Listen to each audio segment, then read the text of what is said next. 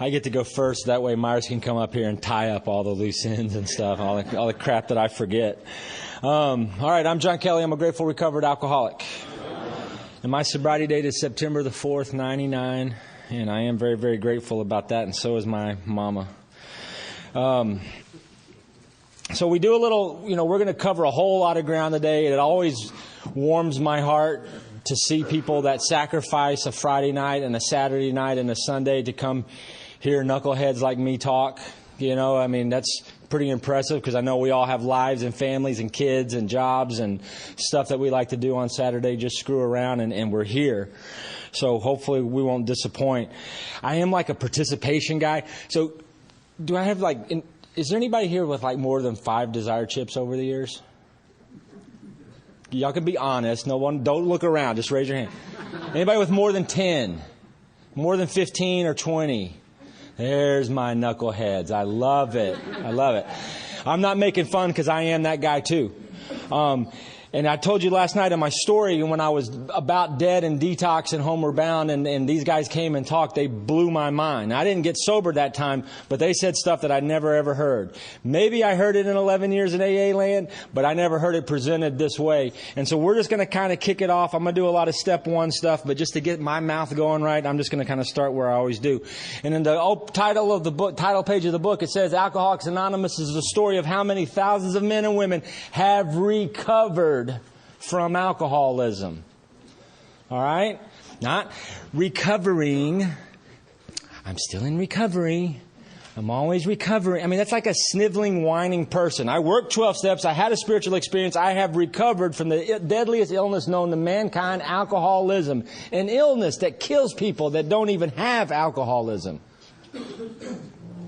Right? This is their story, their experience. It's not ideas and opinions. It is experience. And this is what this book is about. And if you flip the page over past the table of contents to the preface. Again, you flip me a book, I go to page 1 and start reading, right? I am a reader. I like to read, but I typically don't spend a lot of time. There's a lot of information before we get to Bill's story that's vital. And in the preface, in the second paragraph, it says that this book has become the basic text for our society. So right off the bat, the authors are telling us, they're qualifying this book, and they're telling us that this is a textbook, right? A textbook is totally different from a novel. I may read the latest John Grisham novel and get blown away and give it to Myers and I'm like, dude, you got to read this. This is awesome. I will probably never read that novel again, no matter how great it is. Right? A textbook is different. A textbook is something we study. We refer to it. Right? It's like in little first grade in math class, the little teacher passed out math books. Unless you were the friggin' genius of the class, you didn't go to the end of the book, start working long divisions. Right? Each chapter in the mathematics book builds upon the previous chapter. First, we got to learn the numbers. Then we're going to do simple addition, 1 + 1. Then we're going to move on to the next chapter and do some subtraction, then multiplication, and then division, right? Each chapter builds upon the previous chapter. Each chapter gives us a problem, it gives us a solution, and it tells us how to get from problem to solution. They're calling this book a textbook. Why is this book a textbook? Why do we study this? Flip the page. It tells me why. Forward to the first edition. We of Alcoholics Anonymous are more than 100 men and women who have recovered. I like that word, recovered. All right? From a seemingly hopeless state of mind and body. Well, what the heck is a hopeless state of mind and body? Well, how about this? I can't get through the day without drinking and it's killing me. In order for me to live, I got to drink, and it's killing me. The most powerful desire for me to stay away from booze is absolutely no avail because I drink no matter what. I can't live with the booze. I can't live without the booze. Right? Seemingly hopeless state of mind and body. To show other alcoholics precisely how we have recovered is the purpose of this book. Precise, right? You dig that? Precise instructions. What does precise mean? Exact, right? Precise is no gray area. The book tells me how to take the steps, when to take the steps, with whom to take the steps. It gives me prayers and promises, consequences all along the way. If I read through the pages of this book and I get inspired and I get hopeful and I want to get what they got, I got to do what they do, right? Precise instructions. I'll give you a little story about precise so we can tie up. Let's just pretend that it's my lovely bride's birthday coming up, right? And I want to do something special, right? And I got my friend Angie here, and Angie is a baker, and she likes baking cakes. She wins prizes at the state fair all the time, right? And I plead with Angie to give me one of her prize-winning recipes so I can make a cake for Melanie, right? And after some hemming and sahans, she gives me their best recipe she's got. And I go down to the Central Market and I buy the best ingredients that are on that recipe list because I want to make a good impression on my lovely bride, right? And I get home and I get all those ingredients out and I start to mix them up, following the directions. And there's a knock on my door. And it's a little old lady from down the street. And she comes in and she inquires what I'm doing. And I tell her, Melanie's birthday's coming up and I'm making her the cake of all cakes. And as I'm mixing it all up, she's looking over my shoulder and she says, baby, you're doing that all wrong. And I said, well, I'm following the recipe here. She goes, baby, I've been baking cakes longer than you've been alive. And you need to use a little less cocoa and you need to do this. And you need to do a little of that and not a little of that. And I'm thinking, well, God, she's older and you know what? She may know what she's doing, right? And I do what she says, and I can keep making the cake, and I'm getting ready to put it in the oven, and she stops me. And I'm like, what are you doing? I got to bake the cake. She goes, baby, you're going to burn that cake up. And I said, well, that's what the recipe says. Cook it at 350. Baby, I've been cooking cakes longer than you've been alive. And I said, well, what do you suggest I do? She goes, you need to back off that heat. You need to cook that cake at 90 degrees for 90 days.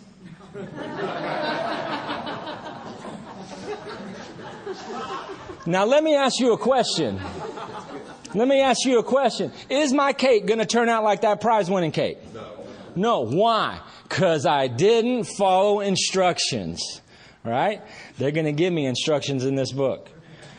For them, we hope these pages will prove so convincing that no further authentication will be necessary.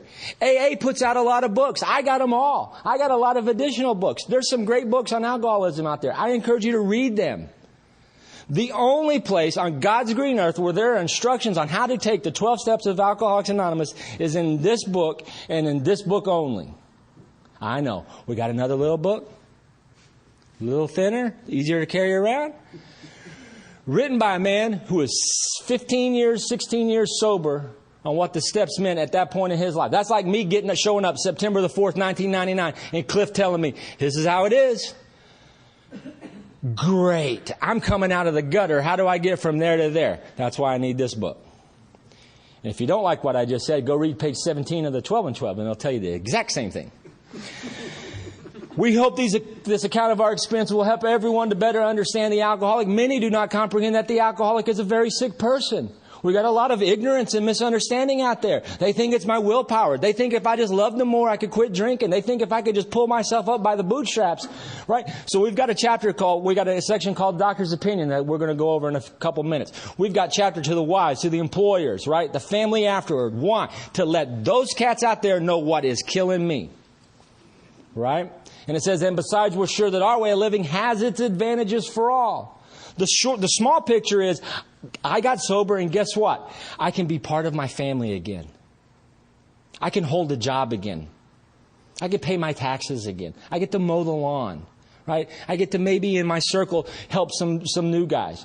The big picture is, look at all the people that are now sober. Look at the state of Texas doesn't have to pay for me to go to Parkland Hospital and drain resources. The state of Texas doesn't have to pay for me to go to jail. The state of Texas doesn't have to pay for me to go to Homeward Bound. Right? It has its advantages for all. All right, and that's the foreword to the first edition. I ain't going to spend too much time on the foreword to the second edition because it was written in 1955, and it tells in very broad strokes how AA started out very, very slowly. Bill met Dr. Bob. They finally got around to alcoholic number 3. And they grew slowly, right? Some key articles were written. You had the meeting with the Rockefellers, the Saturday Evening Post, Fulton Ausler's thing. And after that Saturday Evening Post article, AA blew up exponentially, year after year, wild growth. And the home office of AA is in New York City. And then when they were writing forward to the second edition, they wanted to find out some general facts about their membership around the country. So they questioned, what's the name of your group? It's not like some scientific empirical evidence, but they asked them, when did you start your group? How many people did you start with? How many you got now? There were groups back then that kept darn good records. The controversial part of the program is right here. Roman numeral 20, XX, for those who are Roman numerally impaired.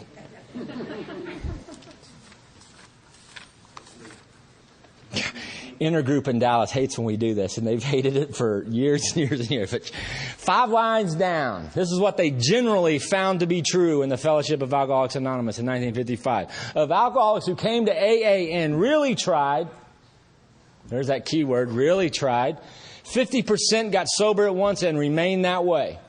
That's pretty good. 50%. Half. 50 out of 100. 500 out of 1,000. Pretty good, right? Don't you think? Just to let you know, there's not a treatment center on this planet that sniffs 50%. Okay? So something they were doing back in the day, they were doing pretty good. They got half. Right? 25% sobered up after some relapses. So you had knuckleheads back in the early days. Right? They got to AA, they may have got a sponsor, they got a little fired up, but for whatever reason, it's like Jim, the car salesman, they failed to enlarge their spiritual life, right? They went back out and did some more drinking. It says 25% of them went back and said, hey, Jason, what is it that you do again? Because I'm dying here, right? They got busy. It says, out of the remainder of those, 2 out of 3 returned as time passed. And like Myers referenced last night, I mean, there's groups with documentation from the 30s and 40s and 50s where they were knocking out 8 out of 10, 9 out of 10, right? Fast forward to today, and AA worldwide estimates that less than 5% of the people coming to Alcoholics Anonymous will achieve long-term sobriety.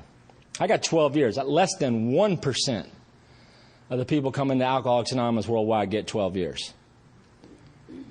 Where Myers is at, I mean, it's like infinitesimal. It strikes me as odd. What the heck happened from 50%, fast forward 50 years, and now we're less than 5%? I mean, what's different? What, drugs? Okay, they had drugs. Towns Hospital, where am I talking about it? World famous for sobering up alcoholics and heroin addicts. You dig? They had problems. They were in the Great Depression. Rotten nagging spouses are still rotten nagging spouses. Jobs still suck in the IRS, you know, right? Problems haven't changed. Has booze changed? Last I checked, 80 proof vodka is still 80 proof vodka. So what the heck changed? Well, let me break it down how they did it back in the day, because we all been to AA land. Let me break it down how they did it back in the day and see if that matches up with your experience in Alcoholics Anonymous. And we'll use my brother Myers here as the guinea pig. And here's Myers Raymer. He's in Homeward Bound Detox one more time. And Myers comes from a good family. And they have tried everything to help Myers in his alcoholism. He's been to Betty Ford. He's been to Sobriety by the Sea. He's been down to La Hacienda. He's been to the wind-up joint. He's been on the Dr. Phil show with his inner child doll. They have tried everything under the sun to get Myers sober, and Myers has tried everything, and yet he's in Homeward Bound Detox, chewing on his tongue, dying one more time. Well, back in the day, the cats from AA, we go visit Myers while he's detoxing, and we sit down with Myers, and we identify with him. We tell him our story. We find out all we can about him, and we leave. And we come back the next day, and we sit down with Myers, and we go through the same spiel again, and we leave. And on the 3rd or the 4th day, I go visit Myers and I sit down with him. And by this time, he knows a couple of things. And one of those things is I drank as much or more booze than he ever dreamed of. And I'm going home to my hot little wife, and he's in a busted up detox. And he says, man, I'm just like you. How in the heck do you stay sober? Now I got him. Now I get to lay out the program of action that's outlined in this book. Myers says he's a real alcoholic and he'll do anything to get sober. And I become his sponsor, and we go through this in a rapid fashion, right? And in a short amount of time, he has gone through the 12 steps. He has recovered from alcoholism, and now he is helping the new guy. Not once did I say they sat around a damn table talking about their day, their way. Not once. That's the program of Alcoholics Anonymous. So let's find out what it means to be a real alcoholic. Because I spent a lot of years in AA land and I didn't know what it meant to be a real alcoholic. Oh, I got a disease. Oh, my disease is acting up again today. You know. So Doctor's Opinion was written by, the bulk of it is Dr. Silkworth. Dr. William Duncan Silkworth. The Little Doctor Who Loved Drunks. That's a great book. You can get it on Amazon.com. It is awesome. Dr. Silkworth, like so many people, lost it all in the stock market crash, needed a gig, knew Charlie Towns. Silkworth had a little affinity for alcoholics. He got a job running Towns Hospital. He had every intention when the market turned around, when he got on his feet again, he'd go back into private practice. It never happened. He loved drunks. Towns Hospital was world famous. Central Park West, world famous for sobering up alcoholics, right? And Silkworth, over his time there, he worked with like 50,000 or so drunks during his time there. But he couldn't figure out, why is it that the guy or the gal who's drinking themselves silly, who's going to lose it all, who's going to lose their family, their reputation, their job, their business, perhaps their life, they go to Towns Hospital and they get the treatment, the Towns Lambert treatment or whatever that was, the hydrotherapy and all that stuff, and they counsel them on alcohol abuse and they get them eating right again and doing all that stuff. And this person, scared to death, doesn't want to drink again, doesn't want to lose their sweetie pies, they leave the hospital and live happily ever after. And then you had a certain percentage, 10% or so, who go into the hospital, who get the same lectures, the same treatment, the same warnings, the same everything. And when they leave the hospital, not only are they drinking again, but they're in far worse condition than the previous time. And so Silkworth came up with the theory. And if you look on Roman numeral XXVI, or in a 4th edition XXVII, Roman numeral 28, let's find out what it means. And it says, we believe, and so suggested a few years ago, that the action of alcohol in these chronic alcoholics is a manifestation of an allergy. All right, an allergy, an abnormal reaction to something I eat or drink. All right? I got a little nephew who's allergic to peanuts. We discovered that when my nephew was like 3 or 4 years old, reached into a candy dish at Christmas time, ate a handful of nuts, and darn near died. Had to rush him to the emergency room, pump him full of whatever they did, darn near died. Fast forward to today, little Doug is now like 30-something years old. Guess what? He don't eat peanuts. We could call him right now. Hey, Doug, I'll give you $1,000 to eat a handful. He doesn't want to eat peanuts, right? He has the allergic reaction. I can eat peanuts all day long. I love them, right?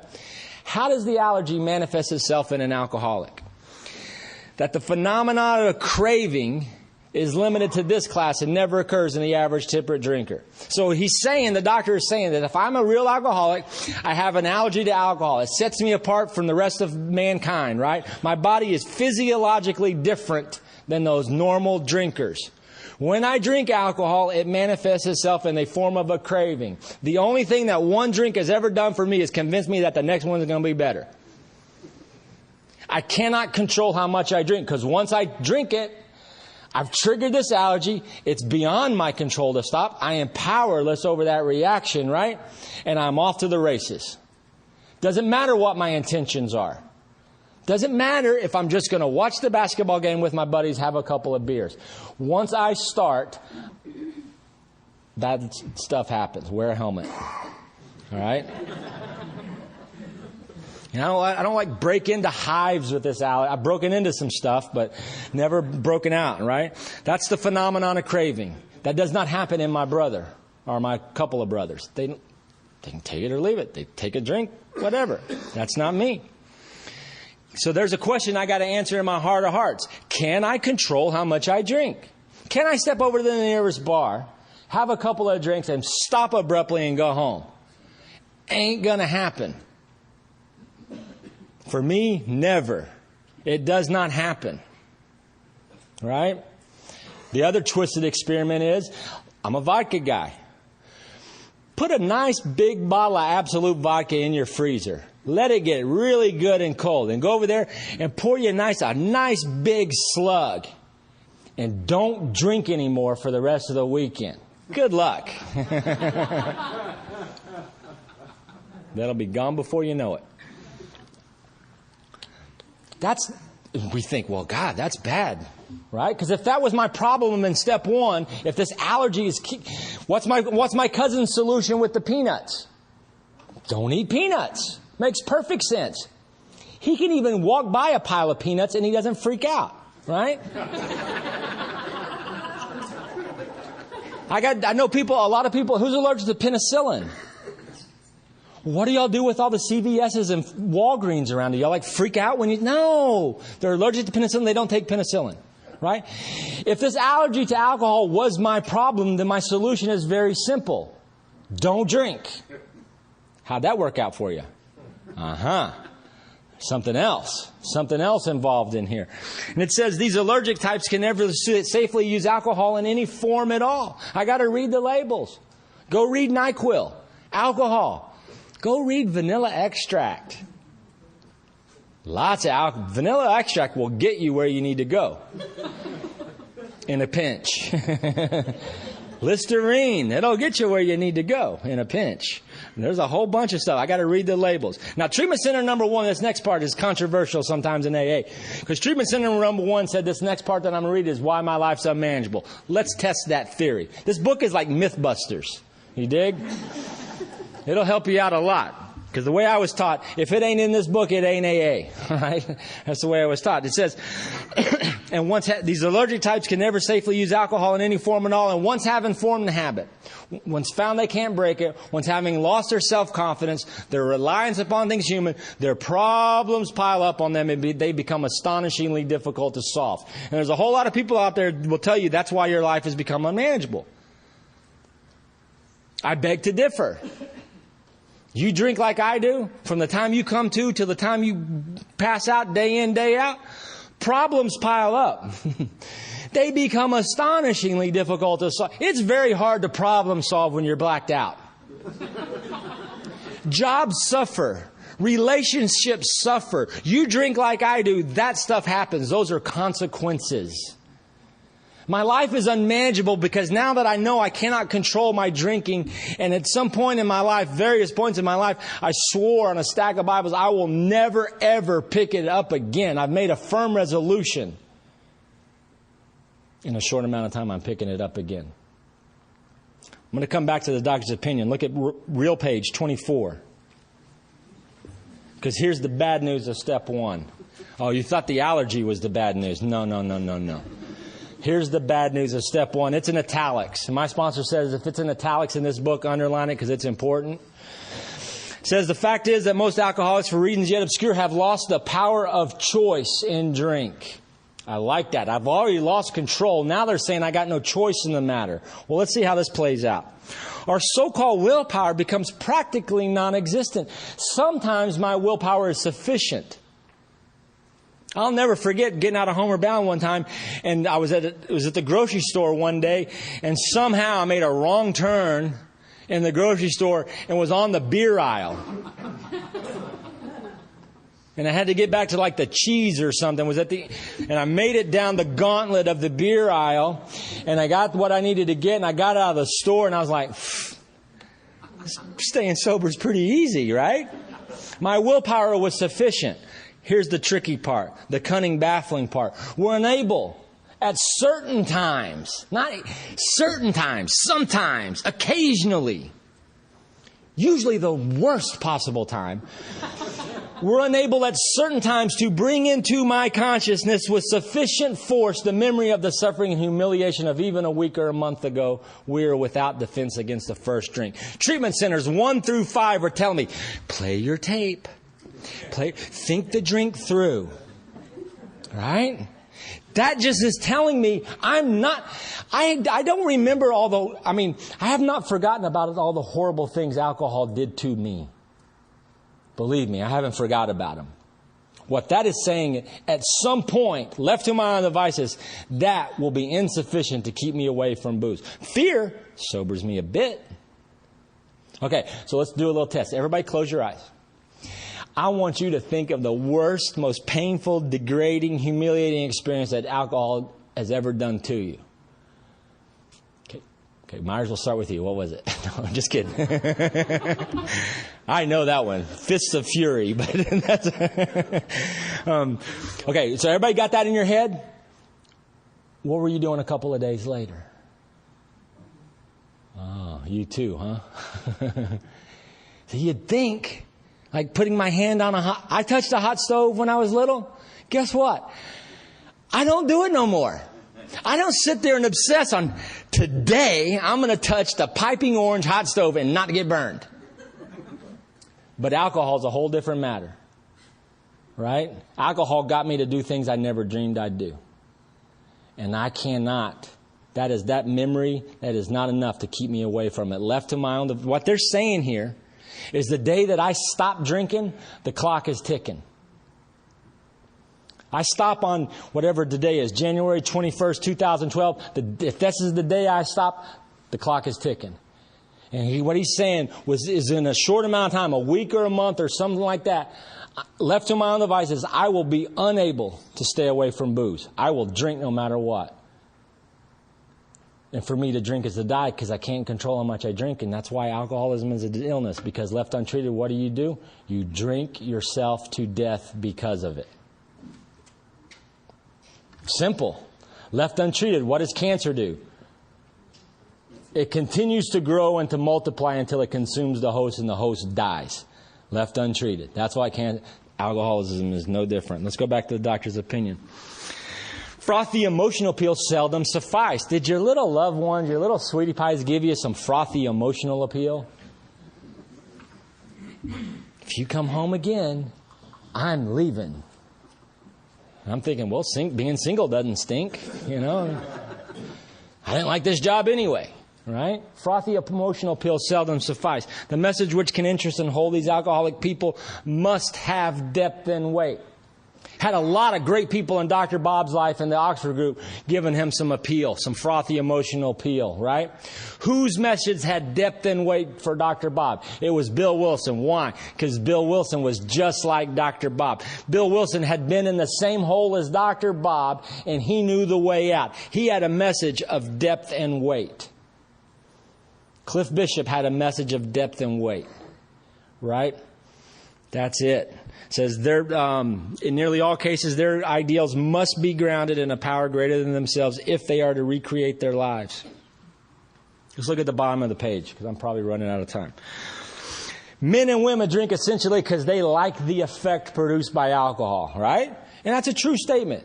Why does the normal Joe out there like a beer or a glass of wine now and then? I mean, you got Sonoma up the road a few hours, right? Why do they like that? What? God, it's great, right? You have a long day at the office and you come home and the wife's there. This is sexist, I know. We're so much more advanced, but this is the wife's making dinner and the 2.2 kids are doing their homework and the husband comes home and he's had a long day and he grabs the paper or his iPad or whatever. He sits down in his big chair. He's got a glass of nice red wine that they picked out of, you know, it relaxes them. You know, and they feel good. It's maybe a social lubricant. It's just cool.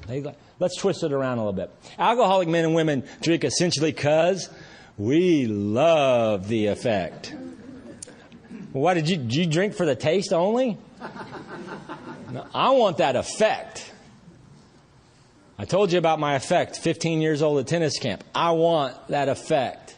And for many, many years, I got that effect. I don't know if it was the first beer, the third beer, the fifth glass of vodka. I don't know. But I want that effect. Remember trying to go it alone, or maybe you're in AA land and you're not being successful staying sober, or you're just newly sober and things start to turn around and you start to get a little hopeful, right? And then as the days go by, that newness starts to wear off and you realize the relationship is kind of in the tank and the job you have really stinks and your puppy is sick and it's raining in Southern California and it's just not working out, right? How'd you feel when you had a couple of drinks? Did it fix any of those problems? Nope, but I want that effect, right? But I can't stay in the effect because it says the sensation is so elusive. Because what is that effect?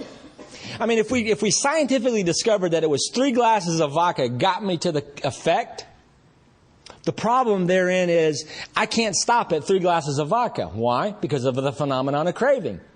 Once I get to the effect, the craving is tricked in and I'm off to the races. I will overshoot the mark each and every time. The sensation is elusive. I can't get it. It's like trying to catch water. It's going to slip away.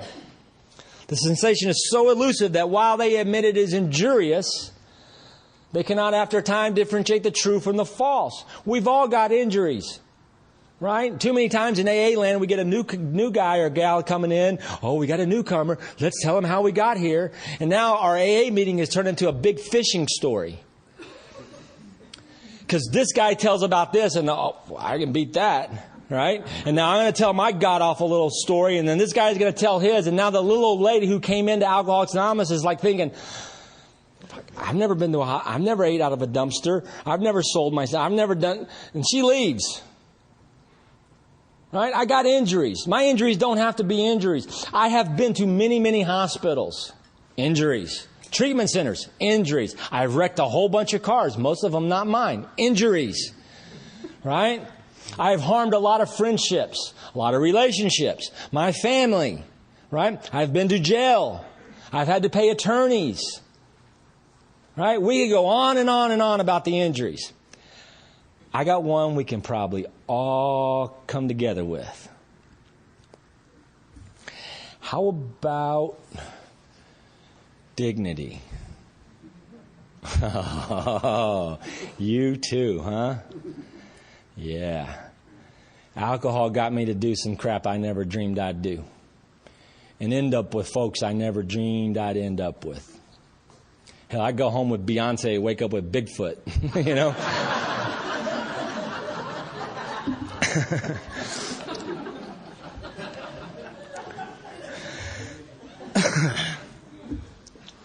But those are some injuries. And I didn't, when I was first grade, they asked me what I wanted to be when I grew up. I can assure you, being 35 years penniless, unemployable, unlovable, unwholesome was not on the table. I had dreams, but alcohol took me to a whole different place. It says, they cannot after time differentiate the true from the false. The truth is, as I drink, I get drunk, those things pile up in a hurry. That is the truth. I learned that the painful, tedious way of running all my plans, but that is the truth. If I leave here right now and walk down to that little liquor store I saw on the way in and start off with a pint, I assure you, I will be in jails, in hospitals. I will annihilate relationships. You dig? That is the truth. What's the false? Today it'll be different. Knowing what I know now, I couldn't, and hearing these guys' sad story, I could never possibly go there, therefore I won't. It'll be different today. Today, I'll control and enjoy it. Today, I'll drink like a gentleman. Let's not confuse ourselves with the facts that I have zero experience drinking like a gentleman, but today, I'm going to drink like a gentleman. All right? That is flat out insane. My brain is trying to kill me and make it look like an accident.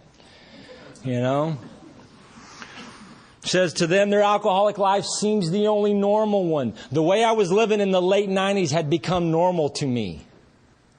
It was normal for me not to have work. It was normal for me not to have friends, not to have good clothes. It was normal for wherever I happened to be crashing. It was normal for when I left, it was 50-50 at best if I were to ever arrive again. It became normal for my family to shun me. It became normal. Like I was talking to a guy out there in the parking lot. It became normal for him to walk however many miles it was to go beg for money from the nuns. That just became normal. He says, I become restless and irritable, discontent. So alcohol kicks my brains in, and maybe I go to AA, maybe I go to church, maybe I just say I'm never ever doing it again. And for the short term, the goose hangs high. For the short term, a week or a month or whatever the case may be, my times always got smaller and smaller and smaller as the years went by. But for the short term, I felt better. I slept better. I worked better. I was hopeful. You see me at the grocery store, you'd ask me how I'm doing. I'm telling you, I'm doing great. Been sober a week. This is the best thing. My life has changed. It's different this time. You cats who sponsor a lot, you hear that a bunch. It's different this time. I'm doing it for me this time. at some point, that little newness, that little thing kind of goes south. And it's not like people dying in my life that knocks me off track. It's just mundane crap like waking up. I go to bed and I'm okay, and I wake up the next day and it's like I'm on the wrong side of the universe. You know, I realize I'm watching my favorite team play a football game or something, and I realize it's halftime and I don't even know what's going on. Why? Because in my head, I'm spinning and spinning and spinning. Why do you think they laughed when I walked in the room? I think my mama loves my sister more than she loves me. My head restless, irritable. I'm just fidgety. I'm sketchy, you know, restless. And I'm irritable. 1 minute okay, and the next minute you call my name and I'm like, bite your head off. Just a little jumpy, a little tense. And I'm discontent. Poor me. I don't have a good job now. I drank up my car. I think my mama loves my sister more than she loves me. Doesn't anybody love JK? Discontent. I could have 25 years now, but now I only got 30 days. Discontent. Poor me. Sober. Look at page 52. I ain't going to go there now, but read those bedevilments. Having trouble with personal relationships. Can't seem to be of real help to other people. Feel of misery and that's me in my normal state. Stone cold sober. And if that's me in my normal state, what happens? Unless we can again experience a sense of ease and comfort, which comes at once by taking a few drinks. See, I get restless, irritable, discontent long enough, my brain comes up with, hey, this sucks. I'm just glad to be sober today. And I play that game long enough, which is for me is not too. I'm always amazed at Myers' story, how he made it 6 years in AA land. I make it like 6 months, and I'm looking for a tall building and a sniper rifle because we're going down, baby, right? And so I drink, right? Restless, irritable, discontent, unless I can experience a sense of ease and comfort, which comes at once by taking a few drinks. Drinks they see others taken with impunity.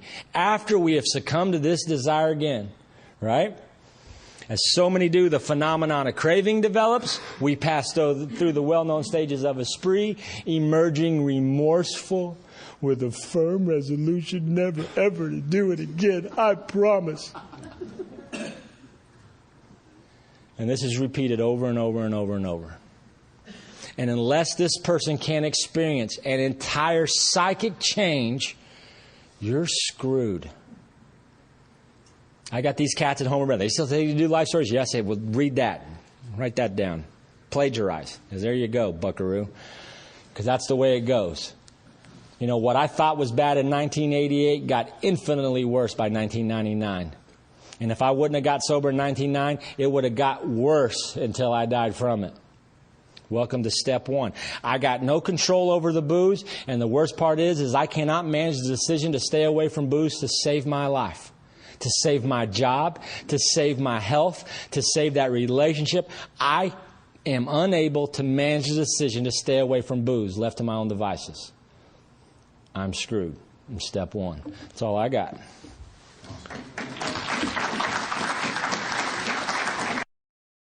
What John was talking about and stuff, what I want us to do is try to see how much of a conflict and a contrast there is between what he's talking about and what we do in our meetings. I'm going to switch gears on you a little bit like this. We're going to talk about step one as it relates to sponsorship, and come at this thing a little bit of nuts and bolts. Now, listen. If you talk to anybody in AA land that's been in meetings for very long, the very first thing you're going to find out is that they spend a lot of time talking about the drama that got them here. You see what I'm saying? And so you can spend years and years and years in AA talking over and over and over again about the drama. There's nothing wrong with it. We all have the drama. The problem is that it doesn't describe what alcoholism is. And look, guys, I'm adamant about this stuff. If you don't understand your own disease, you can't teach it. And if you can't teach it, you're useless. Okay? Yeah, I said it, the U word. I mean, we're here to teach this, and you have to be able to understand it. But let me tell you something, guys. I know a host of men that I've worked with over the years that don't have a clue what their alcoholism looks like. I say, well, tell me why you think you're an alcoholic. And they go, well, there was this DWI and then my wife left. And I go, no, stop, Hoss, start over. Tell me again what you think. And then they'll try it again. They try to go straight to the drama, and I keep going, no, let's look back. So go back and look at the doctor's opinion. 98% of everything in the doctor's opinion talks about what? The physical allergy. Why is it that once I start drinking, I cannot stop? It addresses everything there. Everything from the doctor's opinion all the way over to page 44, we agnostics. So you got from 23 to 44 talking about what? The mental obsession. Why is it stone cold sober do I find myself going back to drink again? Guys, let me tell you something. Your wife and your family is not baffled by the fact that you drink too much. I promise you they're not. What they're baffled is why it is stone cold sober with no booze anywhere in you, do you decide to pick up a drink again? You look like a fruitcake. And you are. Doesn't it even baffle you? You just go like, holy, with all of the knowledge in front of me of what booze has done to me. You see, I wrecked the cars. I lost the job. I touched things I swore I'd never touch. You understand what I'm saying? You can always tell the dope fiends in the room because they always get that. You know what I'm saying? It just baffles me. And so, God love us, everyone. And so there it is. This is the reason why we spend so much time in AA talking about the drama and talking about our stories. They're all important, guys. But dang. The new guy begins to instantly think, man, this is what it's all about. This is it. I got to get a drama story together so they can tell the drama story. Well, let's pretend this. We got a brand new guy. He walks in the door and he sits down in the room, and we're going to sit at some point in the evening. We're going to sashay up next to him. We're going to talk to him a little bit. We're going to find out a little bit about him. He's going to find out a little bit about us. Now, all of this could be done out of the context of the meeting. It doesn't have to be done in the meeting. It could be done anywhere. Okay, and so what we'll do is flip over to page 44 in your big book, and let's break this down real quick before we go scratch. People go, when I get a brand new guy, I'll sit him down, and over a period of time, we're going to read through the whole book. Terrific. Read it. Please don't. Read it. It's terrific.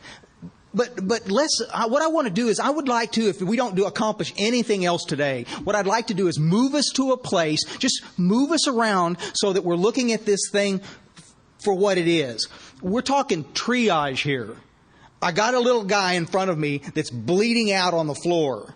This guy may not make it. He doesn't have days, weeks, months. He doesn't have a lot of time. I know but it's such a threadbare idea in AA. It just makes me want to scream.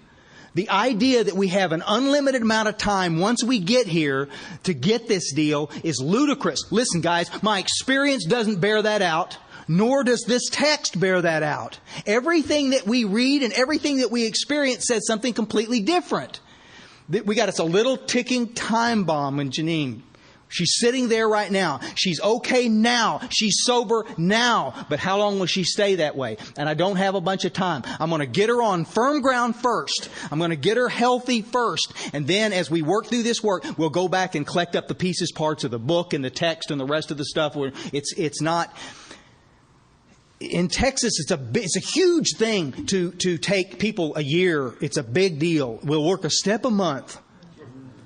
Page 24 says, I won't remember the pain and suffering even a week or a month ago. And you guys know exactly what that's like. Stop and think about it, guys. How many of you guys have ever talked to guys coming out of treatment? You see them when they go into treatment. You maybe do them on your little H&I thing, and you see them and you meet them, and they're just jittery, and they'd eat a handful of spiders if you want. They'd do anything to stay sober. They're just compliant as they can be.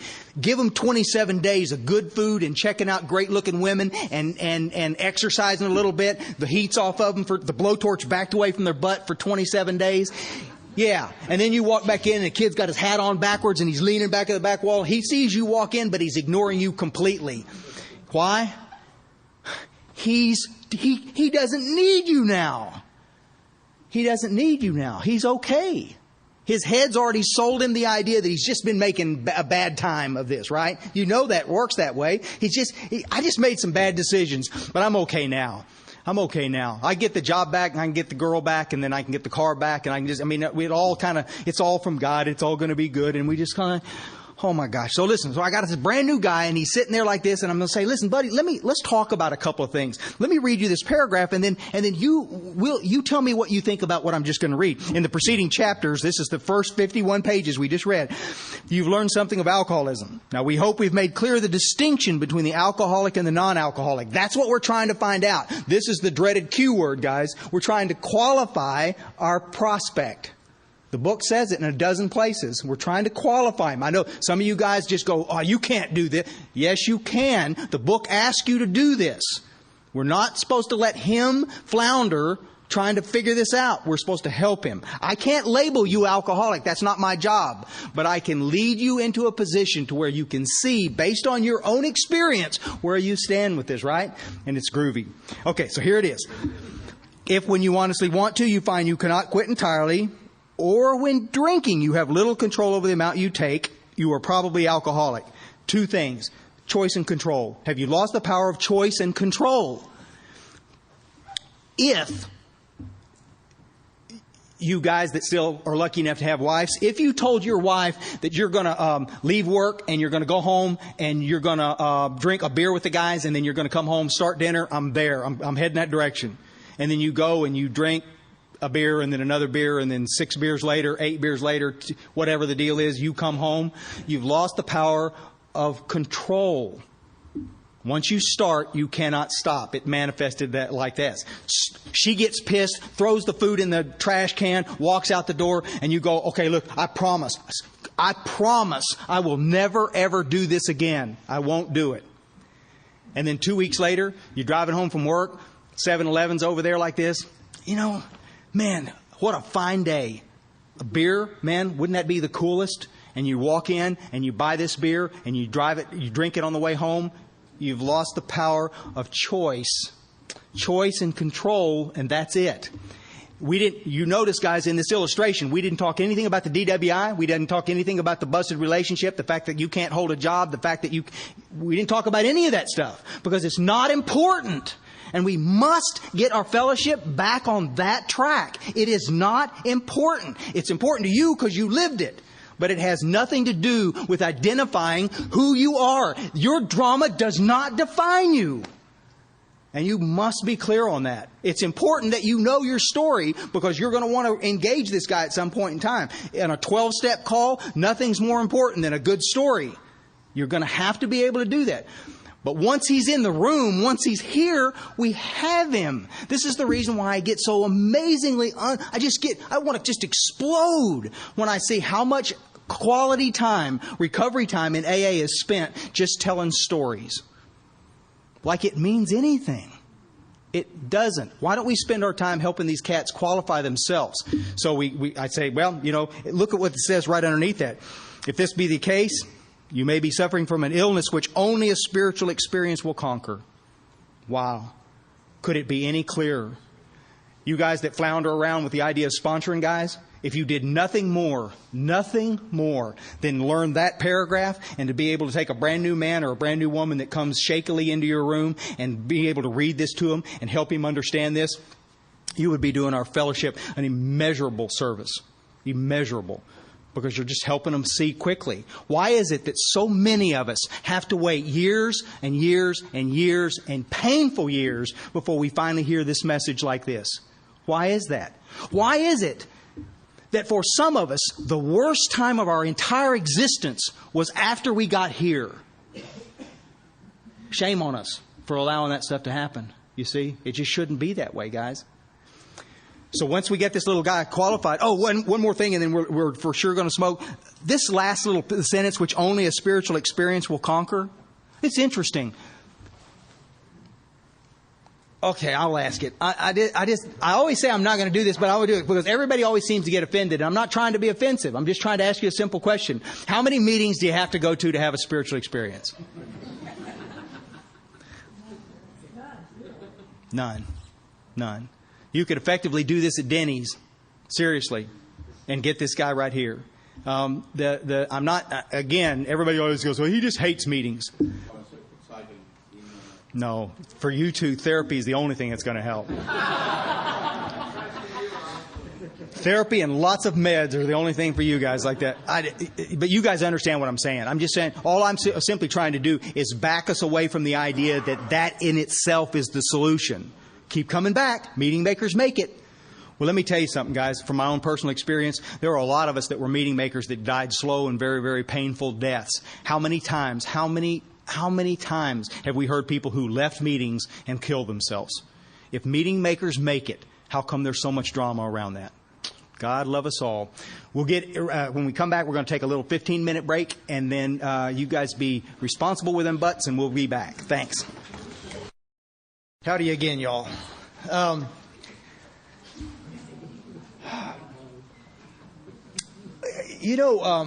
We always spend a bit of time on this first step stuff because it's so dadgum important that we get it and that we understand kind of. I think sometimes in our fellowship we've made it a lot harder than it needs to be. The book went to great lengths to make it as easy as they can. But I think sometimes in our own defense, I got to tell you, I'm gonna cover just a little shred of first step stuff that I wanted to do in the last hour, and then we're gonna do a piece of 2 and 3, and then John will come up and sew up all my loose ends. And what we're trying to do is get this stuff set up for inventory stuff that we're going to do right after lunch. We're going to address it right before lunch, but we're going to actually get into some stuff and try to bat down some of those crazy ideas around inventory in the early part of the afternoon when you're in some kind of food funk and nodding off like that. We'll get everybody. And then what we're going to do is we're going to kind of move rather briskly through the rest of this thing so that we can spend a little quality time in 10, 11, and 12 because everything, sometimes in workshops all over the world, you have guys that spend so much time in the middle of this stuff and in the center part of this, and I'm not discounting any of it, but they get down to the end of it. And so if they get down to the end of it, there's no time to do it. If they're on a full weekend thing like this, I've heard guys go, well, we sort of ran out of time, but step 12, it's real important too. Y'all have a good weekend. We'll see you next year. It's like that, and you kind of going like, what? I mean, what we really ought to be doing is spending all of our time talking about step 1 stuff and step 12 stuff, and I think we would do everybody a better service if we could concentrate on that. Step 12 is kind of this lost step that so many in our fellowship will ignore for various reasons, and we're going to kind of break down some of those reasons why people would do that in a bit.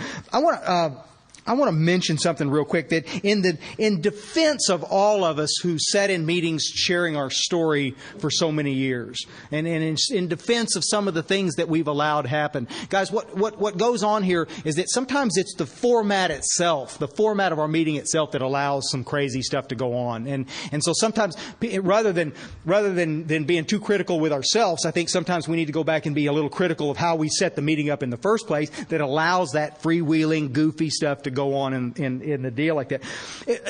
Just a little piece of information here that might be interesting to note. That when we were talking about the number of people that came to AA, John started talking about this stuff this morning. I always thought it was really interesting that between 1935 and 1971, right before the Hughes Act was enacted, remember the Hughes Act, for some of you guys that have been around a while, the Hughes Act was enacted in 72. It was the last thing that Nixon did before he left office, writing into effect law that made alcoholism what it is so that treatment centers could come in and treat it as a disease.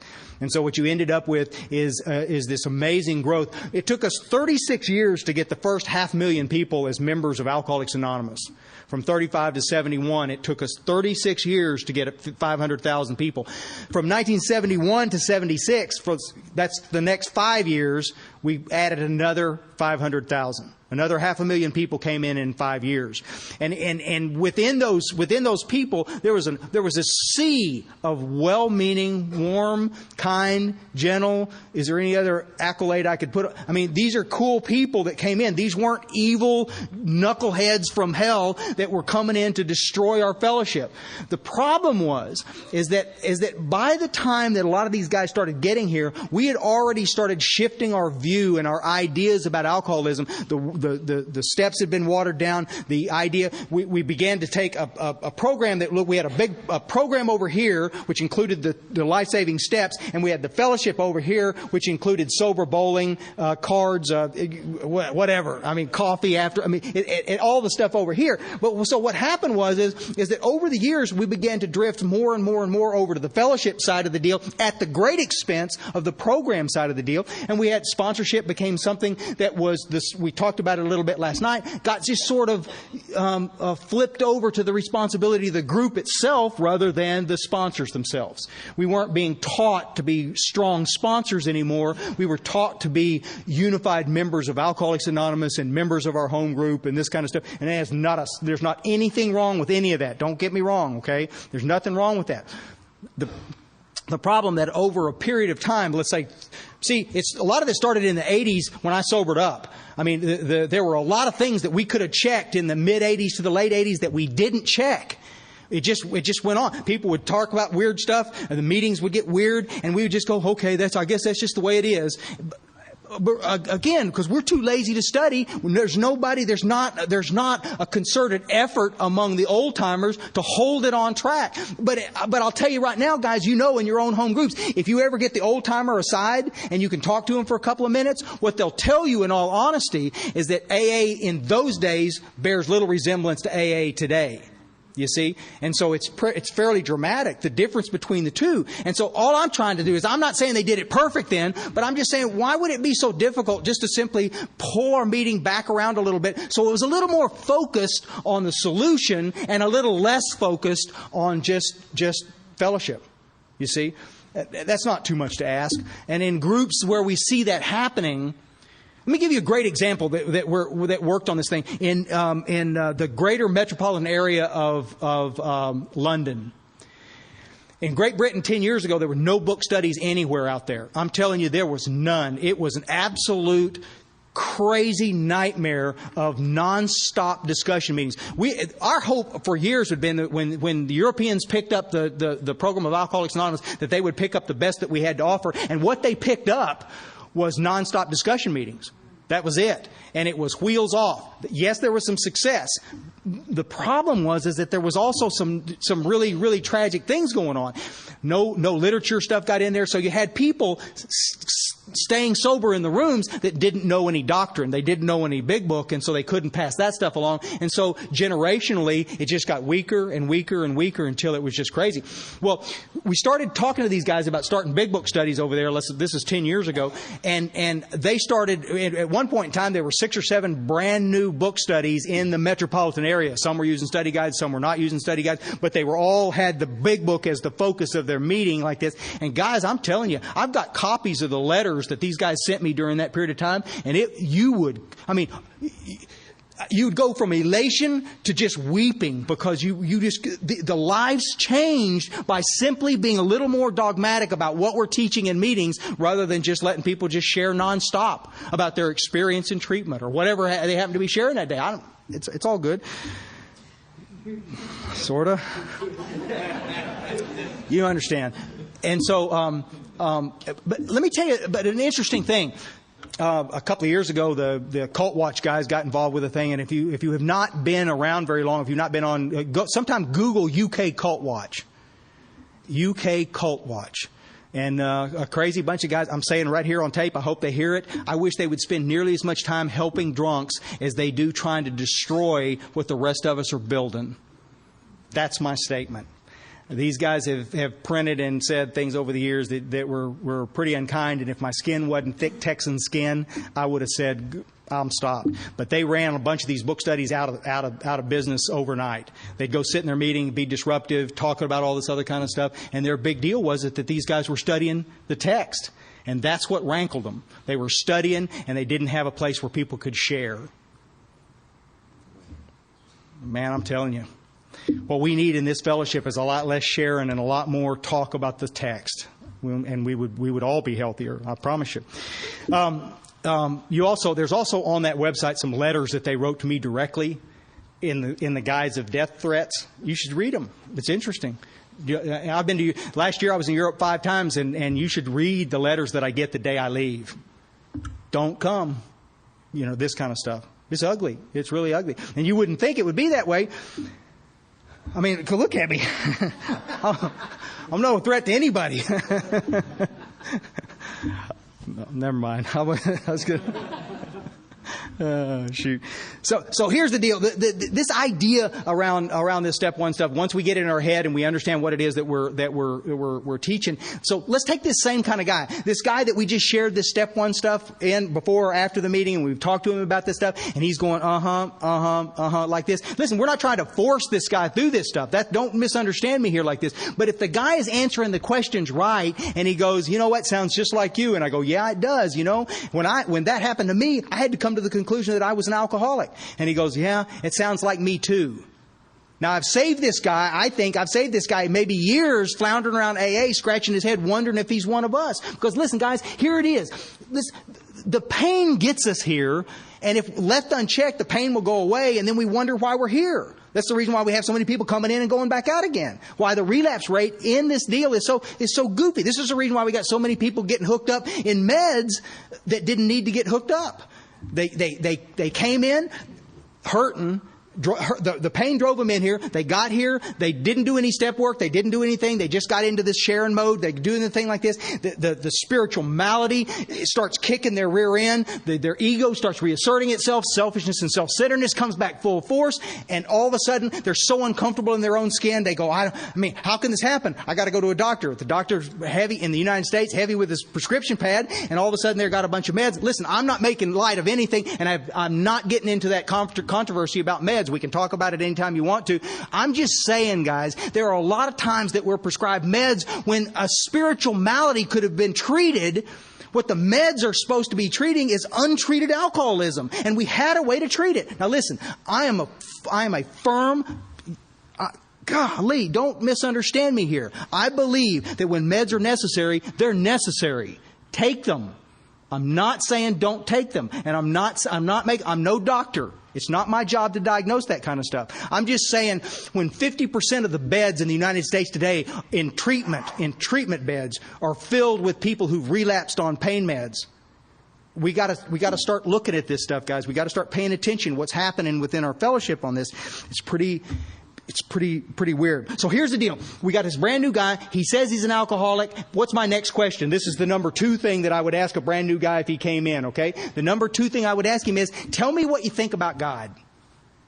That's a pretty simple question. I mean, it could get theological, but I just want to know where this guy is. Guys, what I'm trying to find out is, do I have me an atheist? Do I have me a little agnostic sitting in front of me? Do I have me a guy that had religion shoved up as as a kid, and he's real grindy around the idea of religion? I mean, I want to know what I'm dealing with here so we can know.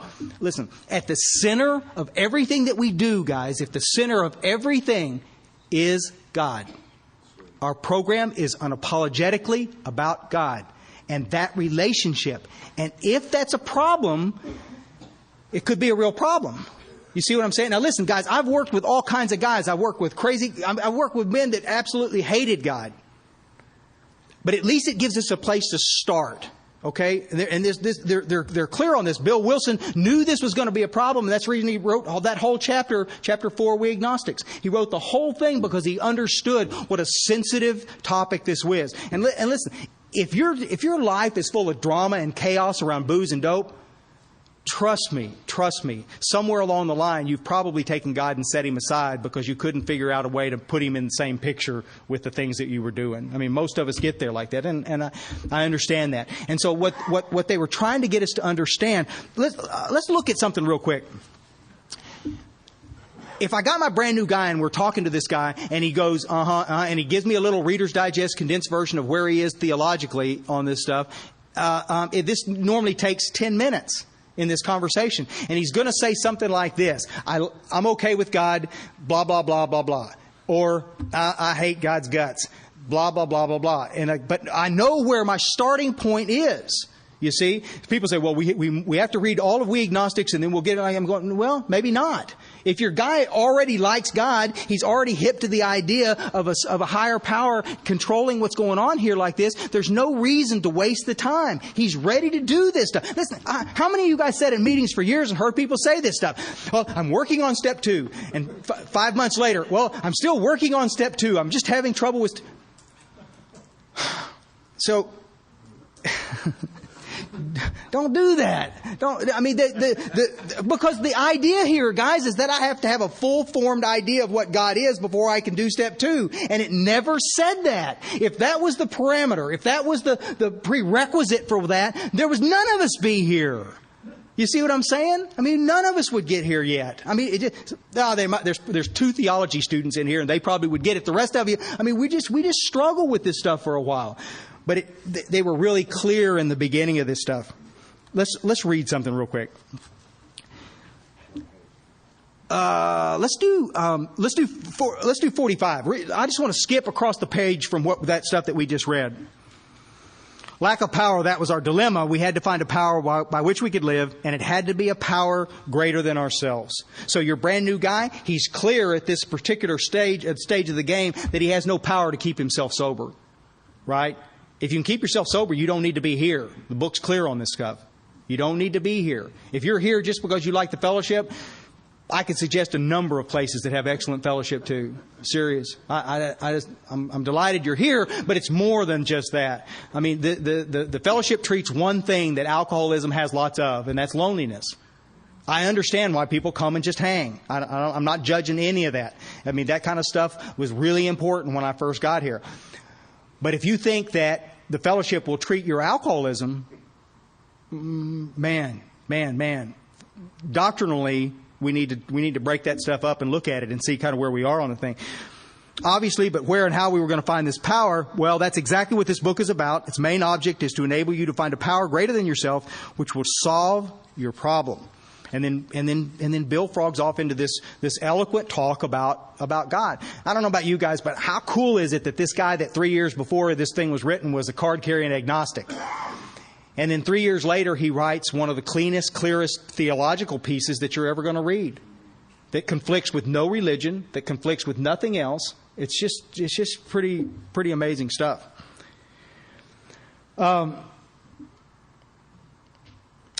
Halfway down the page on 50, go over a couple of pages. On one proposition, however, these men and women are strikingly agreed. Every one of them has gained access to and believes in a power greater than themselves.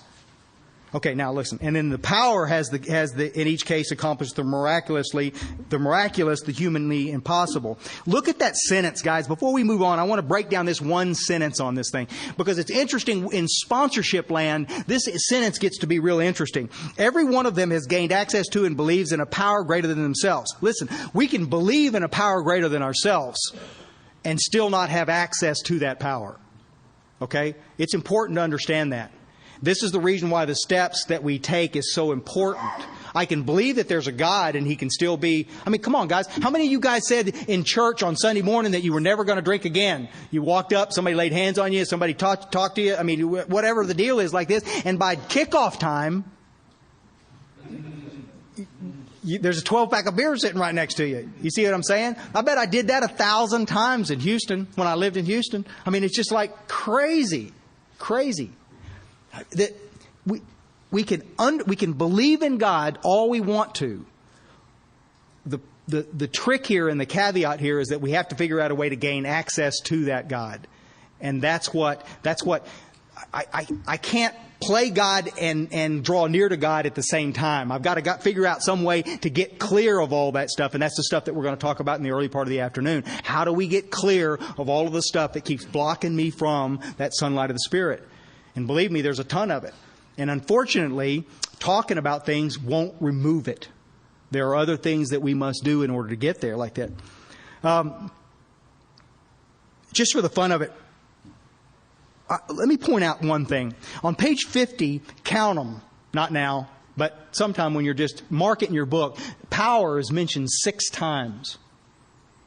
Lack of power is my dilemma. I don't have the ability to not start drinking again. At some stage in the game, untreated alcoholism is going to rear its head, and I'm going to find myself in such an uncomfortable position that I have two choices: kill myself or drink. That's a horrible, horrible place to be. But that's what they keep telling me. This power that we're seeking is the power that connects up and deals with that insane idea that comes into my head that perhaps I was just making, maybe a bad decision or two. That maybe I just rushed into this deal. I mean, how many times, guys, have you told your loved ones that you were never going to drink again? Listen, I'm a 48-hour wonder. For 48 hours, I can stay clear of anything. I promise you, I can have resolve. I'll clean up pretty good. I bounce back really fast. I look pretty good. Well, I mean, as good as I can look. I can look better, and then it all falls apart. 48 hours down the thing, and it always starts like this. I'm not gonna drink again. I'm not gonna drink again. And then by like noon, I'm going, maybe I can change my mind. Maybe I just rushed into this deal. You see what I'm saying? The funny part about it is, guys, is that we don't ever connect up that maybe our mind was changed for us. And once we do, that's the scary part. That's the part that always terrorizes me when I finally understood that I'm not making the decision to drink. Let me ask you, how many of you guys, you remember the story about the cats in the Bible that were signing their name in a Bible with blood? I can't remember whether it was Bill or Bob. That signed his name in their family Bible that he wasn't going to do it again. Do you think that they were making this up? Or do you think that they were just playing games with Ann or Lois about this thing? Let me make it personal. How many of you guys told your family, crying, sitting at your kitchen table, that you were never going to drink again? Yeah. Everywhere I go, it's exactly the same thing. Me too. Me too. I meant what I said. And yet, what did I find myself doing later? Drinking. You see? I got in a deal in Houston one year when I was a kid, and I got raped in a jail cell, and it was a goofy. It messed me up like nothing you've ever seen in your whole life.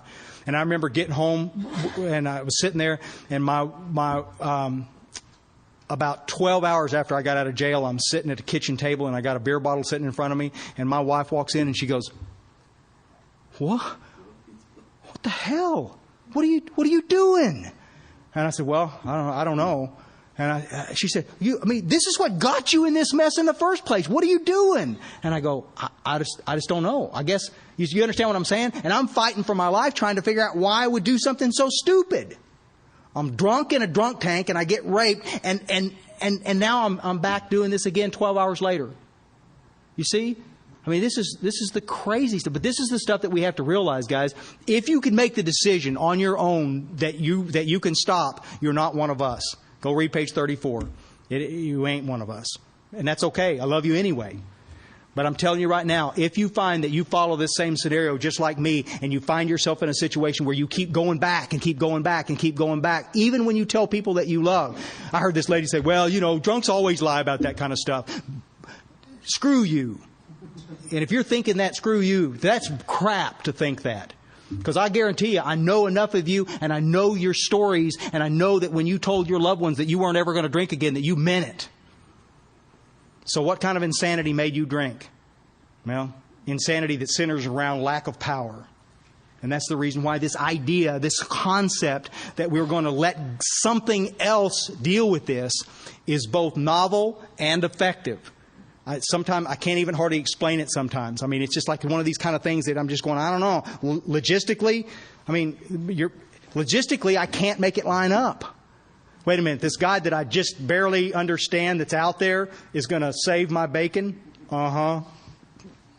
Could be a hard sell.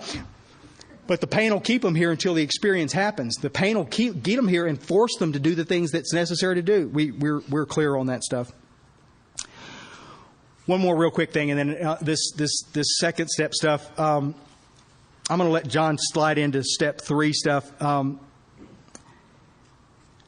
He started talking about that stuff on page 52 earlier. He mentioned the bedevilments on this deal.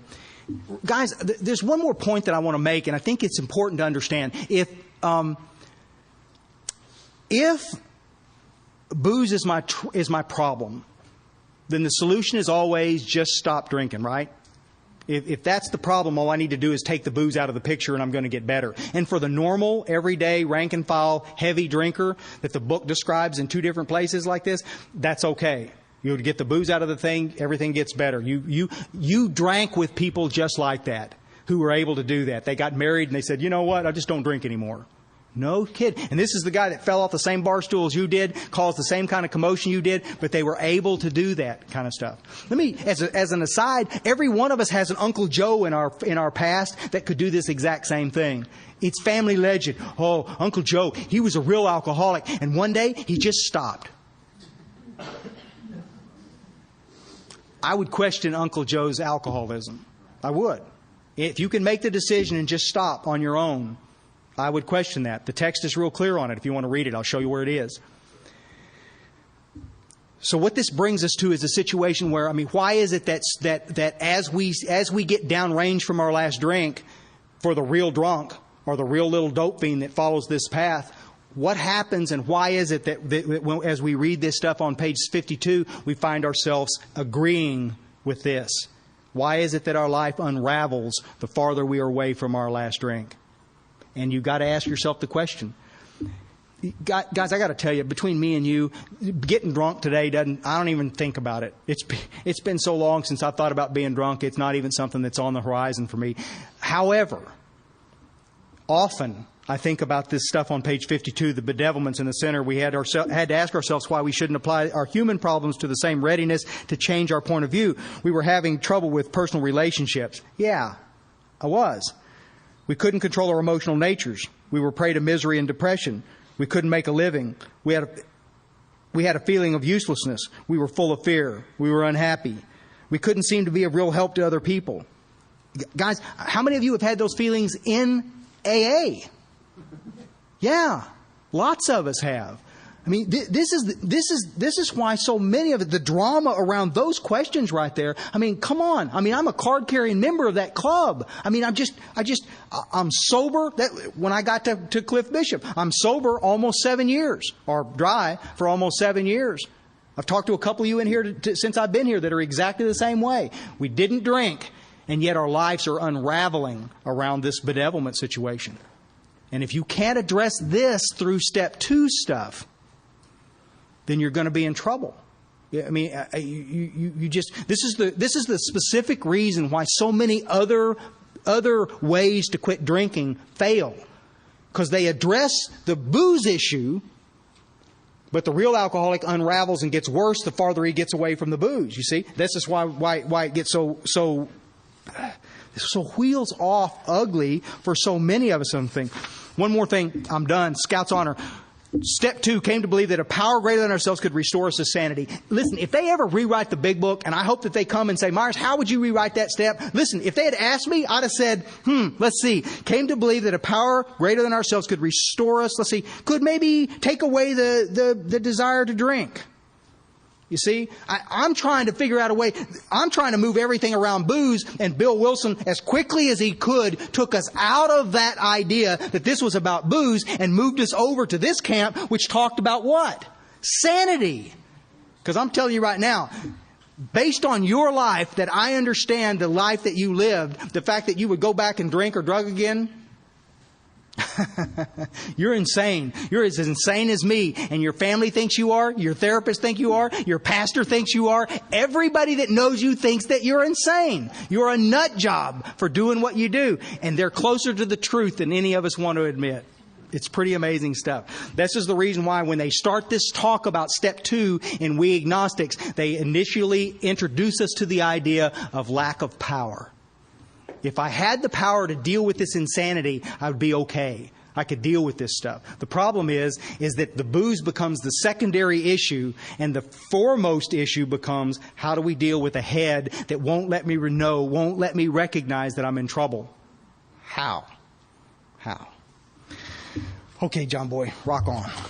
I won't have time to do my whole spiel on 3, but he covered a whole lot of ground on this step 2 stuff. I kind of told you about mine last night. Was sitting down with Cliff. I come into that meeting and I'm dying. My brain is screaming for booze.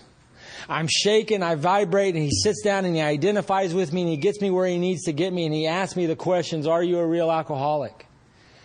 And yes, I'm an alcoholic, and he tells me that I am screwed. Right? He didn't use that word.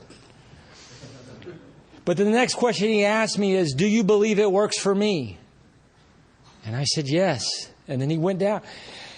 That was the flimsy reed that I had getting in this door. I hoped what worked for the old man would work for me. Why? Because I'm desperate in step one. He did not at that time take it upon himself to talk about me about the essence of God. You know, chapter 4, we agnostics talks about prejudice. I went to church as a kid. I went to Vacation Bible School. I went to Pine Cove and Sky Ranch. I did all that stuff. I never stopped believing in God. But I felt that God was not where I'm at, because God don't go roll the places I go, you know. And when I got into AA land, it was everybody talking about their HP and this, and it just made me nuts.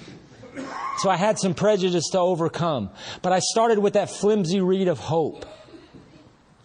And to kind of segue from there is, I have this guy that I sponsor. He does not believe the same way that I believe. My sponsor has actually tried, this guy's been around for decades.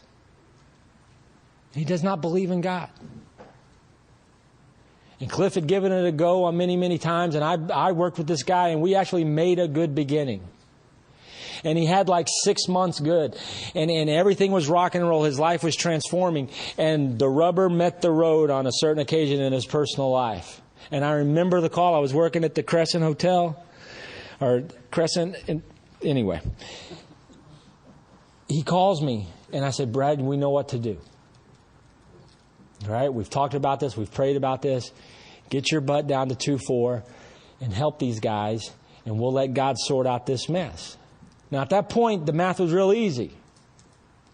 Do what the program asks, or go do what you always do. And I didn't hear from him. He was supposed to call me in a couple hours. He never called me.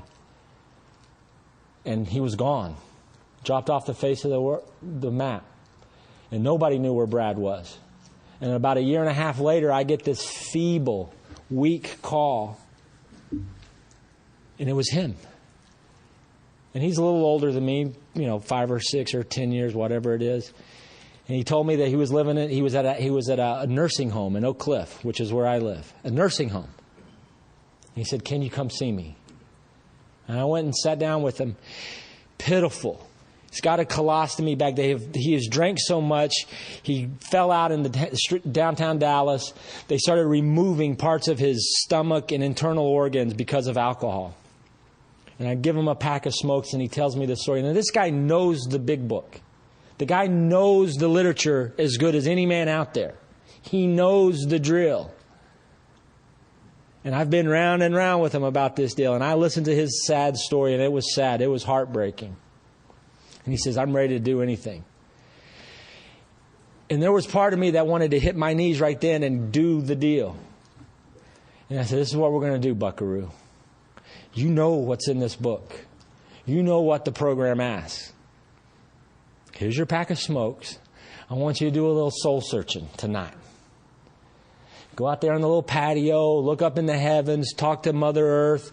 Do what you got to do, dude.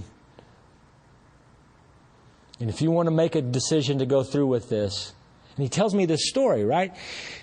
About him going into the hospital. And the last thing he remembers, he doesn't remember him passing out. The next thing he knows, he's in Parkland Hospital, and they're rushing him into emergency surgery. And he remembers the surgeon telling him, Mr. Hall, you're in bad shape. There's 9 out of 10, you're probably not going to survive this surgery. And Brad's telling me that he was thankful because finally he gets to get out of the game. Because he can't live sober, and he's going to die drunk, and he's done. And the next thing he remembers tugging at his throat and everything, and he comes to, and the nurses are strapping him down because he's trying to pull the tubes out of his deal.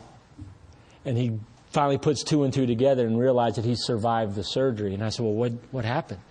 He's like, I was friggin' pissed. Like, why are you pissed? And he goes, because God would let me live through this. I didn't say anything because Brad's got a problem with God. He don't believe in God. So he tells me this little story, and I'm like, all right, you do some soul searching, buckaroo, and you call me tomorrow or the next day or whatever, and if you want to do this deal, we'll do this deal. He calls me the next day and he says, I'm ready. So I went back over to this nursing home, and we got our little big book. Can't get any privacy there, so we're out in their parking lot. And he says, I'm ready. He goes, I want to do this book. I want to do the third step, and let's get going. I said, all right, before we do that, I need to ask you a question about your story last night. And I said, were you telling me the truth? Got offended. I said, well, that little part about you being pissed off after surgery, why are we? And he tells me again. I said, Brad, you don't believe in God. How can you be pissed off at God? And he was like a train wreck in his head. And I said, Brad, I know we believe a little bit different, right? And I'm not asking you to believe as I believe, but do you believe it works for me? And he's like, dude, I know your story. I know it works for you. Great. Start there. Look up there and say to Mother Earth, the spirit of the ocean, whatever, believe in the power. He goes, I believe in the power. There's some power out there. And it's got to be better than what I got. Great. And we hit our knees in the parking lot. Right? And did his third step prayer. And I told you about my third step prayer because I'm screwed in one, I hope in two. We'll get to all that stuff. I will come to believe in the power, whatever that power is. Right? It's guaranteed. It tells, look at page 50. Actually, we're fooling ourselves, for deep down in every man, 55, for deep down in every man, woman, and child is the fundamental idea of God. That is a bold statement. He's saying that in every one of us, whether we believe or don't believe, is the idea of God. That's bold. Have y'all ever been in trouble before? I mean like bad trouble. Like real bad trouble. You got a trunk full of this, a belly full of booze, and the lights are on behind you, and you know, right? Or maybe you're at court and you're looking at the judge. And you look over at your little dipshit court-appointed attorney going, oh, no. Have y'all ever done this? I swear to God, if you get me out of this, I'll do anything. Who are you talking to? And more importantly, who told you to do that? My mama didn't pull me aside as little John Kelly and say, now, little John Kelly, as you grow older, shit will hit the fan. And when it does, I need you to do a timeout, look up here and say, God, if you get me out of... No one taught me how to do that. I was in an impossible situation. I'm running the choices all through my head. A, B, C, D. They all suck. I needed help. Was that thing that I was talking to, was it everything or was it nothing? Everything. Did I have to know it? No, I hoped it. Right? I've never seen $1 million cash. I believe that it exists. I know it exists. And I've never seen it, felt it, touched it. Right? And that's how we got my little buddy Brad back on. He just believes in the power. The book is guaranteed to get me to that power. It says we can only clear the ground a bit if our testimony helps sweep away prejudice, enables you to think honestly, encourages you to search diligently within yourself, not out there, in myself. Then if you wish, you can join us on this broad highway with this attitude. You cannot fail. Treatment Center number 1 through 5 were not giving me guarantees when I signed in. This has given me a guarantee. If I take this attitude and work this program, I am guaranteed to get to the power that will save my rear. Guaranteed. But I got to go at it with the desperation of a drowning man. And that's what I try to teach to my guys.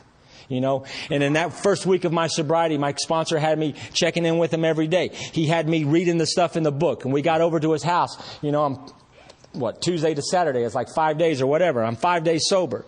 And we're here on these pages. And this is what I show to my new guys. You know, the ABCs on page 60 are a great recap of steps 1 and 2. That we were alcoholic and could not manage our own lives. I was 35, unemployable, My family didn't want to have anything to do with me. I was nothing. Right? That is me running the show. That is where I got.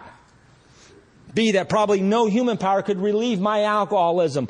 Frothy emotional appeal, threats, fear. A lot of kind people tried to help me. I was beyond their power. If I was powerless over people, places, and things, my sainted mama could have kept me sober. Because my family has hit their all-time lows because of my alcoholism, and they don't drink. I'm not powerless. I was beyond human aid. See, that God could and would if He were sought. I didn't know much about God going in, but it worked for you, and I hope it worked for me. Why? Because I'm desperate in step 1. It's that friggin' simple. In step 3, they're talking about how do I act as an alcoholic? I'm like an actor who wants to direct a movie. I'm like, it's got to be my way or the highway. I've got to direct. I've got to manage you and manage her and manage this and manage this. Why? Because I'm under the illusion that if I can get my act together and you'll all do it my way, we'll all sing Kumbaya and it'll be great. And if I got to do that, in order for me to do that, what do? I can be real nice. If that don't work, screw you. And what happens? You don't do it my way. You retaliate. Now I hate you. Simple. Right? And look at it. That is my life in a nutshell, over and over and over, whatever I do. And on 62, he says, selfishness, self-centeredness, that we think is the root of our troubles. He didn't say alcoholism, vodka. No, it's my selfishness and self-centeredness. How is that the root of my troubles? He just touched on it, page 52. Left to my own devices. I'm selfish. I'm egotistical. I'm full of fear. I got all this stuff. I can't seem to be of real help to other people. I got all this spirituality kicking my behind. It's all self. Who's been to treatment in here? Do they do on the beam and off the beam in y'all's treatment? They have the on the beam chart and the off the beam. Well, they have that in every treatment center in Texas. I tell these guys at Homeward Bound, I give you $100 bill right now. Find me one of those off the beam things that ain't selfish. They're all selfish. Left to my own devices, I'm a selfish, self-centered creature, and I will get myself to the point to where my brain says, screw it, drink. That's how it works. So the root of our troubles we think are basically of our own making. They arise out of ourselves, and the alcoholic is an extreme example of self-will run riot, though he usually doesn't think so. I just think you're all a-holes, right? Never mind that my life is complicated and chaotic, but I just think you all suck, right? I'm the last to see it. It says, above everything, we alcoholics must be rid of this selfishness. We must, or it kills us. How is selfishness going to kill me? Spiritual malady kicks my butt. What does my brain come up with? Drink. I drink to die. That's how selfishness kills me. And I can't fix my selfishness. I'm just working on my selfishness. No. Me working on my selfish is more selfish. Right? Have you ever shocked yourself? Have you ever tried to be less selfish? See, it doesn't really work. So it says we had to have God's help. In Brad's case, it was the power. We had to have the power's help. Right? And see, when I'm managing and co-managing and micromanaging, and what am I doing? I'm playing God. And it didn't work. It got me 35 and homeless and penniless. I got to give up the ghost. And I shared this with you last night. I mean, this is a simple thing. When we sincerely take such a position, all sorts of remarkable things follow. Right? I've done some doozy third steps. That'll melt your heart. They're so cool. I did one in Homeward Bound where we got the Feel the Power slogan. I mean, I did like 5 guys in one night. And my buddy Kurt came up. Myers wasn't there. And Kurt said, I turned around, and he's like, how'd it go? And I guess I had a grin, a little Jimmy Osmond grin from ear to ear. And I'm like, feel the power. I mean, it was mind-blowing. These little gangbangers on their knees doing third steps, crying and stuff. And I'm like 4 months sober. All right? But it's one thing to make Because all I'm doing in third, and what I teach my guys, well, all I'm doing in step 3 is I'm making a commitment with my sponsor and God that I'm going to get off my butt and take these steps. It's like, oh, it's sunny now. I think I'll go to the liquor store. If I never leave the house, that decision is all for naught. My decision must be followed up with action. This is all about action. Alcoholics Anonymous is going to ask me to say a prayer. But one of the key things that I think is so important that Cliff told me, and I did it last night, we have a new employer. Being all powerful, he provided what we needed. Comma. Here's the hook. Provided we kept close to him and performed his work well. And he said, underline, and I underlined. He says, there's your job description till the day you die. My job today is the same as it was 12 years ago. My job today is stay close to God and do this work. And I've added on from what Cliff told me. My job is to stay close to God and do this work today, no matter what happens. That is my responsibility. That is my job description. If I want to get all the benefits of having a job, I got to do my job. And it doesn't matter what happens today. I may lose the job. I may go belly up. She may leave. It does not matter. My job is to get with my sponsor and get with God and go help somebody. And for that, I will get everything that I need. And if God has given me everything I need, what else do I need? That's pretty simple. You know, these aren't hard concepts, but when I sit there and try to micromanage them in my head and try to pontificate on these spiritual principles, I will get jammed up every time. I did that for a lot of, sometimes it's kind of a curse to be semi-bright. Because I think, well, how does that work? How do I know if I'm being spiritual? How do I know? Like, dude, just go do. And thank God for Cliff and for Myers teaching me in the beginning.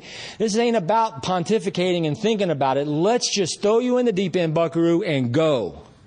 God will get you where you need to go.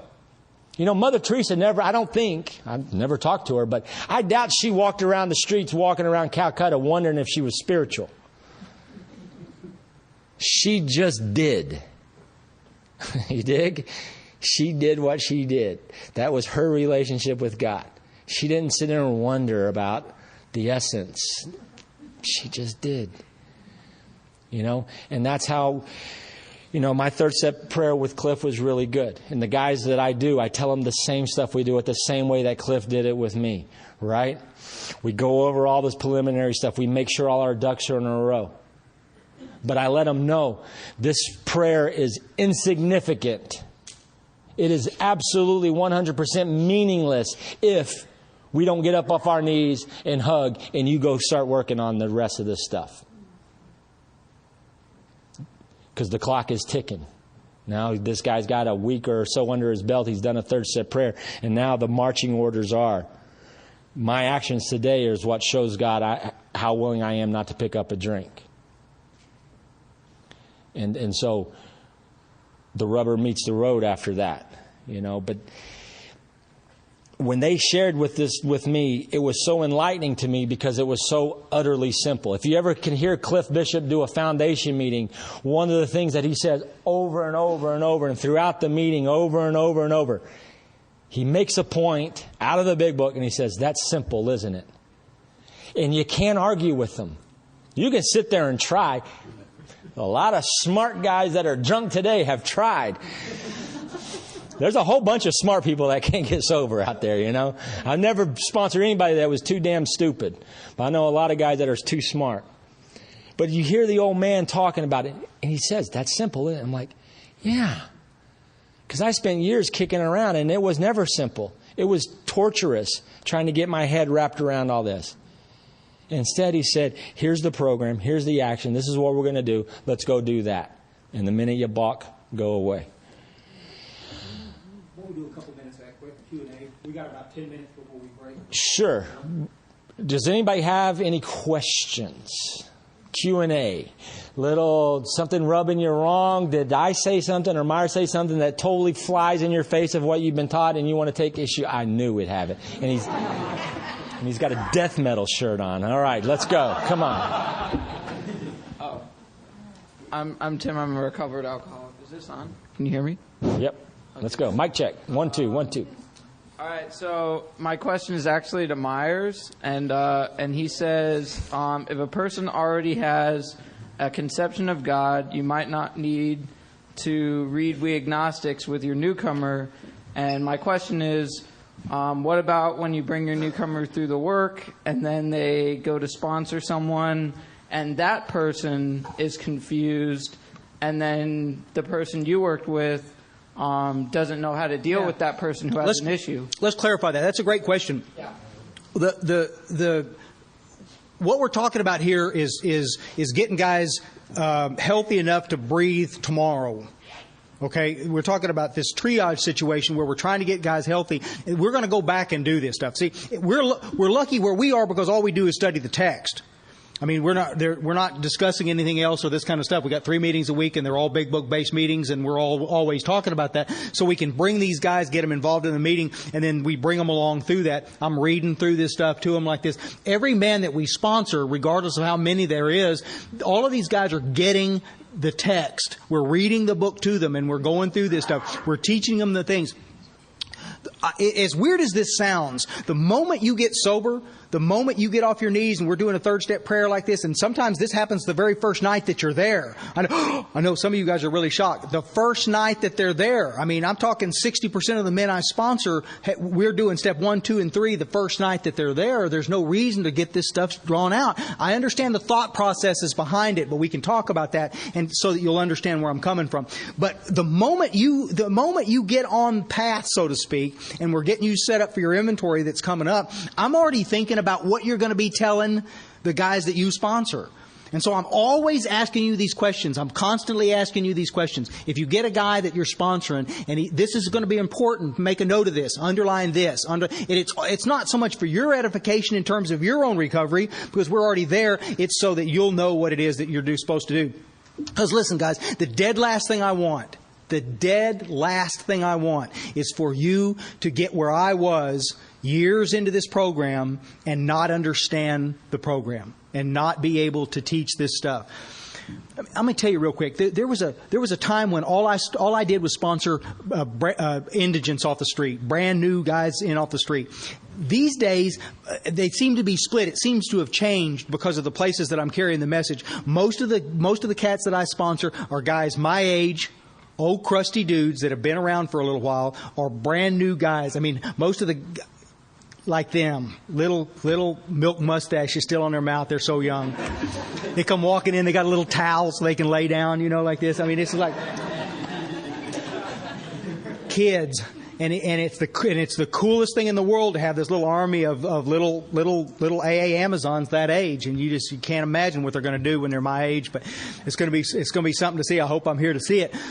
But these old dudes, let me tell you, that's what they do. I mean, a lot of these times these old guys get in here like this, and it takes weeks and weeks and weeks sometimes to break down the wall of arrogance. And it's not this in your face kind of arrogance. These aren't boastful men. These are simply men that have been around for a while, and they have garnered a head full of one-liners, and they know a little of this and they know a little of that, but they have made themselves sort of comfortable and isolated within the fellowship. But when you start asking them specific questions, they start doing exactly what I did sitting in Cliff Bishop's living room. All of a sudden you find out, wait a minute, you know what I'm saying? I don't know if I told you this thing about this guy the other night, this old dude that I'm sponsoring, and there's 2 or 3 old guys there, and I said, hey, you guys flip over to Fred's story. Let's talk about this thing in just a second. And they were, one guy flipped over to the front of the book and the other guy goes to the back of the book and he's looking through the stories. And I go, no. I said, Fred's story. You remember Fred and Jim and the Jaywalker all like this? And he's back. He goes to the front of the stories in the back. I mean, he doesn't know where it is. And this guy's been in our rooms for 28 years, something like this. But I see this all the time. And I'm not trying to jam this cat up. I've got his permission to tell this story like this. I didn't look at him and go, are you stupid? Which is, come on. I thought that, but I didn't do that. What I did was I said, brother, let me show you it's right Fred's story in the front of the book, you know. And so he goes, oh yeah. And a couple of days later he says, Myers, he said, I guess by now you know that I don't understand any of this. And I went, yeah. I was beginning to get that picture. But you know what? Let's just start over. I mean, let's just start at the beginning of this thing like that. He did his first step talk for a whole month in in Dallas here just recently like this. And I'm telling you, he knocked it out of the ballpark. And here was a guy who had never, in all those years, had he ever sponsored anybody, and never in all that length of time had he ever done an AA talk in AA. 28 years into the gig. Crazy. We just go back and gather it up. Did that answer your question? Yeah. Yeah. I mean, like, so you're saying that you would. So you're saying that you would just discuss that with them, maybe like when you're working with others, like kind of pretty quick. I'm gathering these guys back up. But you have to particular issue, because it's quite an issue, because people don't know how to talk to newcomers when they've already done the steps and they think they're ready to sponsor, and they don't know how to work with newcomers that have like particular issues, you know.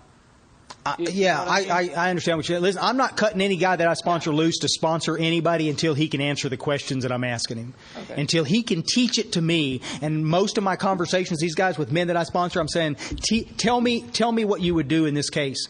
I'm brand new and I think this, and I think your God sucks. Tell me what you do. And he'll tell me. It's like old school stuff. And we'll work through the situation. And he builds a head of knowledge around what it's like to teach Big Book.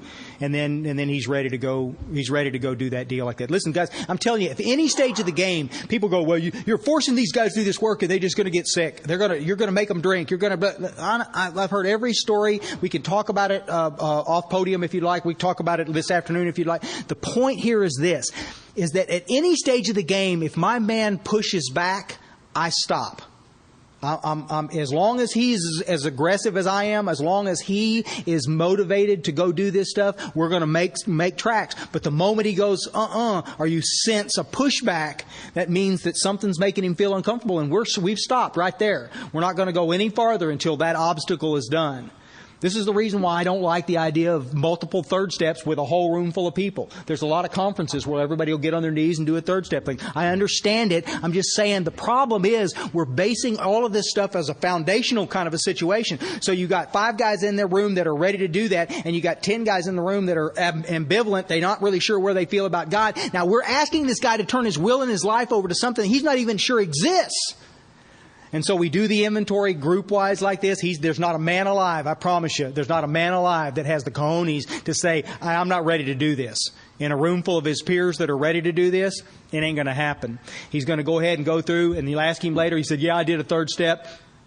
No, he didn't. And when his program starts falling apart downrange, that's why we stopped doing that years ago.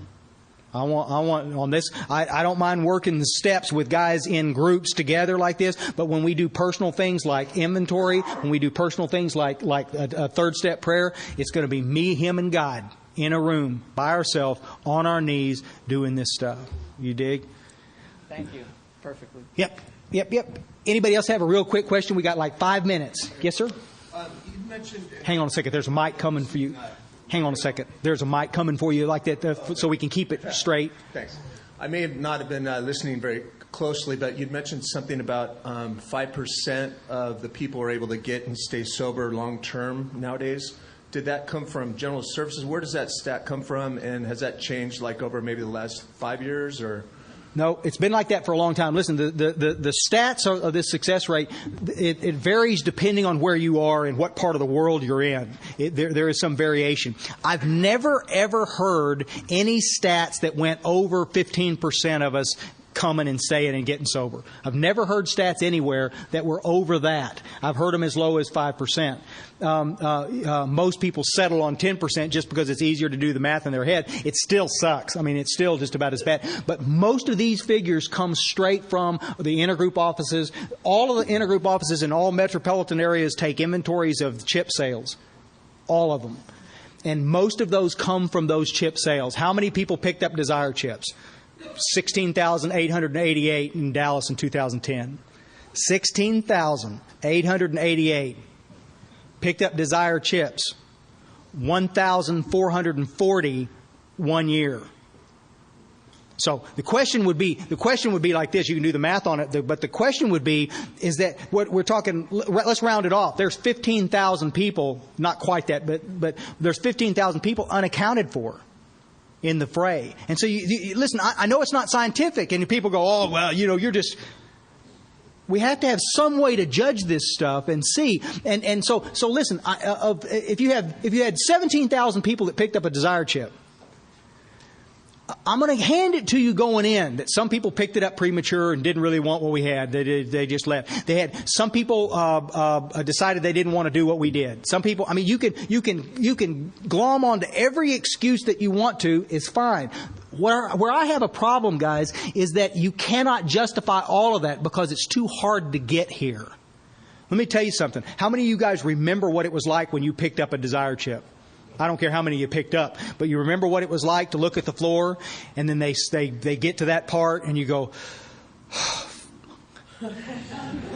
and you stand up, and you walk over, and you pick up that chip like this, and maybe you're embarrassed, maybe you're whatever like this. But let me tell you something. We don't pick up aluminum casually. It had to be important enough for us to do it in order for us to do it. And so for you to change from that kind of resolve, I'm ready to make this graphic illustration and demonstration of my willingness to go through the rest of this stuff, to a place where I'm not here anymore. Something had to happen. And I'm just saying, guys, as a fellowship, we need to start looking really closely at what that was that happened. What is it that happened? And so you don't have to do too much head scratching on it. I'll tell you what I think. You already know where I'm going with this. What I think happens is that the text, the solution that your brand new guy that picked up the desire chip, the solution that he heard in the meeting was not the same solution that the early guys got. It had no intensity to it. It had no teeth to it. It had no... Guys, we spent years making the big book as subjective as we could make it. Well, the big book means anything I want it to mean. But we hear this in our meetings, don't we? We run through this kind of stuff. Our goal is we don't want a rigid book. We want to make it subjective so that we can move it around, kind of like our Constitution. Come on, quit that. We did it to that other book too, the big book. We did exactly that same kind of thing. It's just subjective. It means what I think it means. No, it doesn't. And the moment we get people pulled back in track, we start seeing people get sober. And that's the cool part of the thing like this. We took a ferocious program that got lots and lots of people sober and turned it into some kind of domesticated wussy program where nobody was getting sober worldwide. I hate a wussy program. Come on now. Let's get... I think that answered that. I hope it did like that. Are we ready to eat some stuff, you think?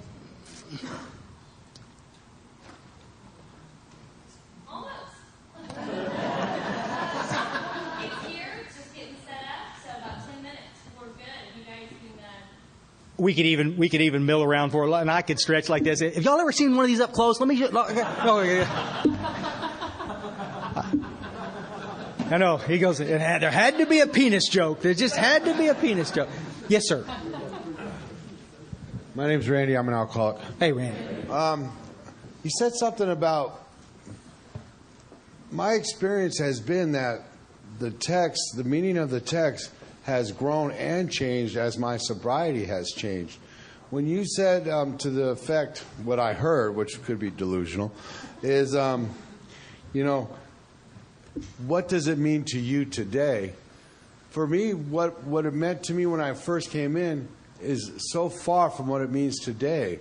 I believe that as we grow, our understanding of the text grows. So when I say, because I've shared in me, I say, whatever it means to you today is fine.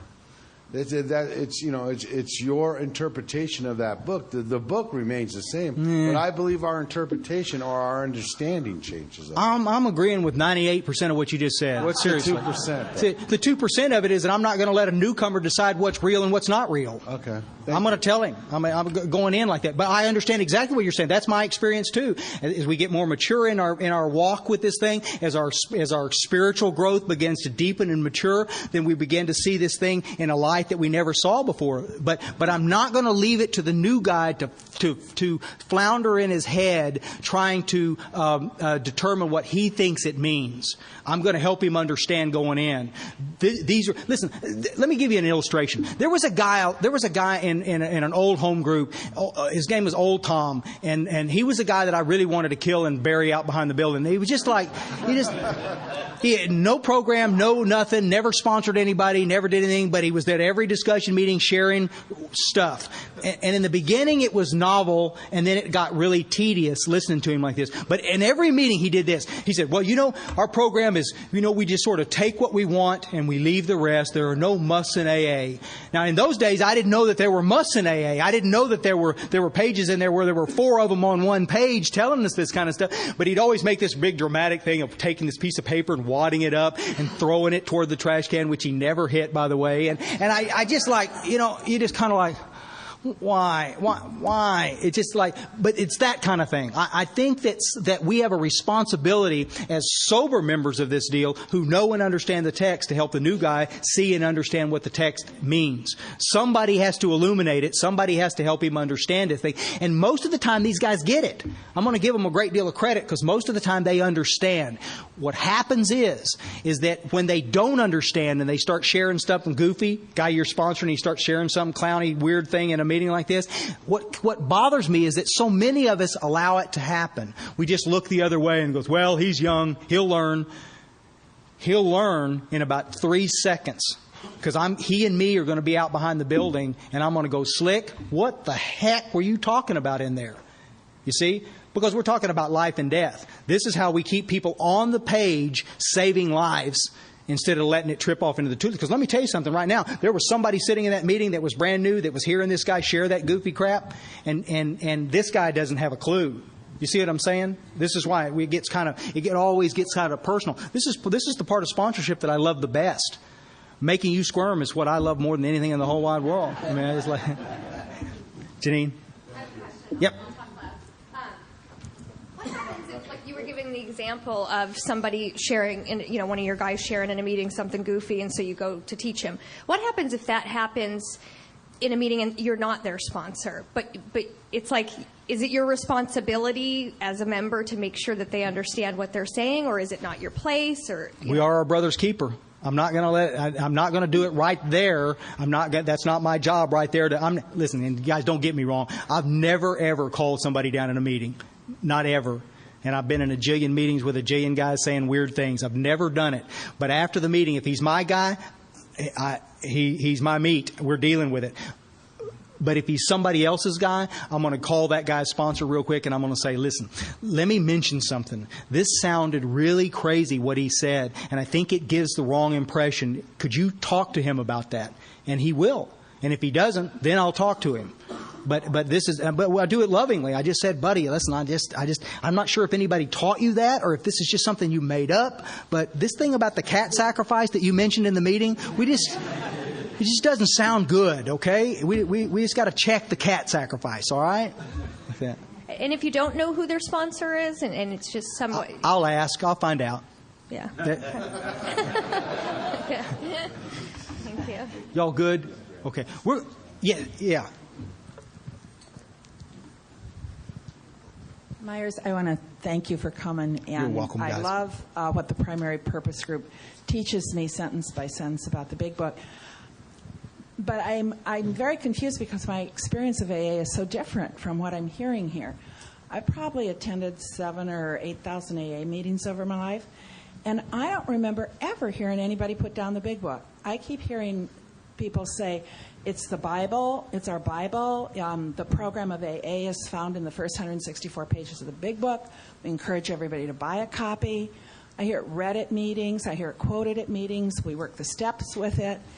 And I don't know, my experience is just so different from what I'm hearing about people putting down the big book. To me, why I'm at the primary purpose group is because my AA meetings, and they've been primarily in California, maybe it's different in Texas, but they've been all over the country and in Mexico. They've taught me to revere the big book. I'm here. So I just really want to put that out there that our first tradition is, our common welfare should come first. Personal recovery depends on AA unity. And I would just hope that we would all appreciate what we can learn from each other and keep it a positive focus. Those are great points, and unity is key. The trick here, as sober members of Alcoholics Anonymous, we needed to define where the baseline is of what it is that we're going to get behind to support. I'll clarify that. Geographically, this question comes up all the time, and this is also a point of contention, because if you go to some meetings that are healthy, you never see this stuff. But if you travel much, or if you go in Texas, a big thing in Texas, I don't know if it is out here yet, but a big thing in Texas has been for years, has been this thing called auditing meetings, where guys, it's mostly young buckaroos like this over here who are doing it, they'll go to 4 or 5 meetings a week. They never go to the same meeting more than once within the week. They're not members of a home group. They have no home group affiliation, and they're just kind of moving from group to group to group. Nobody gets to know them really. It's always fun. They've got friends everywhere that they go, and it's just like a big old cool thing. I'm not knocking it. I'm just saying there's a darker side to it. There's a darker side that allows things to happen that wouldn't happen if they were a member of a home group or they were staying right there in this home group. But we see a lot of this stuff, especially women. I'm not jamming any women up. You know how I feel about girls, man. I'll tell you how whipped I am. This morning at 4 a.m. like this, I'm putting the toilet seat down in my bathroom because I'm raised in a house with 3 girls, my 3 daughters and my wife like this, and it's so ingrained in me. I'm so whipped, I wouldn't leave a toilet seat up for a $100 bill. I wouldn't. It's going back down. Yeah, okay. What happens a lot of times is especially women who like meetings that are very nurturing, like women's only meetings on a Saturday morning. That's their only experience with AA. They're not doing any 12-step work. They're not sponsoring anybody. They just go there. It's a social deal. I'm not knocking it, guys. But worldwide, there's lots of it. And their view of what's going on worldwide, they're just not existent. They just don't understand how many people are getting their heads handed to them trying to do the deal. I am so lockstep with your idea about being unified in AA. I think that we sell ourselves a disaster on the horizon if we don't really concentrate on what you were just saying. Everything comes back to being unified in this fellowship. I just think from within we can begin to shore up some of the loose ends that are going on and get a little healthier around some of that stuff, because it's ugly. I mean, when you got intergroup offices shutting meetings down because they're studying the text, that's too far. Would y'all agree with that? I mean, that's just gone too far. When you can't take your text in the meeting, that's too far. It's too much. And so we need to kind of gather it all up and see. I could do listen, for you guys that have questions that you're not asking right now like that, we're going to do this again at the end of the day, and we're going to talk a little more about some stuff, and it'll so you'll have an opportunity to do that. We can stretch a little bit. We'll go eat here in just a minute, okay? Hey, you guys. My name is Myers Raymer, and I'm an alcoholic. It's way too much food to eat at lunchtime, and I just, holy cow, good stuff. A lot of times when I do these things, we just starve to death, and here I feel like every time I look down, there's food in front of me, and it's just kind of like. Did I thank you guys for the rain this morning? I mean, being from Texas, we're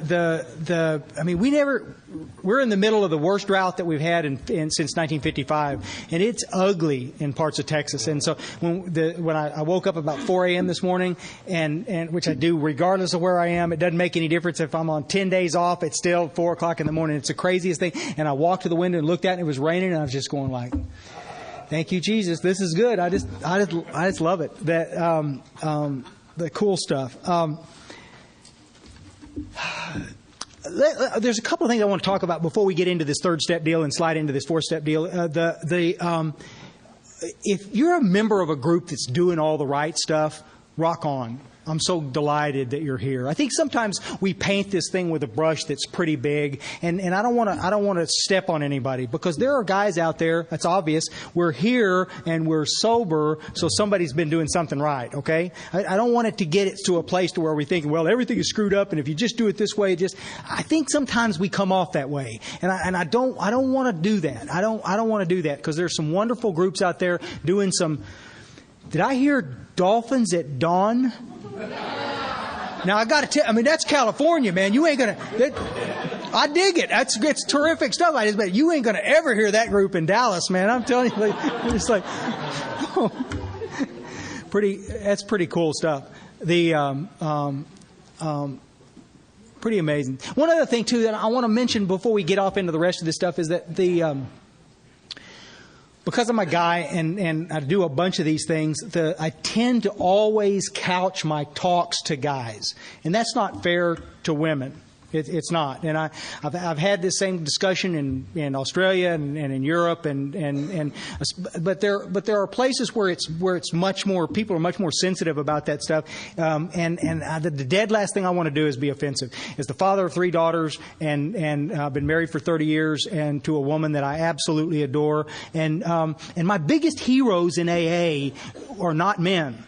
My biggest heroes in AA are women who stayed the course in the face of unbelievable goofiness. Now, just stick with me for just a second.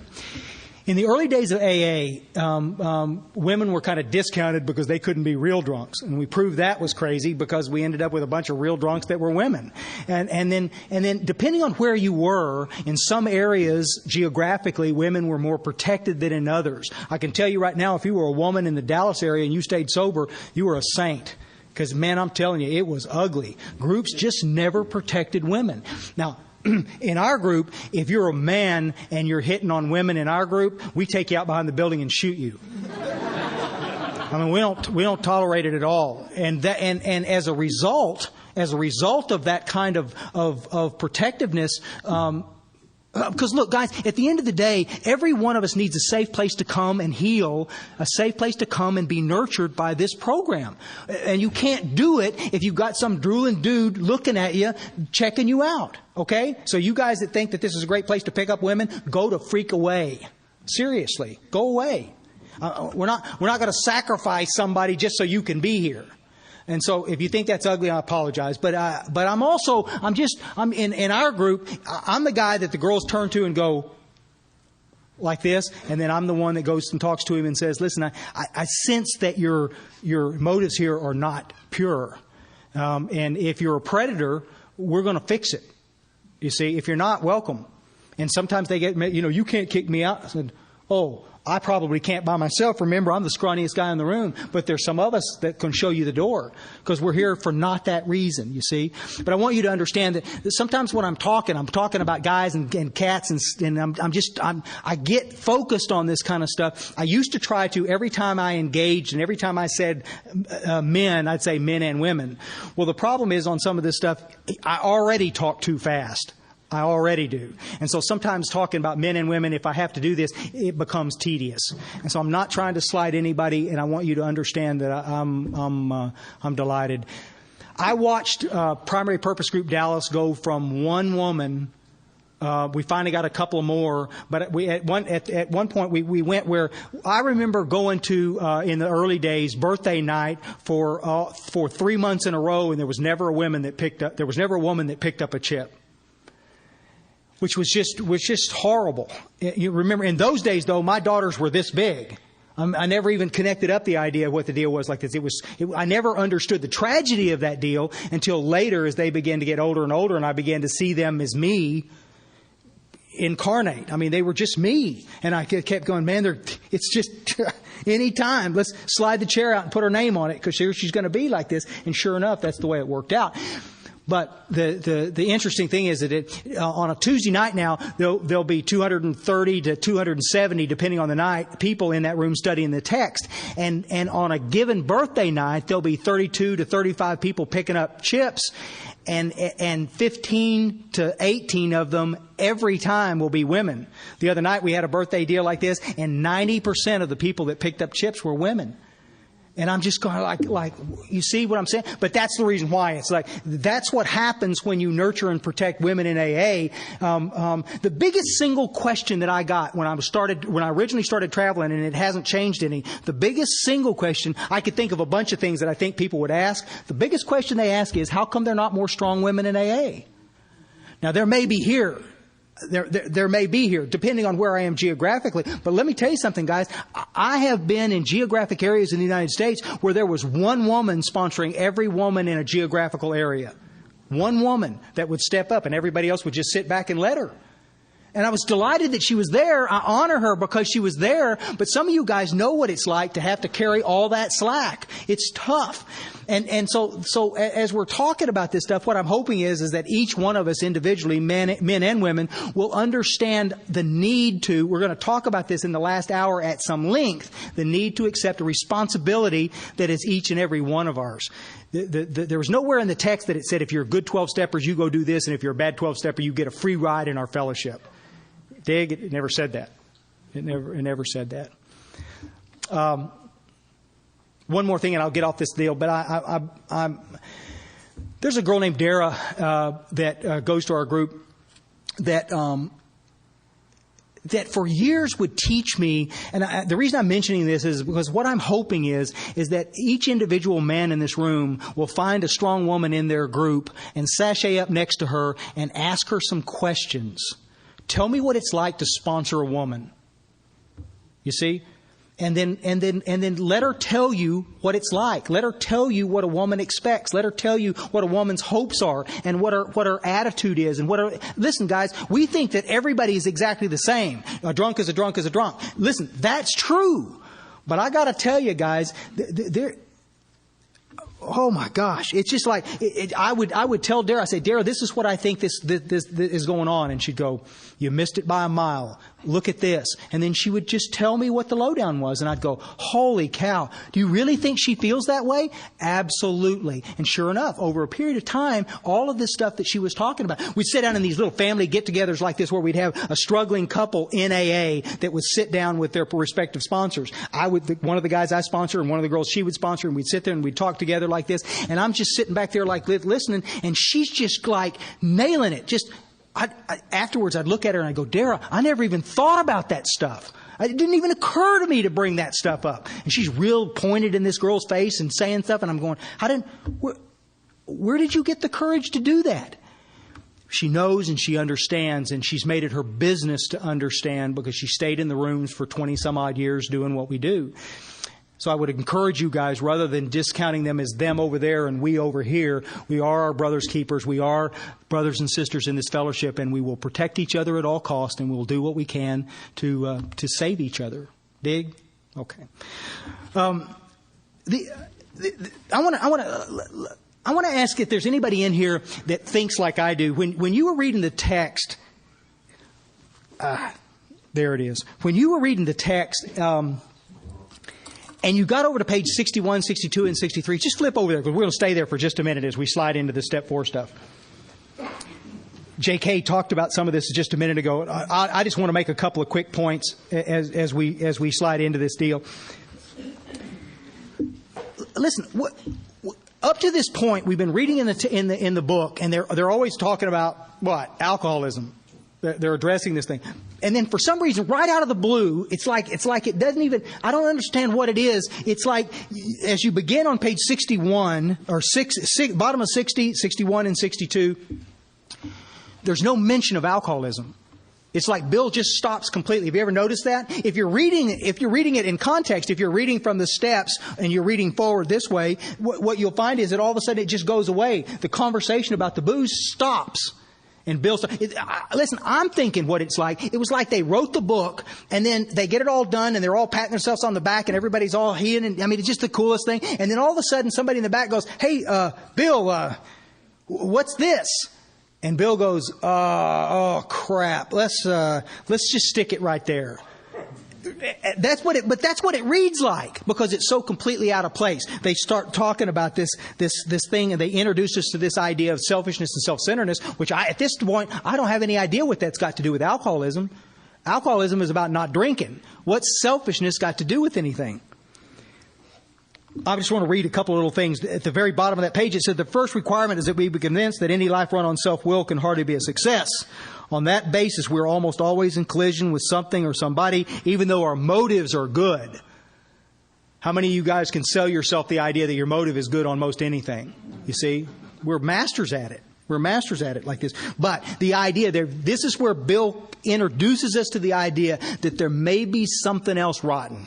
There may be something else that's going along with this thing. And for a lot of us, it catches us completely off guard. Because I'm telling you guys, is there anybody in here that didn't think that your life was going to get immediately better once you stopped boozing and doing that other crap? I mean, most of us do. Certainly our families thought that. And then we found out that once we quit, and selfishness and self-centeredness is still running rampant, and we're still manhandling, we're still trying to make things happen, we're still like this. In men, you'll see this mostly in relationship stuff. That's where it's the most obvious. So let me ask you a question. Guys, in your last relationship with a woman, could you be kind and generous? Check. Could you be a mean old turd?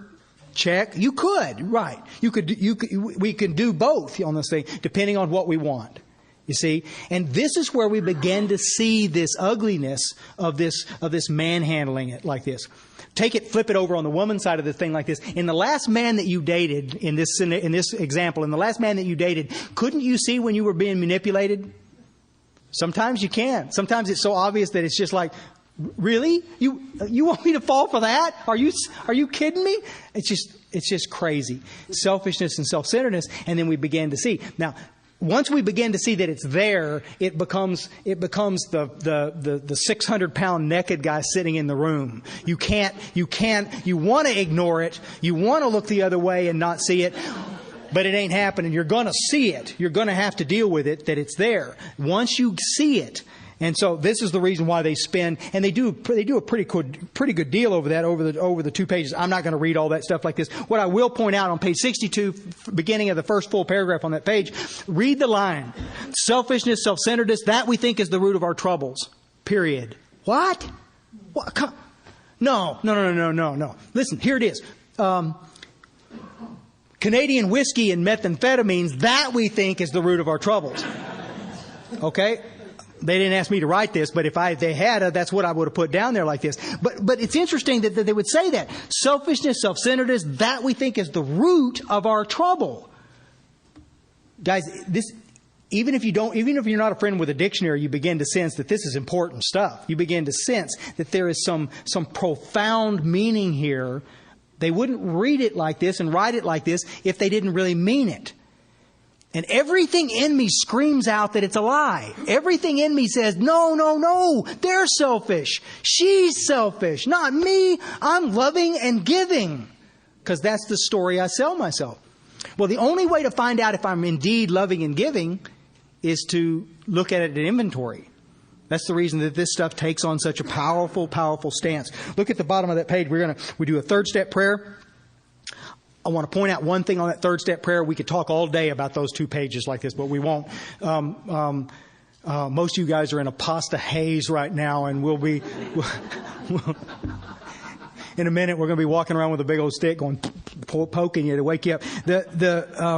Look at the prayer the way it's written. God, I offer myself to Thee to build with me and to do with me as I will. Relieve me of the bondage of self. Underline that I may better do Thy will. Take away my difficulties, blah, blah, blah. I'm going away on the rest of the way down the prayer. But what I'm looking for in there is mention of alcoholism, and it doesn't say it. It never mentions it. You see? I mean, doesn't it make sense that if it's a prayer in the 3rd step and it's about alcoholism, don't you think that they would say, relieve me of the bondage of VO and that other stuff? But it didn't. It didn't. What it said was, relieve me of the bondage of self. Now look. Regardless of how long you've been sober, when you get up in the morning,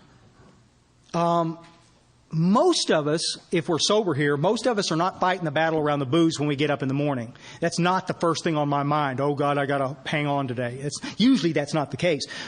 What is the case, though, is this idea about self. So here, let me just paint this quick picture, and you tell me if this is not true. You left a meeting last night, on a Friday night, a spiritual giant. Everything was all groovy and everybody was loving each other, and it was just a great day. You just feel the love, and it was super. And so you get home, you go to bed, you watch a couple of reruns of Storage Wars.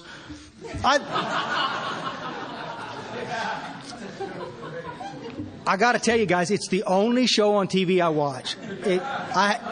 I've never turned a TV on in my house in 5 years. I don't even know how to turn my TV on. But Londa knows that I fell in love with that show like that. And so when I come home at night like this, she says, I got a surprise for you. And I get all excited like this, thinking it's going to be something. And then it is. She never lets me down. She turns on Storage Wars and I'm going, yes! It's so cool. And I get to go to sleep watching Storage Wars. I love TV. If you thought I was lame before, now you know I'm lame, okay? This is okay. It's all right. I don't watch anything else on TV, but I do love that show. So anyway, we'll talk about it later. So I've gone to sleep watching Storage Wars, and I'm in a spiritual high. And I go to bed, I get up in the morning, and I get up and I walk across my bedroom, and in that length of time from here to here, my head click is thinking about something. There's something's different. Something's changed. I don't know what it is. It's internal in nature. It had nothing to do with any external stuff because there's no external stuff touched me yet. It's just, you know what I'm talking about? It's just something a little off kilter. And by the time I get to the bathroom, it's already one more click. And now I'm sitting there thinking about a couple of things, and I got to go upstairs. I'm going to eat. My house is built upside down, and so I'm going to go upstairs and eat. And by the time I'm sitting there eating a bowl of Cheerios, I'm already stewing. I'm already, getting rankled. There's a tension in my neck, and I'm thinking about some stuff like that. By the time I get in my truck, I'm going, I should have stayed and prayed, but I'm not going to pray because I feel too anxious. And so I get in traffic, and then traffic is this kind of stuff, and I'm just like, I own the road. That's the reason I drive this great big old Dodge pickup. You see what I'm saying? By the time it's just getting worse, moment by moment, and I can't put my finger on it. It's not like somebody jammed me up, or it's not like something happened. It's just like spiritually I've been disconnected from God, and I'm just out there kind of running amok amongst everybody, and it's just kind of ugly like this. By the time to get to work, I'm just looking at people going, "Go ahead, say something."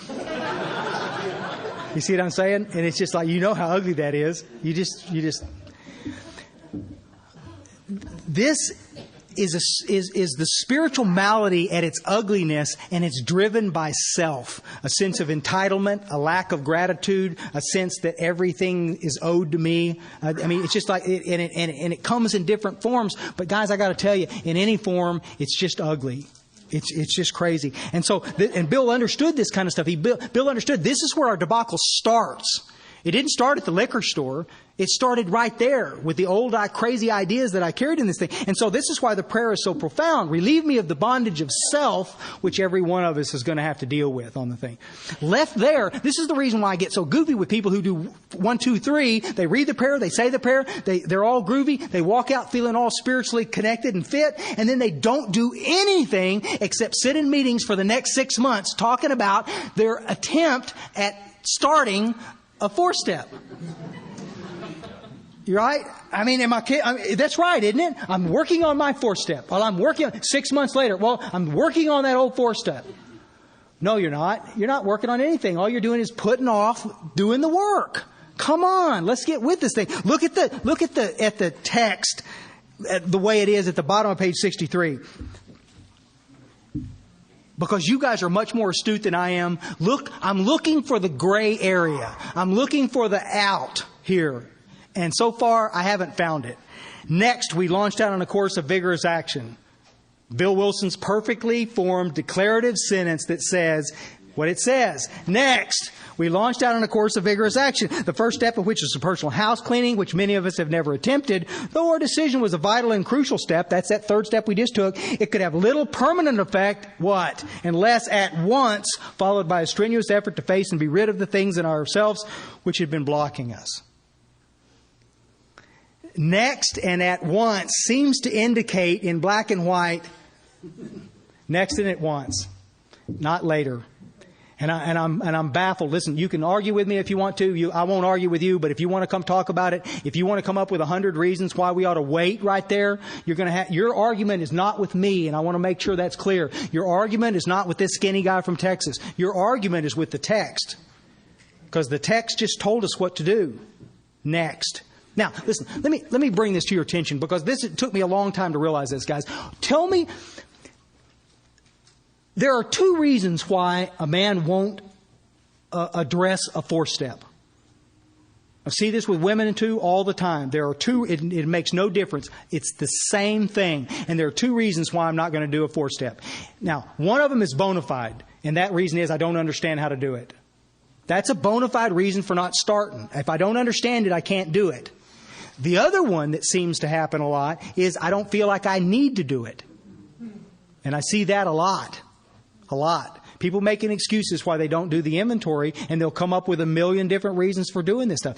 If you go back and you look at the historical data around our fellowship, now it's not related in black and white in our text, but if you go back and look at the history stuff, go back and read Clarence Snyder's memoirs, or go back and read Dr. Bob and the Good Old Timers, or some of these guys like that. Go back and read some of this stuff, and what you'll begin to see, especially in Clarence Snyder's stuff, was this unfailing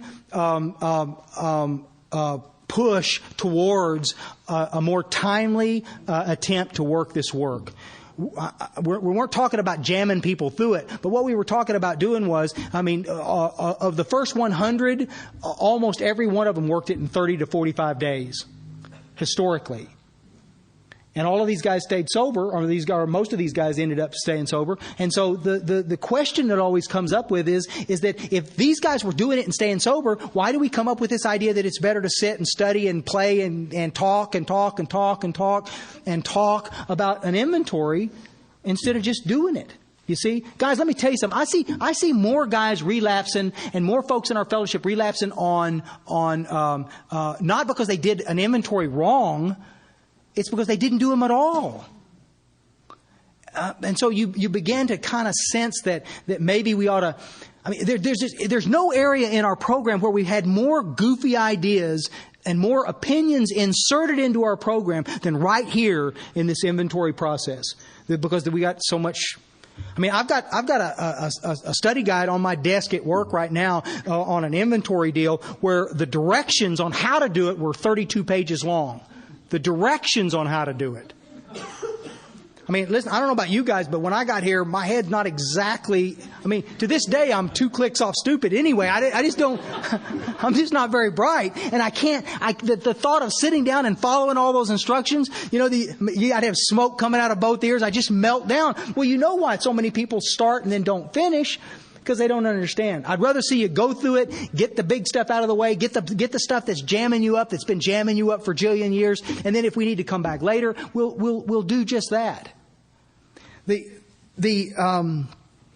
Listen. All right. Picture this scenario. You're at a women's shelter, and you're down there carrying a message.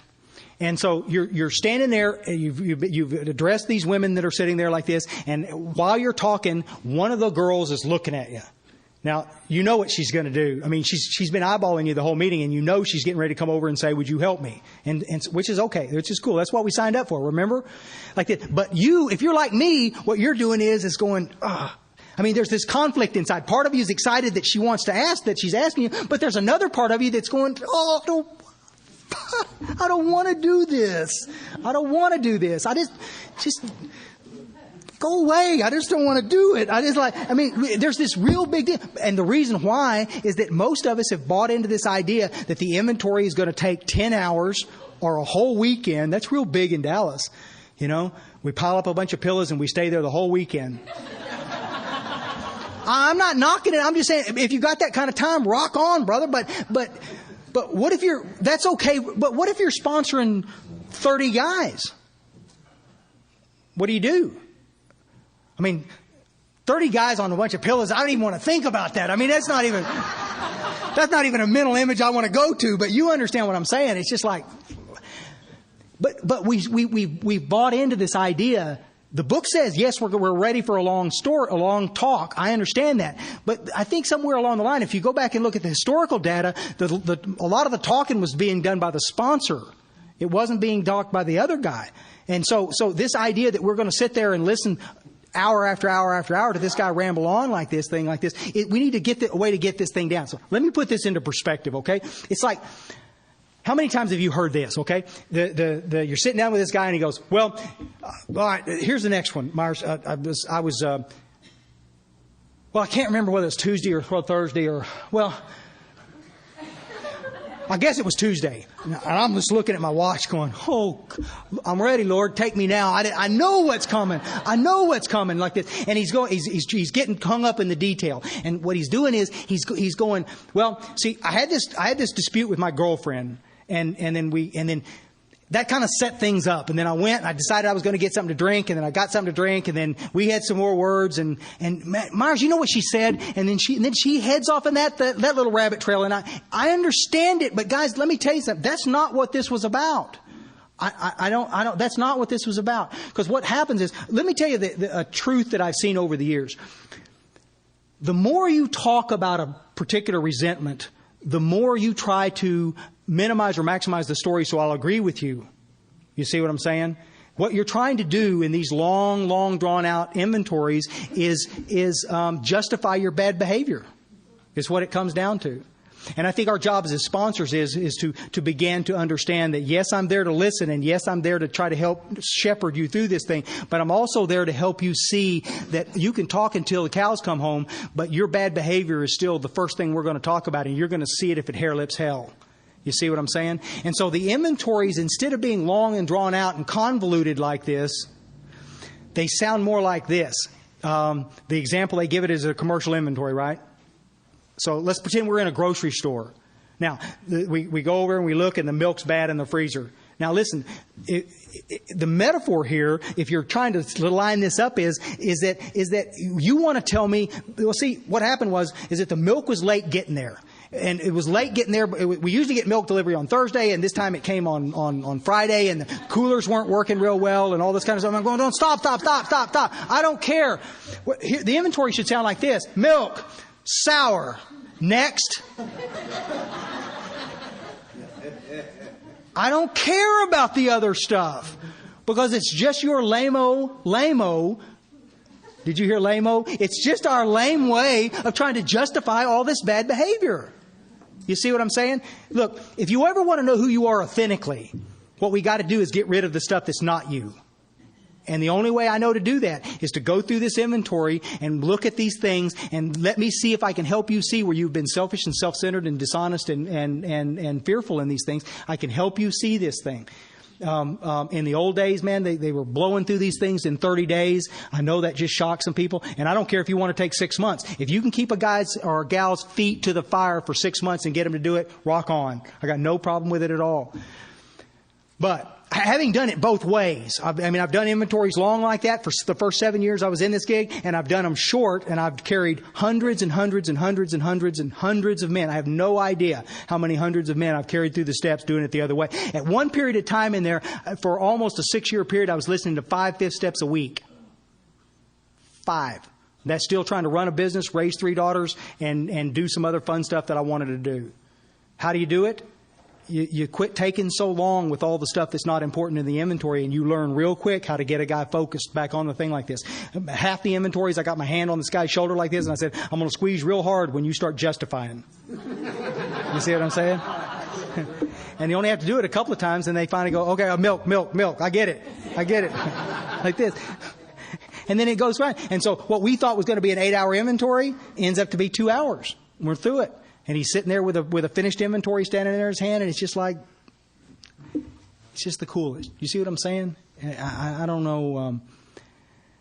This is something that takes practice, and this is something that you need to see the need to do it. But I got to tell you guys, if you find yourself at the women's shelter or at the Salvation Army or wherever it is you go to carry the message, and I'm assuming that every one of you are going to carry the message someplace. We'll draw that parallel, that line.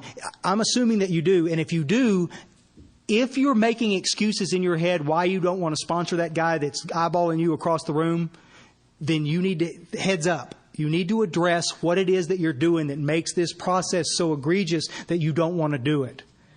Remember, guys, there's a deal in here where what we're trying to do is get our head around the idea that let me address this to the older guys in this room, the older guys and gals that have been around for a good bit of time. Do you remember a time in your recovery where you looked at things and it all of a sudden connected in your head that you need the women and men you sponsor more than they need you? Listen, if you haven't done it yet, you will. And I guarantee you it will be the most profound day you've ever had in your whole life. Because what most of us do is we start getting a little bit arrogant. We start getting a little cocky. Look at all these people I'm helping. Yeah, just kind of, and it's crazy. But it occurred to me one day, I was listening to this gal talk at a conference, and there was something that she said, and it hit me so hard. I got up, slipped out of the room, and walked outside and just wept against the building. It just like, what the heck am I doing here? Like, what is it? Why can't I see? Why have I let this truth be buried? And what it did was it changed everything about how I look at the men that I sponsor. You see? Because I guarantee you I need them more than they need me. I guarantee you. And it's something. And you'll start looking at them differently, and you'll start realizing them for the valuable God's kids that they are, instead of some goofy knucklehead, which is where I would relegate them about half the time, and it's just not very effective. You guys get that stuff. John, why don't you come kind of flesh in some of this stuff if you want to, and give your take on this inventory stuff? All right, I'm still JK. I'm an alcoholic. I am in a pasta coma. That was good food. Woo! I'll get going. I mean, too many times, this 4-step where we're at it, have you ever, I remember being in old school AA and somebody would say they were on their 4-step, and it was like the people in the group would be like doing Hail Marys. I'm like, oh, I'm so sorry. I am so sorry. We'll pray for you. And this is not, and it's best through my own experiences, as I got that last desire chip and I started on this path, and lo and behold, within 2 weeks, I'm at this point. My 4-step is complete. My sponsor, after the 3rd step, gave me the hug, and he sat me down, and he went over the instructions for the 4-step. And he uses these little forms to keep us focused on the task at hand here. But, as good as I feel on the 3rd step, right? And I've told you about some great experiences I've had doing 3rd steps. As great as I feel after my 3rd step, there's still a whole bunch of garbage blocking me from God. And if I don't get to the causes of what's blocking me from God, I'm going to drink again. And that's why at the bottom of the page it tells me next and at once. Vital and crucial. Right? This is important. As good as I feel in 3, there's a whole bunch of stuff blocking me. And as I related back to the 3rd step, my job is to stay close to God and perform His work well. After I've done my 3rd step, God wants to see me in action. And part of that action is me getting my pen and paper and writing my 4th step. Not thinking about it, doing it. My actions show God how willing I am not to pick up a drink. And we used the little forms. The forms are based out of this book, right?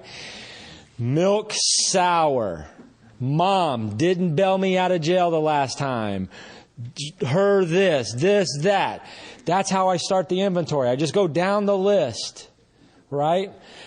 All the names first, the people, all of that stuff first. Then what did they do to me? It's laid out precisely in this book. I don't need... The first 5th step I did was, it was one of those cathartic ones. It was in 1996. I'd moved back from Puerto Rico. And the guy told me how to do it. And I did it. And I had like 63 or 68 pages front and back of my stuff. And when I went over to this guy's house on a Saturday morning... And it was like literally, it was an 8-hour ordeal of me reading this stuff. And it was kind of cool for me because I hadn't shared a lot of that stuff. It was a nice cathartic experience at the moment of me dumping all of this garbage on this poor God's kid. I don't know why he didn't hang himself from the ceiling fan. But the problem with that is I did not understand the truth. I was all into the justification. Well, the milk didn't get here. It's supposed to get here on Monday. It got here on Wednesday, and it's this, and it's that. And it's I can make Dr. Phil weep on my story. I'll do it. All right? But if I don't understand the truth, this is all for naught. And so I get these things. Well, I had one guy, well, I'm a Buddhist. I don't have any resentments. And I'm like, you know what, pal? If you were drunk on a bar stool, you'd tell me all about it. All right. So let's just cut to the chase here. All right. We say the prayers. And we get our papers out and we start writing. And I do the resentments first. And then I go through the same thing with the fears. Treatment center number 1, I tell you, I wasn't afraid of anything. Look at the crap that I do out there on the streets. I ain't afraid of nothing. By the time I got sober, I realized I was afraid of everything. Guys mask fear in different ways. How do we mask fear? Oh, we'll just beat you up for it, right? We're going to fear? Oh, I'll kill you, all right? I had fear of staying sober, fear of not staying sober, fear of being in love, not being in love, fear of this, fear of that. Have you ever pulled up to a place and saw somebody's car, or you thought it was a car, so you just went on down the road? Fear. That's a fear. I had fear of midgets. I had it all on my thing. It was one of my things. I was traumatized as a child. No. I've all worked through that. I had fear of everything. And then asked me some questions in the book. The sex conduct. Too many guys. I have one of my buddies. He relapsed. And he had one of the... anyway. He relapsed and came back in and got another sponsor and was doing it. And I think he worked on his sex inventory for 6 months. I mean, he's going back through phone logs, emails. I'm like, buddy, what's up? And he's asking me questions. And I'm like, dude, you're missing the whole point of this exercise. This ain't a race, baby. God doesn't care. This is not who has the most or all. How did you treat them? How did I treat these girls in my life that I loved? And it always gets quiet. Nobody's joking around at this point. Everybody's sitting there like, oh no. But this is what I got to tell my guys. It's laid out in a simple format. If you really want to get down to nuts and bolts, how they did it a lot of times, if you were a Clarence Snyder guy back in the day, they got you out of the hospital. You did a 3rd-step prayer to get out of the hospital. They took you to the house, and when you sat down at the kitchen table, you thought the heat's off. They shoved you a piece of paper and said, who you mad at? And in one afternoon, you got out of the hospital, you did a step 3, you did a step 4, you did a step 5, you did your 6, your 7, and you're on your 8-step list in one afternoon. Screw 30 days. All right? So this keeps us focused on the task at hand. This is not it's not fun by any means. The reason they have it done in this point is this stuff can be very traumatic. It can be very painful. It can be a burden. It has been a burden on our souls and our spirits forever and ever. We don't want to spend a lot of time writing out all this crap. The little sheets that I use, it's got a little column for the names.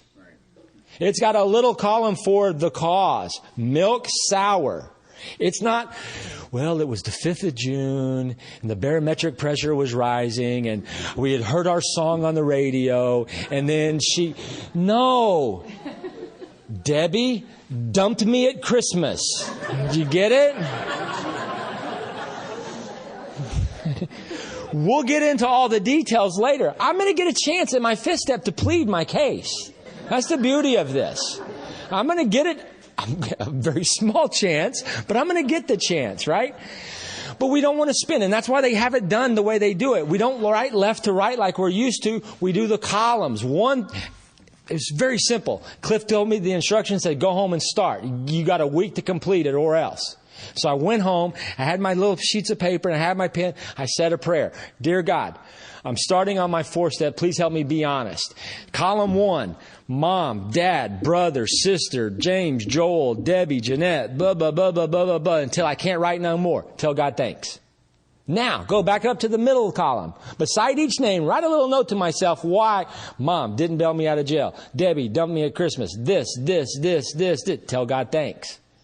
Go back up to the top. What did it affect? Did it affect my personal ambitions? All that stuff, right? Check. Right? Maybe I see it, maybe I don't. But we're getting through it. Now we go to the fourth column. What is my role? Was I selfish? Was I dishonest? Was I self-seeking? Was I fearful? Whatever. Maybe I see them all. Maybe I don't see any of them. There was a few on my fourth step. I didn't see a one. I tell my guys, don't write what you think you want. You write what comes to your head. If it pops in your head, write it. If it don't. If there's some extenuating circumstances and you feel the need in your little heart of hearts to explain it, flip over the page and write it all out. I don't care. The idea is to get it done. To get it done. Why? Because the actions I take show God I am willing to go to any length not to pick up the drink. I tell God thanks. I move on to my fears. List my fears. Answer the questions. Sex conduct. List those relationships.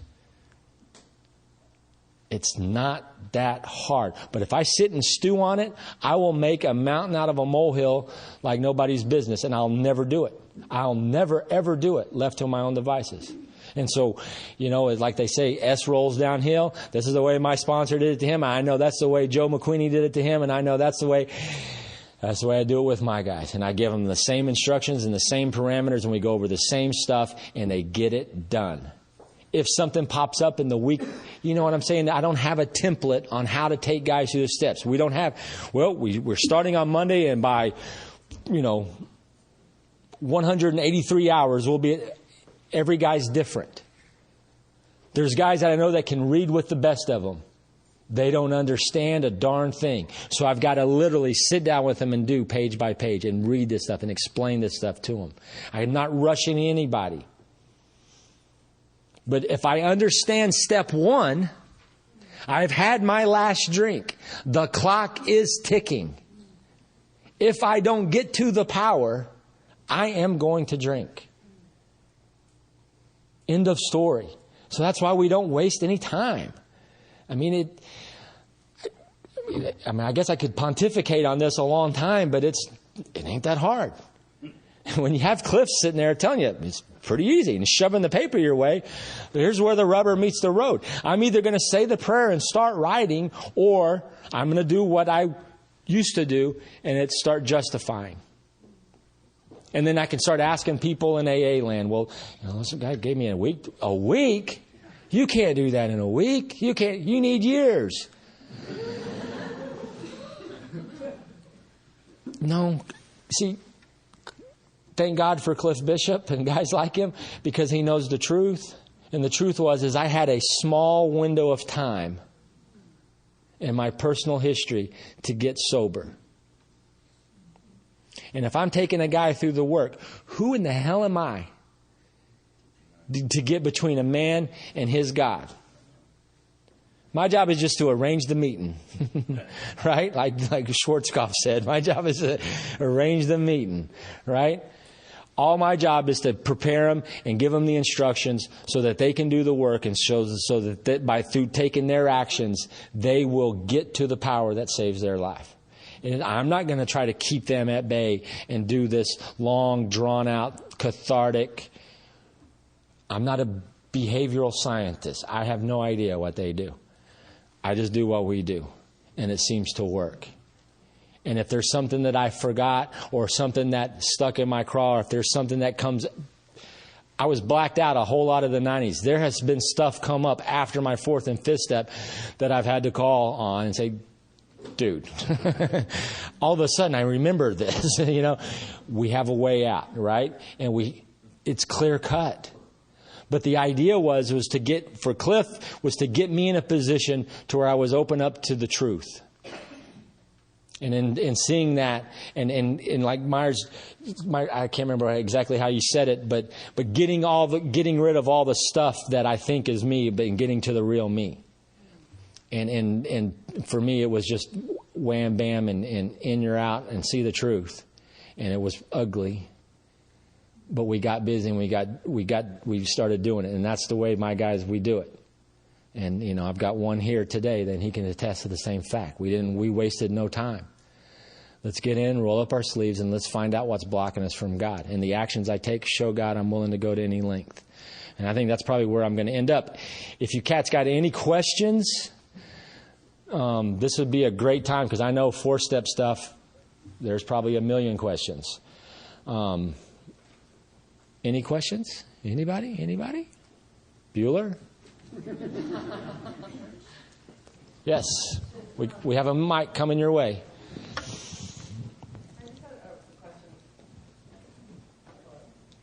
Is it on?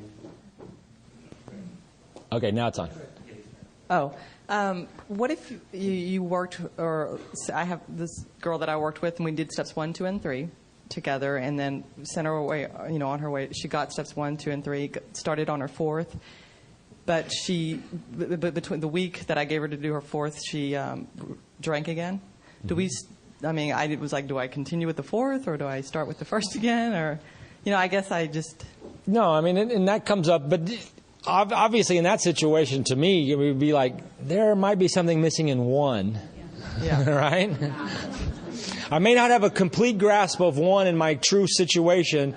Otherwise, so we're going to say that, oh yeah, I totally get it. Lots of times people say that. I've said that. Oh yeah, I understand my situation. But as long as I had a plan, as long as I felt that it didn't fully apply, as long as I was special,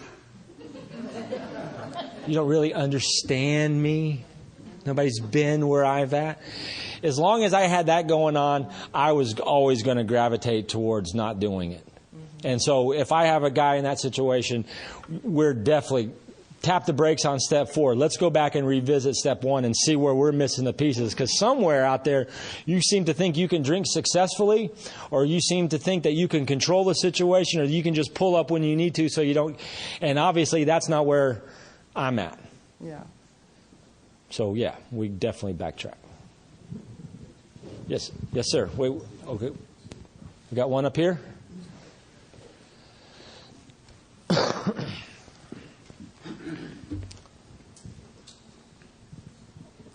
On page 66, there's a bottom paragraph. It says, we turn back to the list, for it held the key to the future.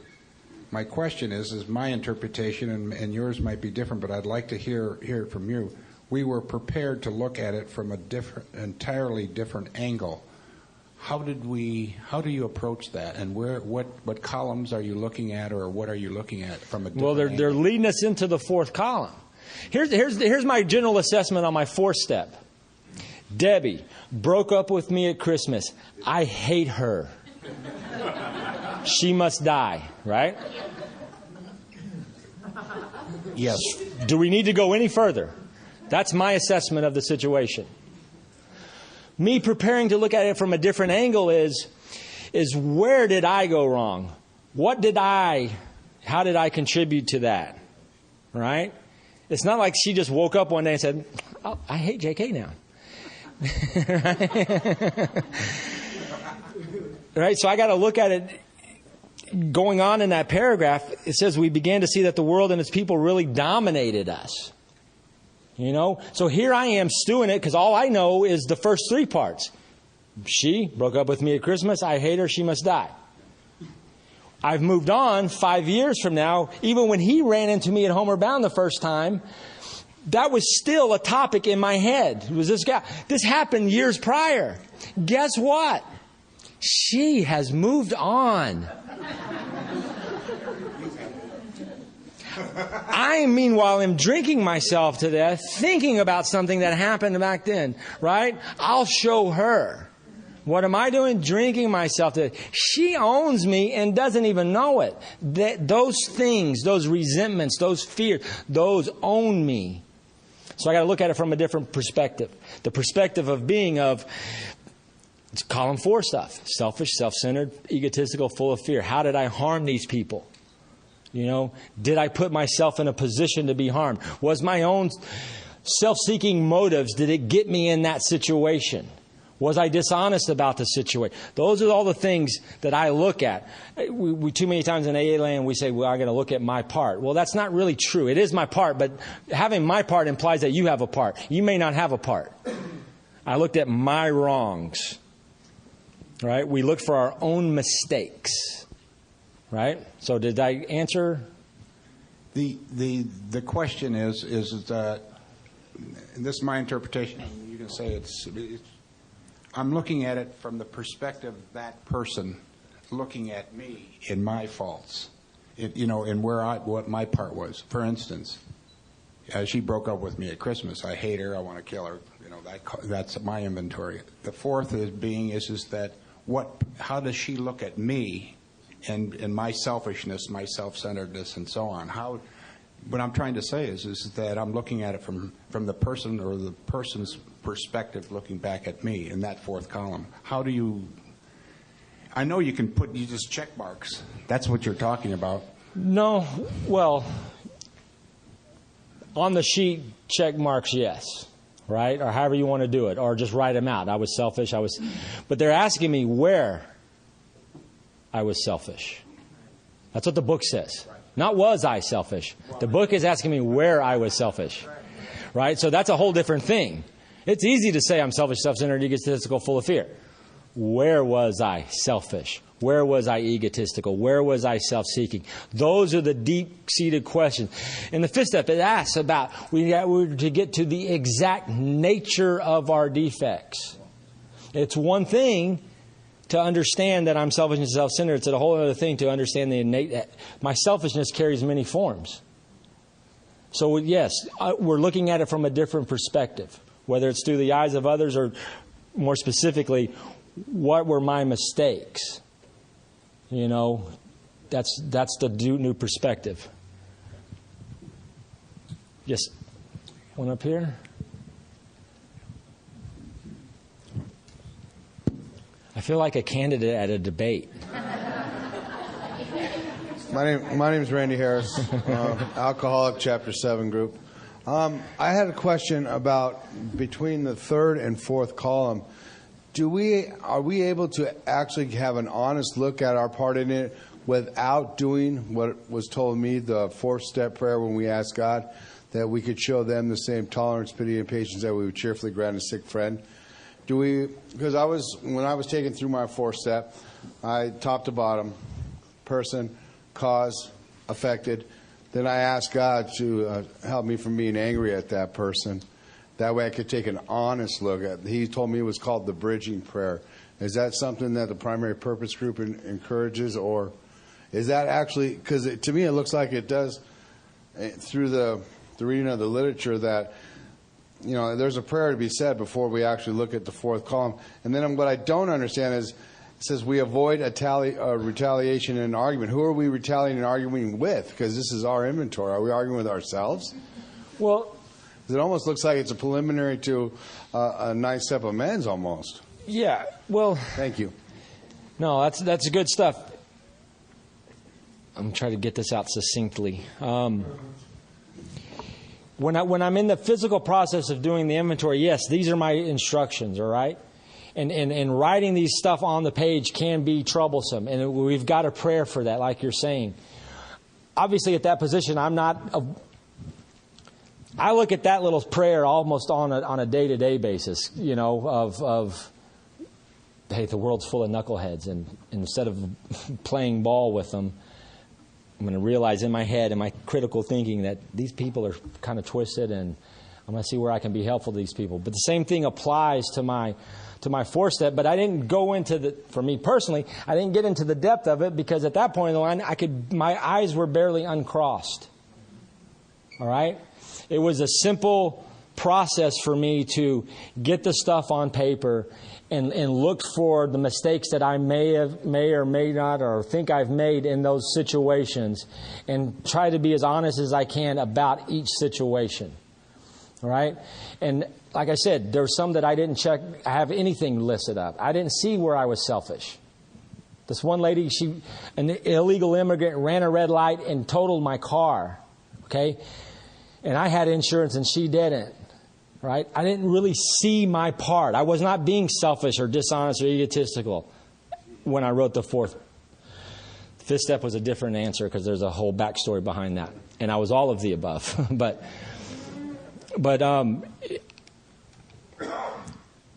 did I answer the question? Now I feel like Rick Perry. That's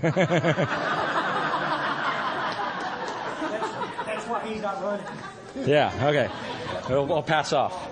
Listen, that's a great question. That's a great question on this stuff because unless we can understand it, it's interesting that if you start down at the bottom of page 66, we'll look at this real quick. We got like 5 minutes. This was our course. We realized that the people who wronged us were perhaps spiritually sick. Now, this is a novel idea. They're introducing us to an idea that we'd never even thought of before. I'm only thinking of the drama. She's a mean girl. That's as far as it went. And now they're getting us to look at this thing from a different perspective. This is sort of answering his question too at the same time on this thing.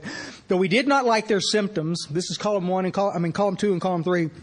Though we did not like their symptoms and the way these disturbed us, they, like ourselves, were sick too. So now I'm beginning to look at these things from a different perspective, that perhaps these guys are spiritually battling the same battle that I'm battling, which puts them in instead of an adversarial kind of a relationship, all of a sudden it puts us kind of side by side heading down the same path. And it's an interesting thing how much drama you can get over with if you understand that they're struggling too. And the saddest part about that stuff is, guys, is that oftentimes we begin to realize that they're struggling with the same stuff that we are without a program to deal with it. Which is a death warrant for them. I mean, this is a disaster for those guys. At least we can see clear and walk through the deal. We ask God to help us show them the same tolerance, pity, and patience we would cheerfully grant a sick friend. Wow, what a great way to look at this thing as we begin to scoop up some of these ideas and address these things. Yes. My sponsor helped me out on that. That was back in the 80s. He asked a simple question: don't you think she You don't have a mic, brother. Why don't we talk about this right as soon as we get done off this podium, okay? Because the taping, it's going to sound goofy, even goofier than me. Okay. Answer that stuff, guys. I think so. Let's go take a break, and then if we come back, if we have some more questions about this stuff, then we'll talk about that. And we're kind of heading into the home stretch around this 12-step stuff, which is really the reason we came to talk about this stuff. Thanks, guys.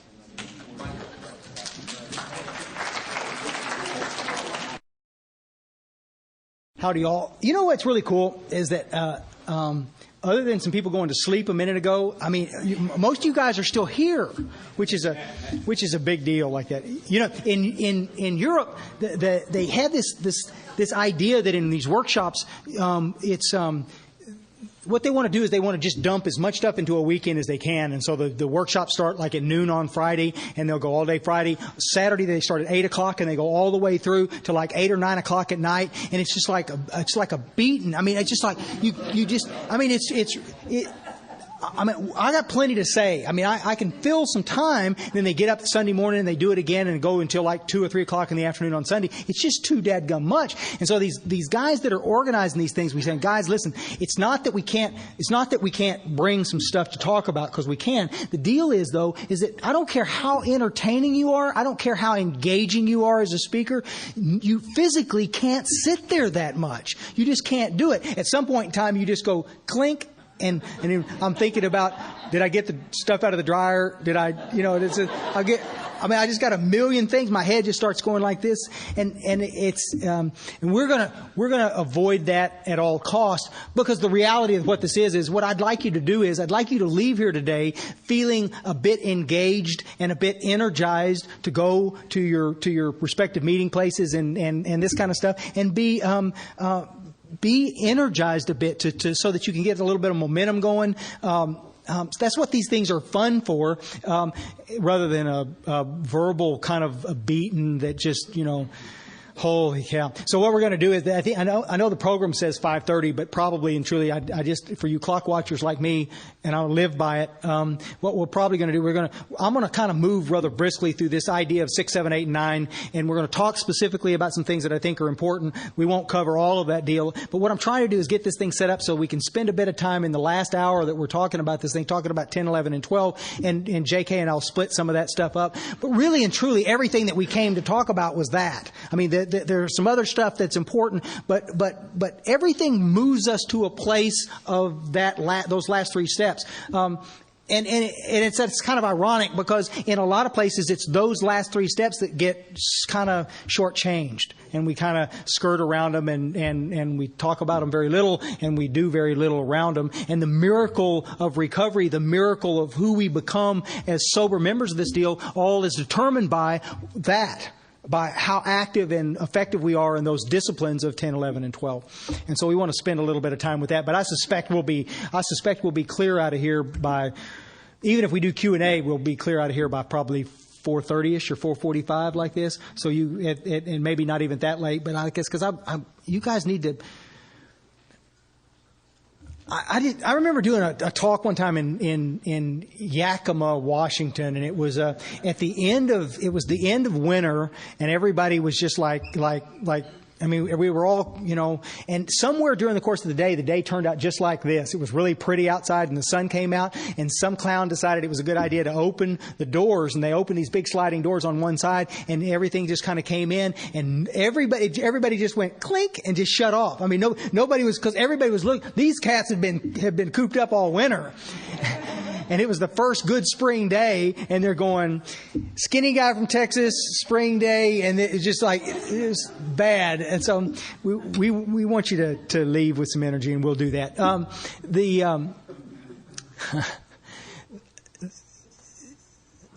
An amazing amount of questions and answers and comments, mostly comments around this inventory stuff that we talked about. I think that any time we approach this stuff and we look at it, there's a reason why this has been a real goofy part of our program, and why it's been left up to a bunch of folks to move and manipulate some. I'm not saying that there hadn't been some exciting things that people have done in inventories, but by and large, I've seen this from both perspectives, both as a writing long and talking long and all this kind of stuff, and I've seen it doing it shorter and more abbreviated. And I can tell you beyond a shadow of a doubt that in a more abbreviated inventory, if you'll try it and trust the process, you'll begin to see that the stuff gets moved away quicker and cleaner. I want to tell you a quick story. It'll be story 10 minutes. I want to tell you the story, and while y'all just sit back and doze. And if you snore, I will poke you a little bit, but you're welcome to sleep. A guy asked me on the break, this is a little bit out of place, but I want to bring it here and set it right here because I won't have another place to put it. And there was a guy that asked me about doing multiple fifth steps earlier, and we were talking about that some, and we were talking about the idea of revisiting the idea of fifth steps. I was raised from the sponsorship lineage where you did one fifth step. God bless you. We did sponsorship lineage one time. We did the inventory one time, and then that was it. We were done with it. And you never did it. You stayed current in 10, 11, and 12, but you only did one inventory. Okay. And then my twin brother on the other side of the equation, the evil twin, Chris is from a sponsorship lineage where they do multiple fifth steps over and over and over again over a period of time. Okay. Now, I've come to a place in my recovery where I've looked at this thing from both sides and can no longer judge either way as being the end all be all. I see it's kind of like a double-edged sword. I see both sides of this thing. And so I'll tell you this story. 5 or 6 years ago, thereabouts, we were in Alaska. Chris and I were in Alaska doing a workshop, and it was a long weekend kind of deal. And what we decided, I don't know whether Chris decided it or I decided it, but one way or the other, we were going to be done on Saturday night about 8 o'clock. And the sun was still up. I mean, at 8 o'clock at night, 9 o'clock, 10 o'clock, you could read a newspaper at 4 a.m. And I just said, why don't we just go to the airport tonight and we'll save the conference, the fare on the hotel room again, and then we'll just catch the flight at 6:30 in the morning. And we just finished doing this talk, and I thought, we're up and it's okay. You got a little energy about you, and I'm thinking this is going to be great.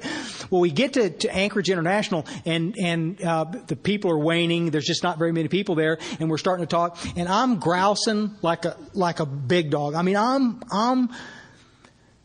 I'm cussing everybody. I'm just like, I'm telling Chris stories about our family.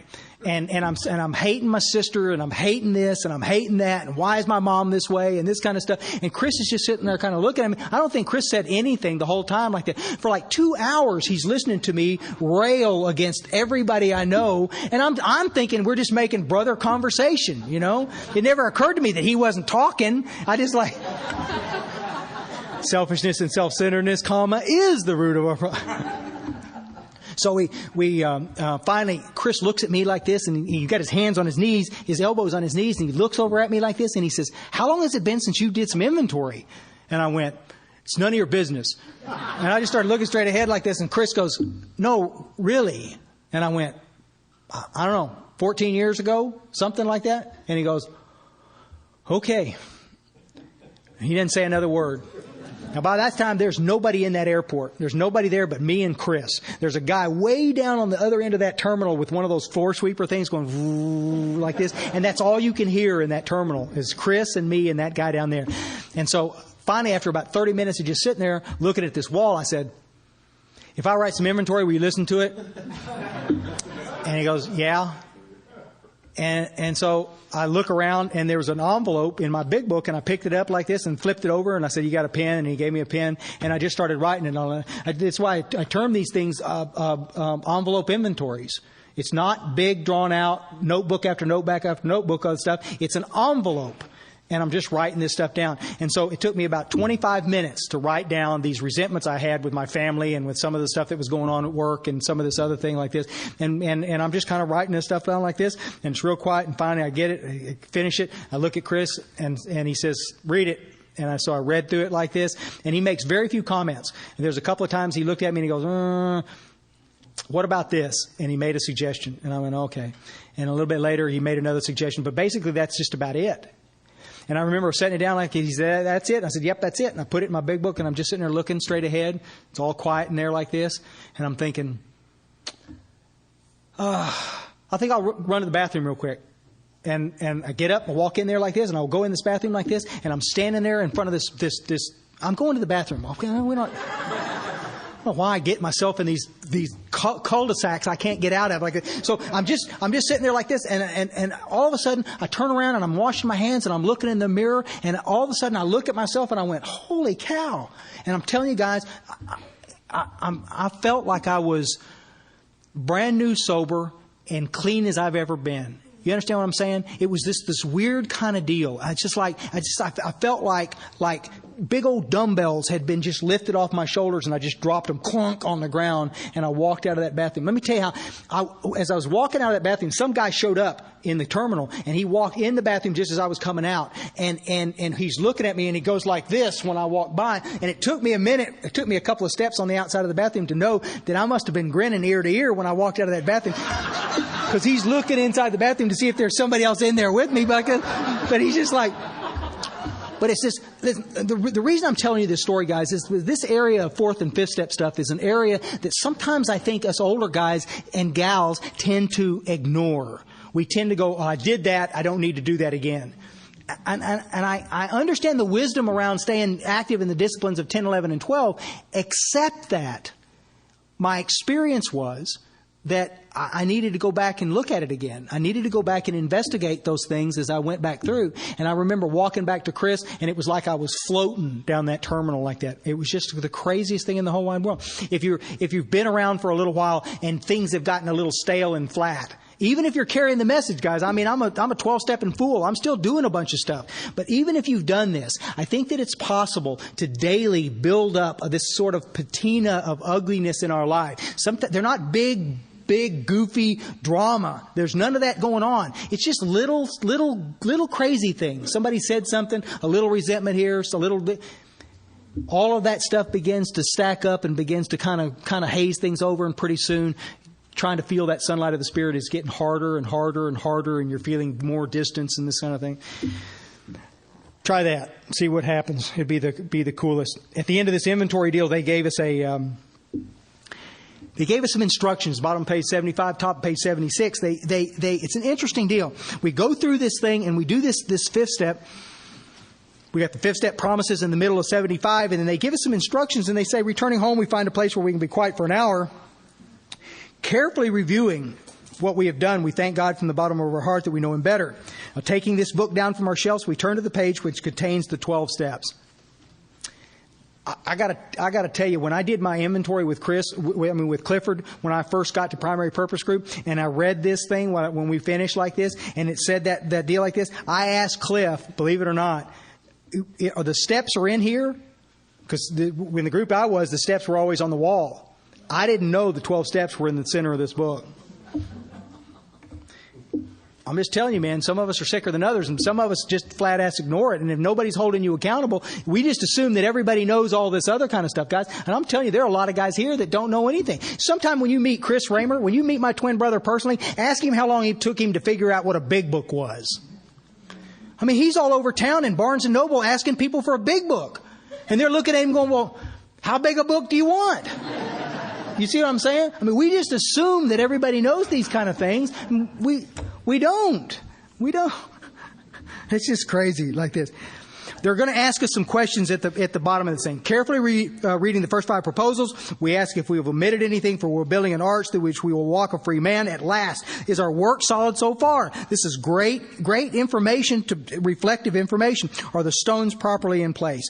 Have we skimped on the cement put into the foundation? Have we tried to make mortar without sand? All of these are wonderful mortar metaphors from Bill's experience with his grandfather, who was a brick mason. And a lot of this stuff comes to bear. I mean, it's just like pretty cool stuff. And so if we can answer these to our satisfaction, we then look at step 6. We've emphasized willingness as being indispensable. And look at the way that this is written. I mean, I could think of 100 ways to write this, and none of them are as effective as the way it was written. Are we now ready to let God remove from us all the things which we have omitted or objectionable? Guys, I think that the reason that God does not remove things from us is that we don't think that they're objectionable. You see, I think that a lot of times this is why this exercise here is so amazingly powerful, because for some of us, this is the first time that we got to put a bead on it and see and come to grips with the fact that it's simply objectionable and that we need to have this stuff removed. They'll ask us the question, and then can he now take them all, every one? That's a question. We don't necessarily have to answer yes.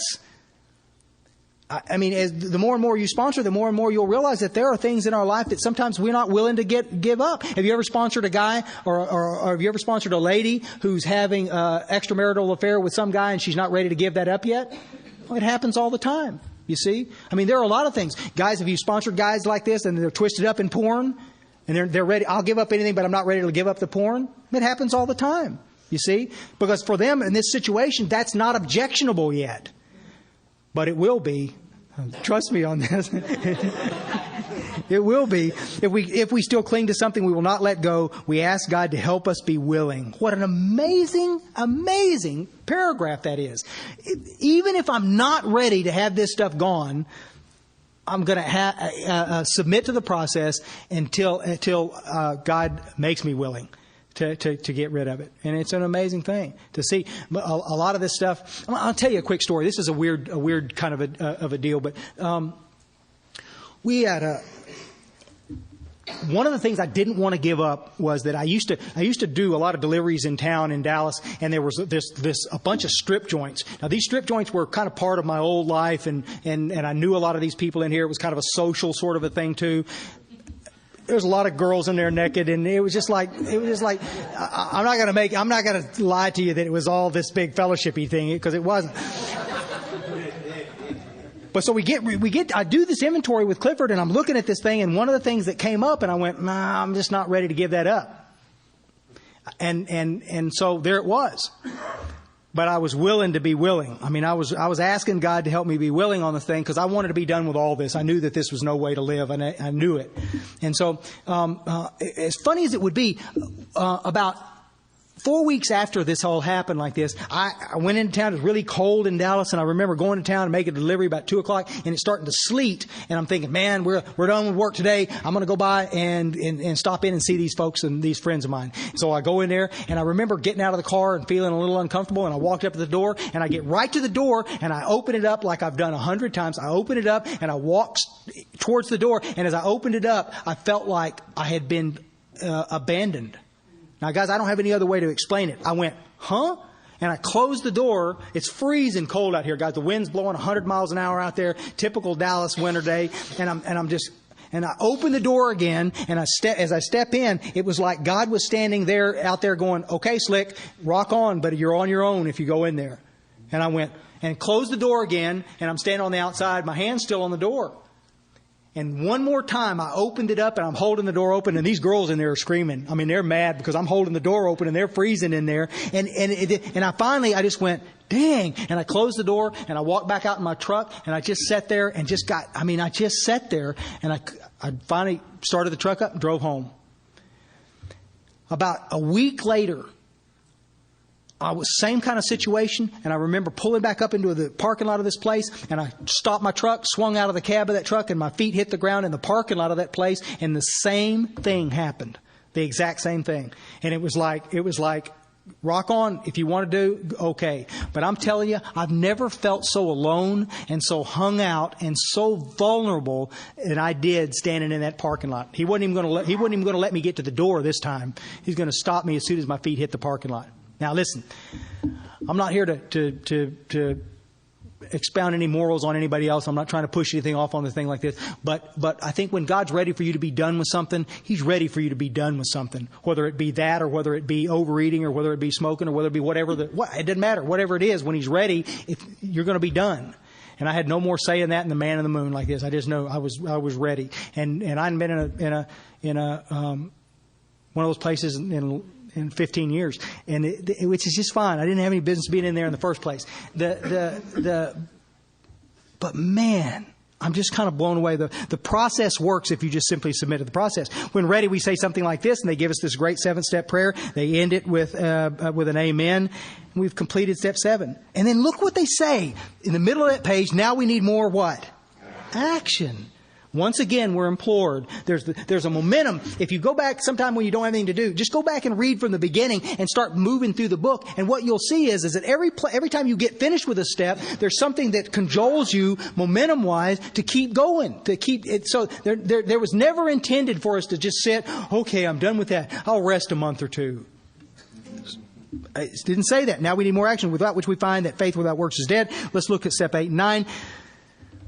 Look.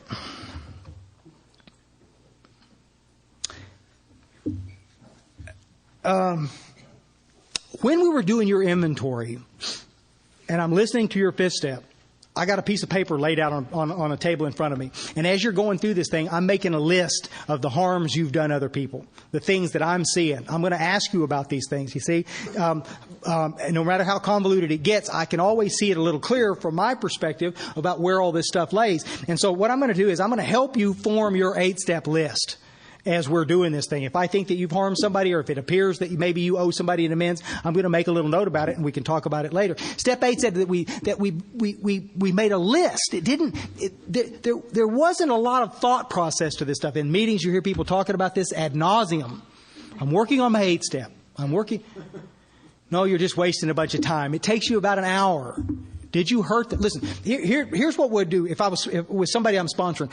If we're in a room like this, I'm going to say, okay, listen, what I want you to do is I want you to imagine everybody that you know, regardless of whether they were on your inventory. I want you to think about the people that you know. Go back, look at address books, go back, look at annuals, go back, do whatever you want to do. But as these names come up, I want you to picture them walking through that door right there, and walking around here, and then walking right back out that door. Now listen, if the man or woman that you're thinking about walked through this door and you look down, his name needs to go on that list.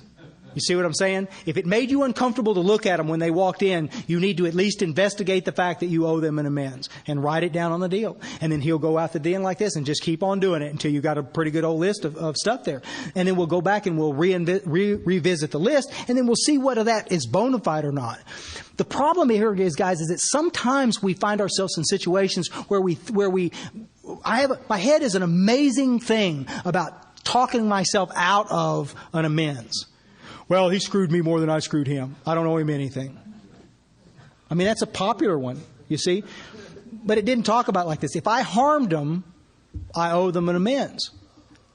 Guys, let's look at this thing real quick here as we slide into this 9-step stuff and we look at this. The text says, now we go out to our fellows and we repair the damage done in the past. We attempt to sweep away the debris which has accumulated over our effort to live on self-will and run the show ourselves.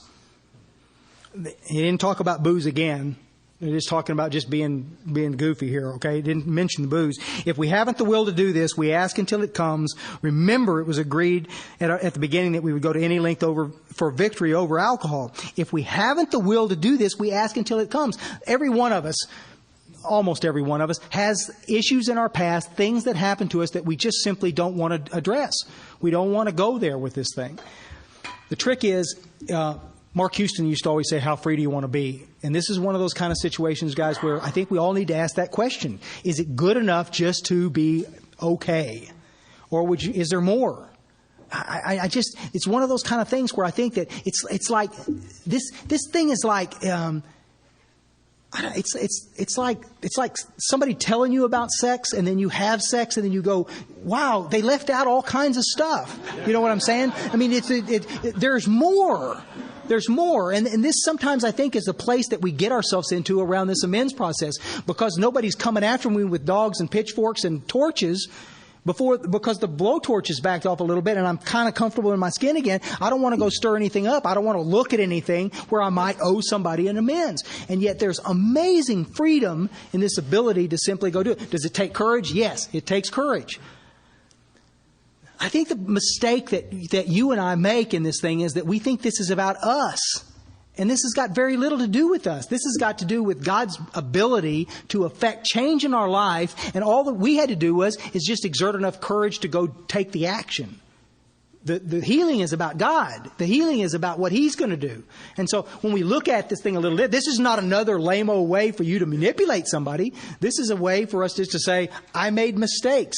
I did things that I wished I hadn't do. I owe you an amends for what I did, for how I treated you. I mean, how hard is that to say? Well, sometimes it could be pretty hard.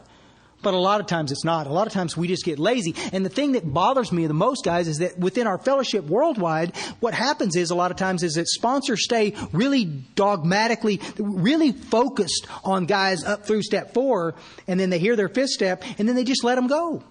They just freewheel out there like this. And these guys run out there a couple of days and they realize that nobody's going to hold them accountable. Nobody's going to say anything to them like this. And those amends just go by the wayside. And so the experience of reconciliation that is so powerful is just right there, but we just don't have the courage to go do that. From a sponsorship standpoint, guys, what I'm imploring you to do is grab these little guys and gals that you're sponsoring and hold them a little closer through this process and be asking them. Once they get some amends made, once they start the process, stay with them. What's next? Let's talk about this tonight. What's next? You see? So don't let them stop. Because once they stop trying to get it primed again, it could be hard. It could be never. And so if you can just kind of keep them going, I mean, stop and remember in your own experience. When you made an amends, what's the first thing you wanted to do? Go make another amends. If you could. And so this is the reason why sometimes these amends lists are so undaunting. I mean, they're just like, they just go on and on and on. And so help them. Would you want to look at an amends list that look like some of the guys you sponsor? No way. No way. And so what I do is when they bring me an 8-step list, I say, we're going to review this thing. This is like within a week after he does 6 and 7, at least within the next 3 or 4 days, I'm going to look at the list and he's going to bring me this list of names. And I say, okay, help me organize this. I want you to tell me who you owe money to and let's put them over here. And then we're going to move the list around. I want to isolate who you owe money to because you're flat broke and you're living in a halfway house. You don't have any money. So I'm going to move. You obviously can't make these amends yet. Let's move this over here. And then let's take these over here. And I want you to let's pick out 3 that you can do right now. And they'll pick out 3 and they'll say, okay, now these are what you need to do this week. These are what you're going to start with. And then let's just see where we are. Listen, I'm not missing the fact that God drives this. I'm not missing that fact.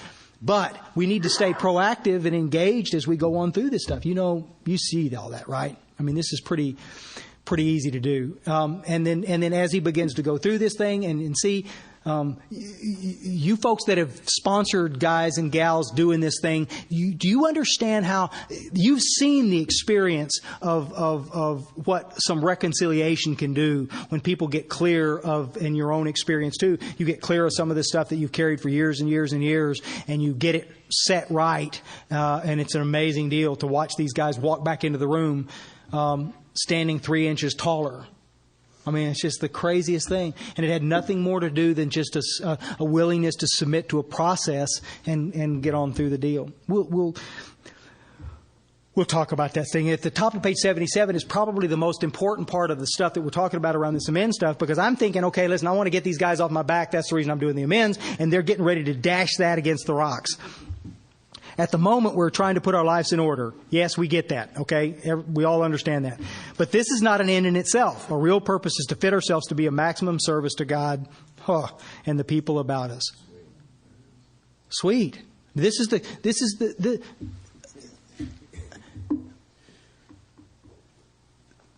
there are two reasons to do amends. Two concrete reasons. There may be others, but two that we're going to talk about. One, this idea of aligning ourselves with God's will. God doesn't want us frustrated and at odds with our brothers and sisters. So we're going to figure out a way to do this kind of stuff. This is how we get up close to God. We do what He asks us to do. The second thing is that in order to do amends, in the process of doing amends, I can quit being a phony. Okay? I mean, listen, how can you sponsor effectively and tell the guys, the proteges that you're working with, to what this process is about if you're still sitting on 10 amends that you haven't made? This is why sometimes, especially guys our age, my age, that are older in this deal, really, really need to be careful with this stuff. We need to go back and revisit this thing. And sometimes I think we just need to find a place, get quiet, get on our knees, and say, God, can you show me again who I need to make an amends to? And then sit down with a piece of paper and a pencil and rewrite another rewrite another 8-step list so that we can get current again, so we know who we got to go see. I think it's an amazingly important. I think that sometimes we'll find things that we needed to do that we hadn't done in the first place that we should have done. The book itself, I'm not going to get into it, but the book itself breaks this thing down paragraph by paragraph, and it tells us what to do in specific situations around money, around divorce, around jail, around the rest of this kind of stuff. And the deal has always been, how free do you want to be? If you want to be free, you're going to be a lot more diligent at the amends process. If you don't really care, you'll soft sell it. You'll kind of skirt around the outside like this. I'll tell you a quick story, and then I'll be done here.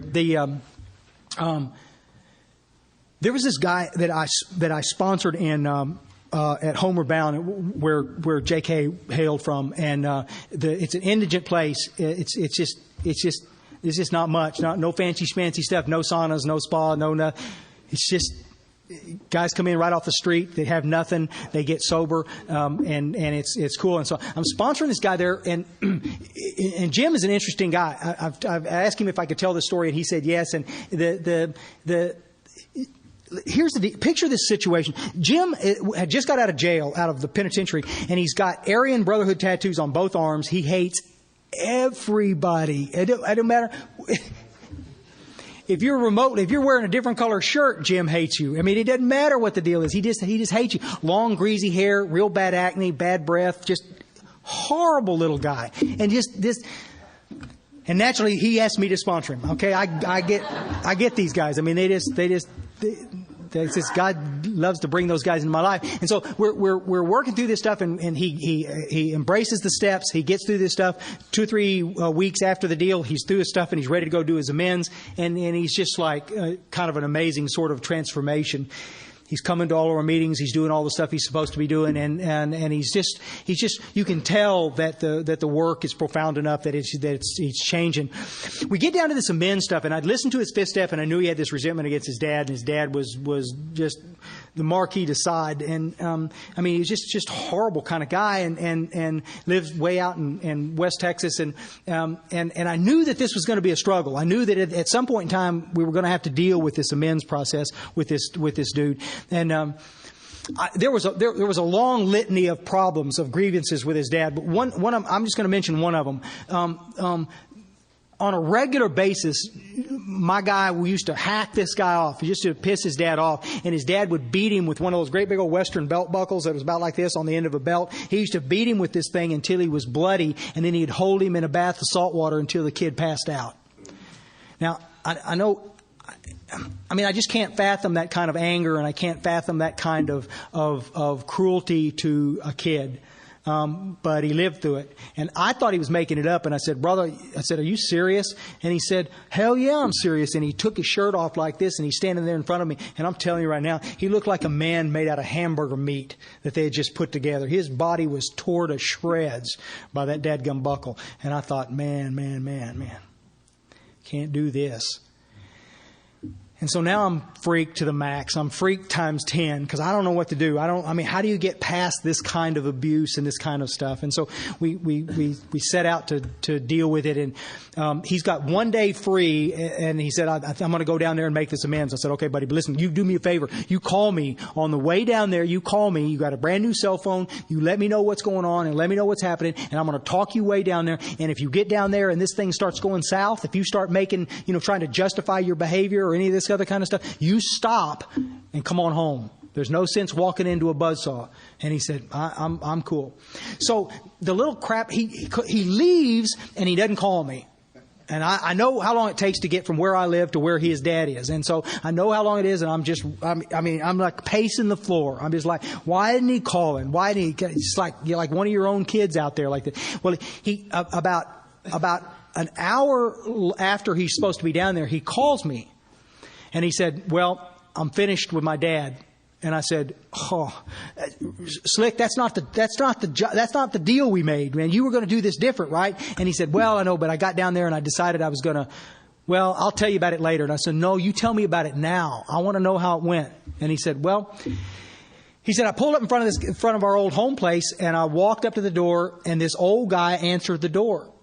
And I said, what do you mean this old guy? And he said, well, my dad, but he's gotten old. And I said, okay, we do that. And he said, yeah, I know, but he wasn't as threatening as he used to be. And I went, okay.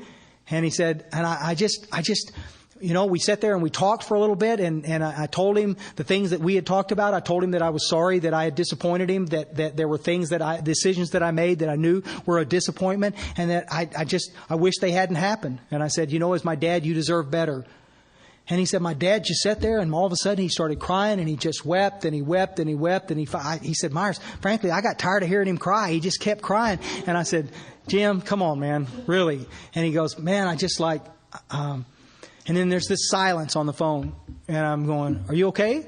And he goes, yeah, I'm all right, but I'm not telling you the whole truth.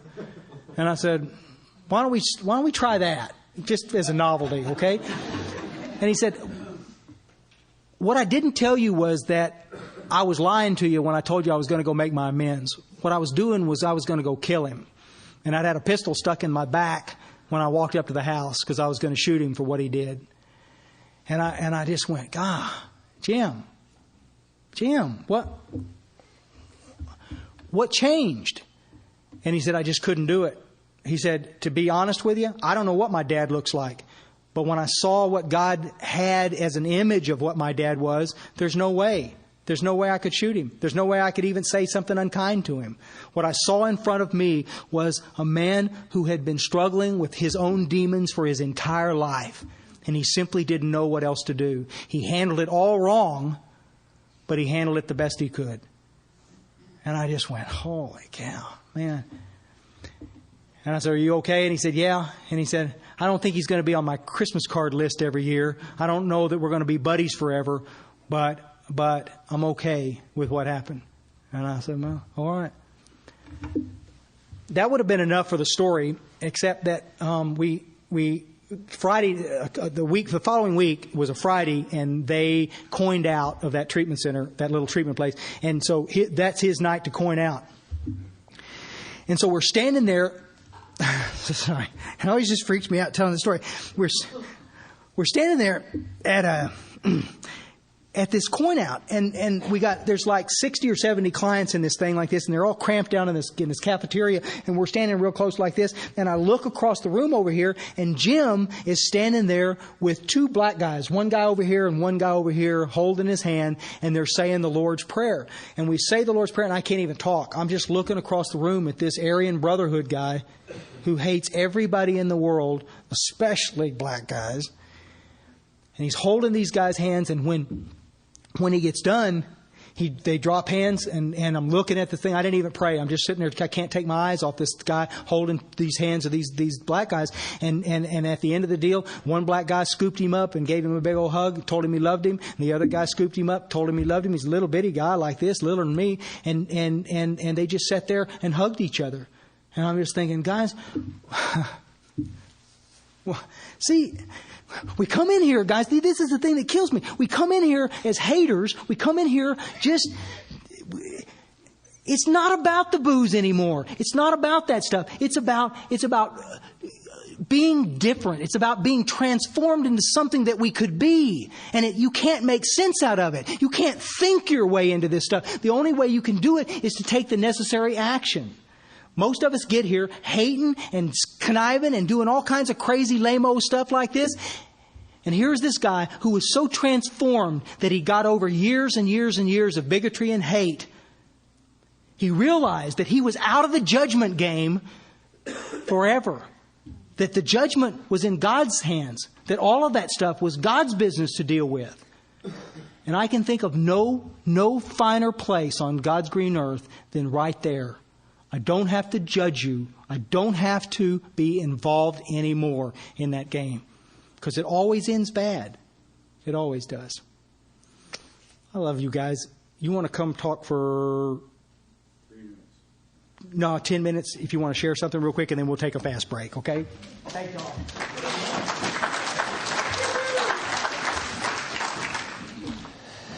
Wow, so you want to hear some of my lame-o amends?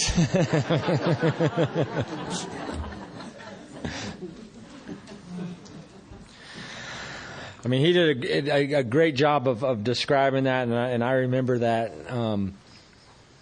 Our real purpose is to fit ourselves to be of maximum service to God and the people about us.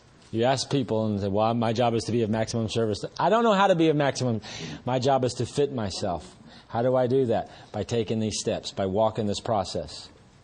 The more I had my list, Cliff had me divide up my list as well. It ain't in the big book, take it for what it's worth. But I had the ones I'm ready to do right now. And then I had the ones that there was, but, right? There was an extenuating circumstance somehow, right? And then there was a third column I had over there, there's no way in hell column. And we went over this, and this is why, my sponsor at this point is an insider in my life. He knows me better than anybody else. So he sits down with me and he guides me through this process. I'm not I could take my amends to all my little buddies out there and say, well, what do you think I should do about... No, I go to my sponsor and he gives me clear-cut directions. They give us a little template in the book, and he turns me loose and I start knocking these things down. Because see, in my pea brain, because I had a long list of amends and I had a whole bunch of financial amends, and I had some amends where I thought the people could kill me and get away with it back in the day. I don't really necessarily want to seek these people out, but I harm them.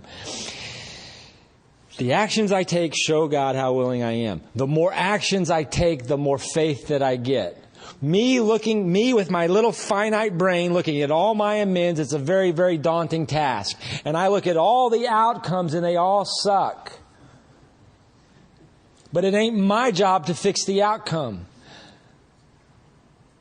My job is to trust God and take the action. And when I started, Cliff gave me those first little three. Hey, these cats are in your day-to-day world. Let's do these guys. I'm like, yes, sir. And we talked about it, we prayed about it, and I went and did it. And once I started doing it, the next one started rolling in. And we started going. And all of a sudden, some ones cropped up that I don't know how they were going to work, but they were there staring me in the face. And so we talked about that, we prayed about that, and I went and did it. And even on the way to do it, I thought, there's no way this is going to be ugly. And I remember always saying another little prayer and putting myself in front of this person and going through the amends process. And guess what? God does His perfect job. Tom Ivester says it best. I mentioned it to somebody out there in the parking lot. He says it the best. And I told him I was going to steal this every time. When faith and preparation collide, the results are what God does. And the more actions I take, the more faith that I get. The more amends that I got done, the more faith that I got. So that when these big, daunting, ugly ones, even if it's in my head, when those arose, I have the tools necessary to trust God and go do that. And God does the healing. Was it my words? Wasn't that I was slick. Like Meyer said, I wasn't trying to manipulate. But God put me in the position to take care of it, and God helped heal those relationships. You know, they're not ducking me, I'm not ducking them. And I can't stress enough, because, I mean, they tell you on 76, and then they tell you again on 79. This is where we're going to slow down. It's typical. But I have a sponsor who, thank God, holds me accountable. I try to hold my guys accountable. We get the list. We start going and we start doing this stuff so that they don't flounder. You know? Because it sucks to get this far and then all of a sudden you get stale because I'm not doing what I'm supposed to do. I mean, I can't say that I've done 100% of my amends, but I've knocked out, on my original amends list, I have knocked out everything that is on that original list with the exception of one. And it was one of the girls that I was told that I can't seek out. He said, when God wants you to make amends to this gal, she will appear. There was another one on that list. God saw to it that I get in contact with her. She got in contact with me. And that was one of those mind-blowing amends. Because this is one of the gals that could have got away with it back in the day, you know. I harmed her mercifully with my words and my actions. And I had made amends to some other people I used to work with, and they were blown away, shocked that I was alive, and we did the amends, and I gave them my contact info, and I told them if there's anything I can do for you guys, just please let me know. And we went our merry way, and it was done, right? Lo and behold, unbeknownst to me, several months later, they were out to dinner, husband and wife, and they ran into this old girlfriend of mine. And they were catching up, and they're like, you're not going to believe who we ran into. And they told him a brief story and said, here's his number. And I get a call out of the blue from this chick. And I'm like, let me step outside. And I went outside, and she kind of told me some stuff. And I'm like, look, I don't know where you're at. I don't know where, you know, I know she'd done some spiritual retreats. And I was like, if you got to pray about it, do whatever you do. I need like 15 minutes of your time face to face. I'll do it in a public setting. whatever you want to do. But I need to speak to you if you would be so kind to see me some point. And she says, well, I'll think about that. And she said, by the way, you sound good. I'm like, okay. I hung up the phone, and a few days later, I get a voicemail from her saying, meet me at Starbucks in Lakewood at 6 o'clock on Saturday. And I'd gone over to Cliff's house on that Saturday, and I'm like, buddy, this is a biggie. Damn. So we went over it together. We prayed about it. I don't know why I'm crying, but we pray about it, and I get to Starbucks, and I get there early, and I see her drive up, and I make this amends, and it was a cool experience. And we didn't spend a whole lot of time after that catching up or anything, but you know, we chit-chatted for a few minutes. But you know, Cliff had told me, get in, get out, right? We're not here to catch up on 10 years. We used to live together. We're not here to catch up on all that. Get in, get out, man. Stick and move, baby. And so, as I'm walking her back to the car, man, like he's saying, stepping out of the car into the parking lot, and he feels God. I'm walking her back to the car, and I've got this little voice in my head like, dude, this was your girl. Do this again. And I stopped her at the car, and I said, look, I used some stuff in our deal to harm you mercilessly, or however you say that word. And I put you in horrible positions, and I don't even know how it came out. And I said, you're one of God's princesses, and I had no right to do that. And like I said, I don't know how it all came out. And she stopped me when I was done, and she just kind of like thumped my chest, and she's like, dude, you rock. And I gave her a hug, and it was good. Never dated her, never called her. We email occasionally. I mean, it's been years, but God fixed that. I'm not ducking her or her family. She's not ducking me. Her and her family know that they have a friend in AA now. You know, throughout the years, she's still in the restaurant business. Throughout the years, there's been a couple times where she's emailed me, say, hey, here's a buddy of mine. I'm going to have him give you a call. You know. I've gotten to talk to their family and clear up all that wreckage. That's what God does. That's not what JK does. Left to my own devices, I'm like, well, screw them and move on. But no, I needed to take care of that, and God fixed that. Right? And so I've got one more out there that's like that. Don't know how that's going to go. I'm ready to go. But see, this is the stuff. We put God to the test.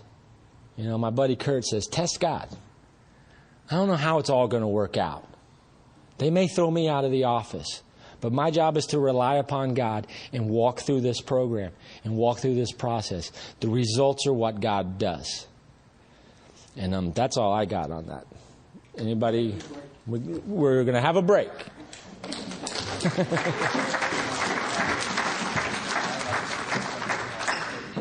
Let's do this. We're going to, excuse me. We're going to open it to 84.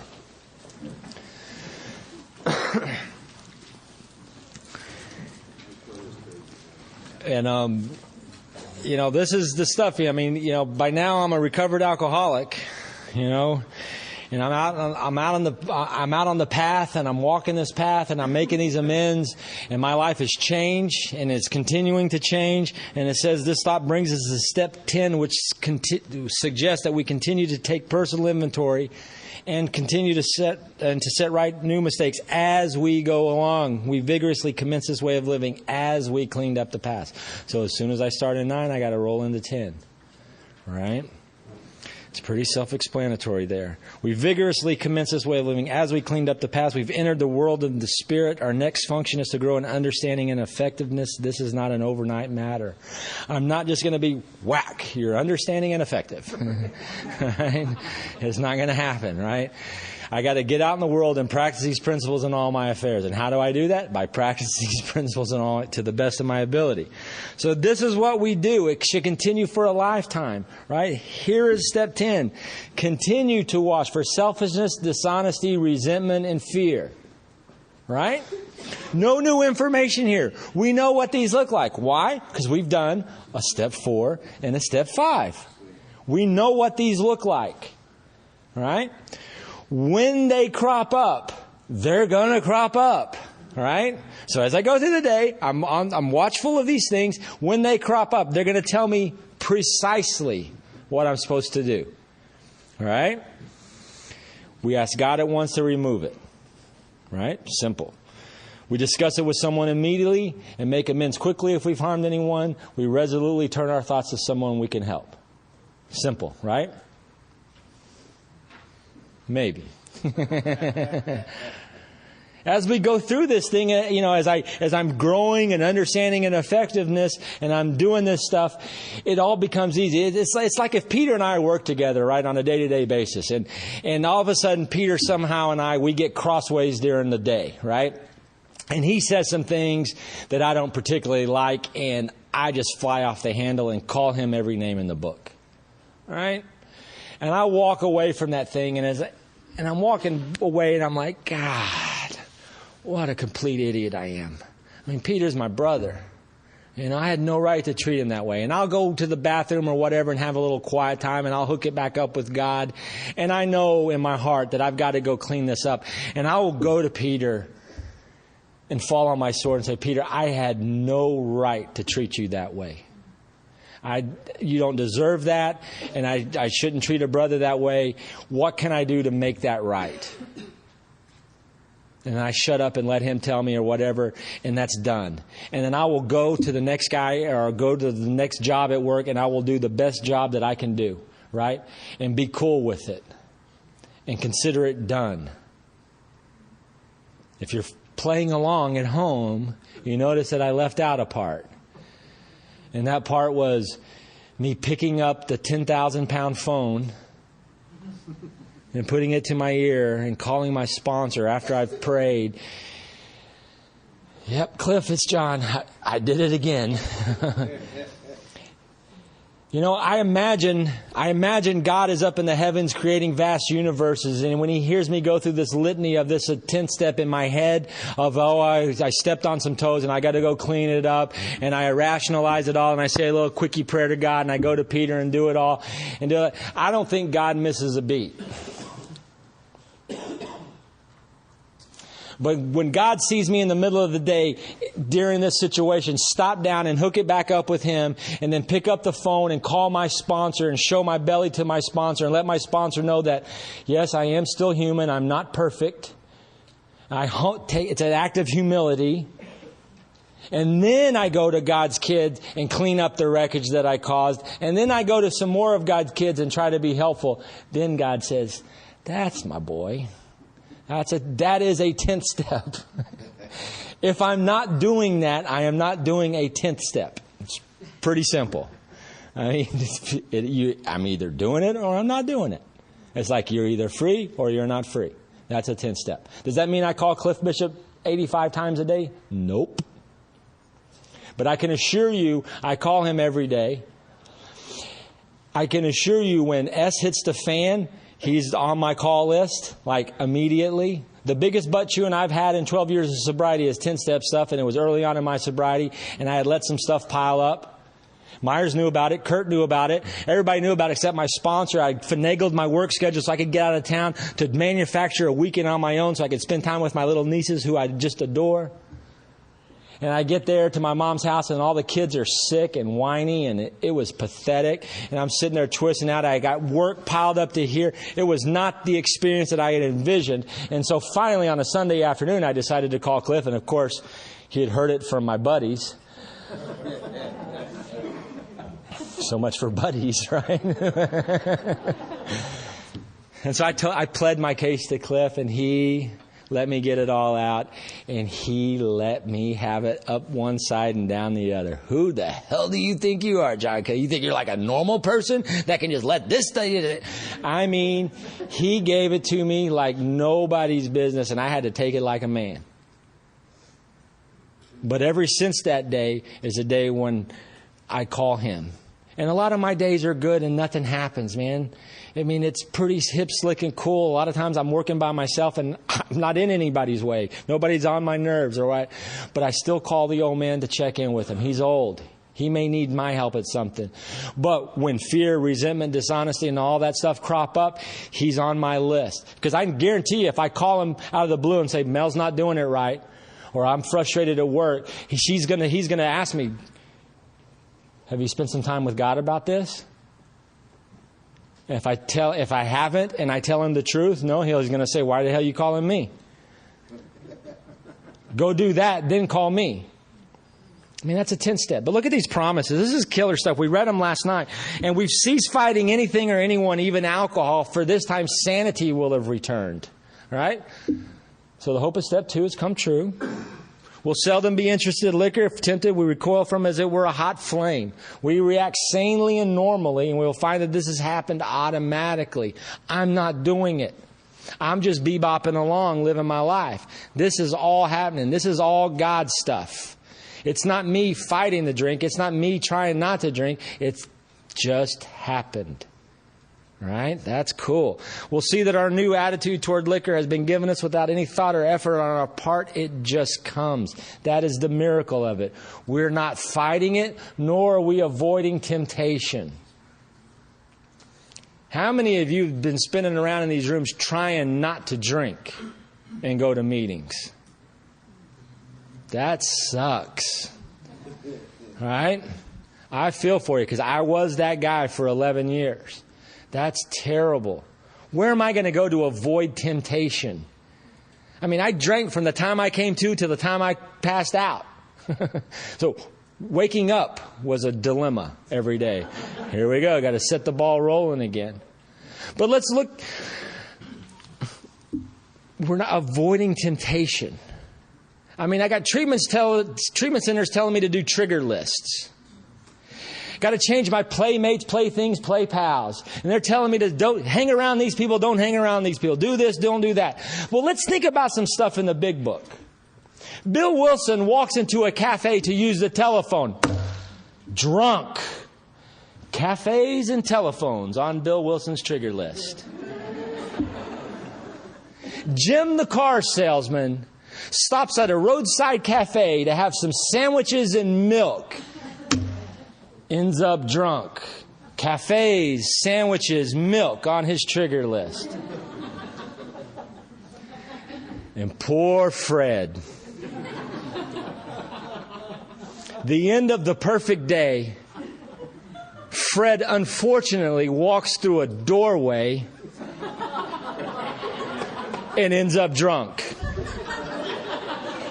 Doorways on the trigger list.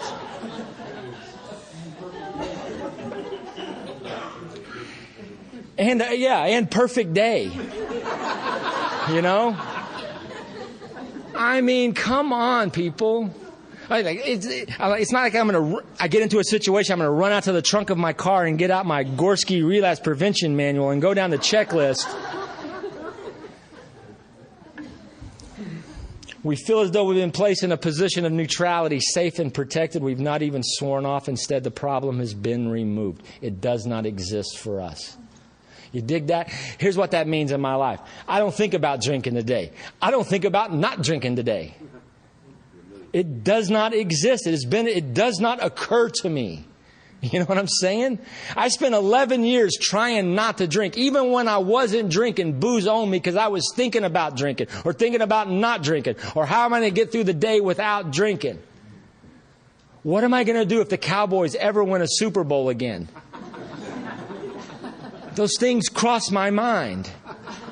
Right? I don't have to worry about that. I'm safe and protected. It says we've not even sworn off.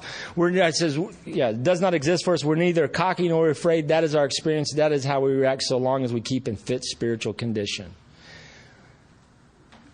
What's fit spiritual condition? How about this?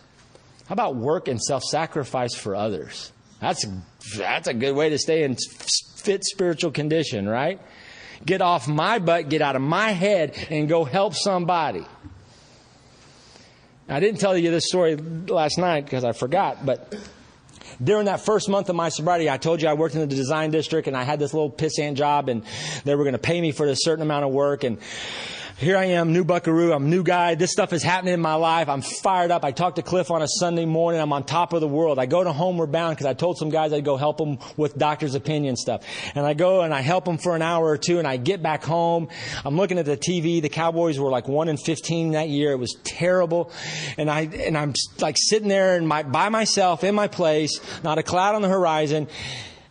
I had finished that job on Friday. And now, by myself, I start doing the math in my head. And I know what I'm going to bill them for, and I know how much they're going to try to, backtrack on paying me. And I'm trying to add up all the numbers, and I'm looking at a stack of bills, and the math is not adding up. And I mean, my head takes a left turn. And now, all of a sudden, now I'm sober. I'm doing what everybody wants me to do. I'm doing this stuff. And now I'm going to be homeless, living in a van down by the river. This sucks. I mean, I am nuts in like a 30-minute span. And I'm beside myself. This is not working out. This is not what I signed up for. Said a little prayer. I picked up the phone and called Cliff. And he's like, you were in such good spirits a couple hours. What happened? And I start telling him this litany of why my life is going in the toilet. And he lets me say it all. And he says, John, you have $1 now? And I'm like, yes, sir. He said, great. I'm going to hang up now. And when I hang up, I need you to get your $1. I need you to say a prayer and get your $1 and take your big book and go down to 24-Hour Club or Homeward Bound. Talk to every son of a gun that you see. Tell them your story. Stay there for a couple hours. Call me when you get home. Talk to you later. Click. And that was the first time that I followed directions and I said the prayer and I got my $1, got my big book, went back up to 24 or Homeward Bound, and I stayed there for a couple hours talking to these knuckleheads when they were out on smoke break. I was giving out little red books. I don't think my car wheels touched the ground. Work and self-sacrifice for others. I called him when I got home and I'm like, you're not going to do this. And he let me get it all out. And he said, hey, what happened to that job? And I was like, didn't think of the job. And he goes, there you have it. Don't know what's going to happen tomorrow, big boy, but you don't got to drink today. It's all good. Right? Work and self-sacrifice for others. It tells me in the next paragraph what's going to happen if I sat on my rear. It's easy to lap on the spiritual program of action and rest on our laurels. Laurels, Greek for rear end. Not really. Somebody looked it up, but it's my past accomplishments. It doesn't matter that I've been a big book guy for 12 years. It doesn't matter. It doesn't matter that I plan to be a big book guy for another 12 years. It doesn't matter. I have today. My job is to do my job today, no matter what happens. It's easy to let up on the spiritual I've got work. He knows some of my work stuff. I got problems galore at work. My wife has been sick for a long time. It's been rough. I got a 2-year-old little boy. He's a handful. I got lots of stuff going on in my little personal life. It would be real easy if I wasn't plugged in to kind of want to tap the brakes and say, you know what? Why don't we let these knuckleheads do this? Somebody else can do. I've been doing 24-hour club for 12 years in a row on every Sunday. I haven't seen a Super Bowl in 12 years. It would be real easy for me to start patting myself on the back and say, well, let's let these other guys do it. Why? Because it says we're headed for trouble if we do. For alcohol is a subtle foe. Alcohol, cunning, baffling, and powerful. Cunning. I love that word. Lying in wait to ensnare through trickery and deception. I love it. Alcoholism is just waiting for me to get a little too resentful, a little too egotistical, a little too fearful, a little all of the above, waiting for that one little opportune moment where he can say, psst, hey, or suddenly, right? It says what we really have is a daily reprieve contingent upon the maintenance of our spiritual condition. Every day is a day when we must carry the vision of God's will into all of our activities. I used to be one of those meeting auditors. I'd hear somebody at a noon meeting say something really hip, slick, and cool, and I'd take it to another 6 o'clock meeting and say it, and I'd have people at accolades galore, right? I didn't know what it meant, right? I got to carry this vision. Anybody can do that in AA. Anybody can come in. Did anybody drink for an hour a day? Okay, I didn't think so. Well, so where do we get the idea that we're going to come in here and be spiritual giants for an hour a day and then go out there for the next 23 and be jackasses? No. I got to practice these principles in all my affairs. That means at my AA group, of course, at work, in traffic, and more importantly, how about home? When I got sober, I was single, and I remember doing Vision for You stuff and all this stuff, family afterward, and I'm thinking, this sobriety stuff's a piece of cake. Till you get into a relationship, right? And then it takes on a whole new twist because now I've got another person. I've got God's trusted me with one of His little princesses, and I've got to treat her with all the respect that I do everything else. And sometimes it's good, and sometimes we get crossways. But I got to practice, and now we're married. We got to practice these principles in all of our affairs. Right? Got to carry this vision. Step 11 is now that we've got this day-to-day plan here, what are we going to do? This prayer and meditation stuff. Well, I don't know how to meditate. Some old guy told me, he says, well, you know how to worry? And I said, yeah. He says, then you know how to meditate. Meditate is a little positive, all right? My sponsor had me reading this stuff every day for like the first 30 or 40. He didn't want me to memorize this stuff. He wanted me to get a working plan of action on how I'm going to do this. Because on page 86, they give me some great instructions on what to do when we retire at night. Right? It's a great catch-all. If I've done a thorough 10, these questions on 86 are pretty simple. If I'm not doing a 10, this stuff on 86 is ugly. And you might think, well, why don't they do on awakening? Because we start our days on awakening. I don't know if this is true or not, but let's put it into historical context. I already told you, back in the day, in 1934 or 35 or whatever, they got you out of the hospital. You did a 3rd-step prayer. You did your 4-step, 5th-step, 6-step, 7-step, 8-step list all in one afternoon. When you retire at night, you've had a full day, right? But they ask me these questions. And over time, I've learned how to do this myself. In the beginning, I had this written down. I have new guys now. I have them make out a little index card. Just in the beginning to learn how because we're all going to find our ways to pray and meditate. I mean, some of you cats are getting up at, the crack of dawn and you got your one day at a time books and your daily reflections or whatever you're doing. And I applaud you for that. I've tried that. That's just not my cup of tea. If you need a bubble bath and tinkle music to do prayer, go for it. Rock on. It's all good. This is a way to get me to start to do it. I found the way that is seemingly comfortable to me and it works, I guess, right? We're cool with it. I'm cool with it now. I'll try something else. If Myers says, hey, I tried this, I'll try it. I'll try anything, right?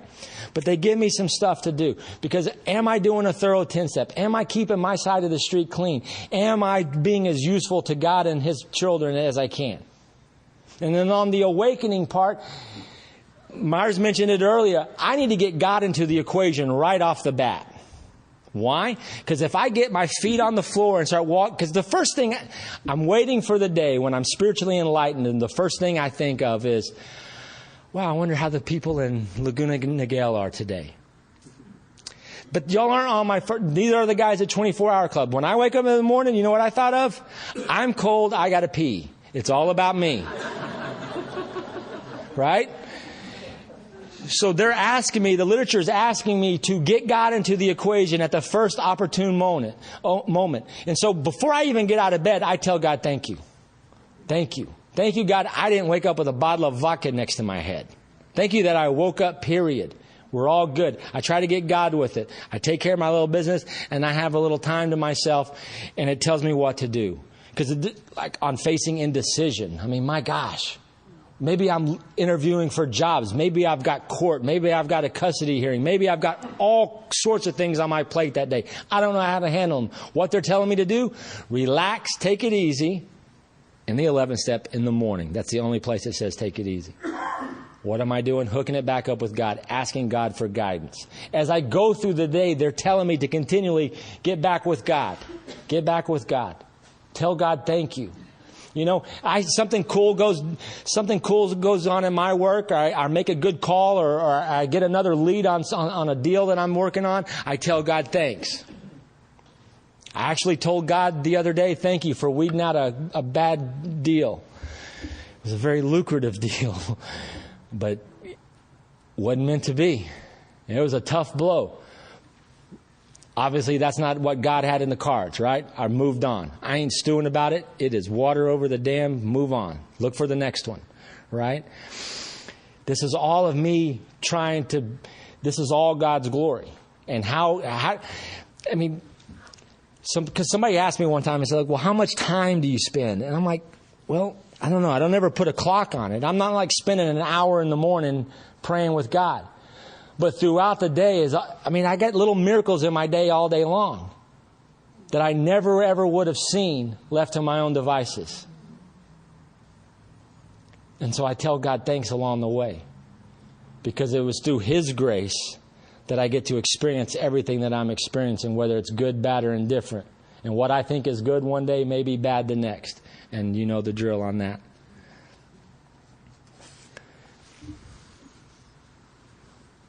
Am I almost out of time here? Oh, I got like 10 minutes. I'll do this. Good. Look at page 89, because the whole tone of the book changes on page 89. Actually, while you're on 89, look over at page 88. Look at the words on that. We. I mean, how many times did they say it on that page? A whole bunch.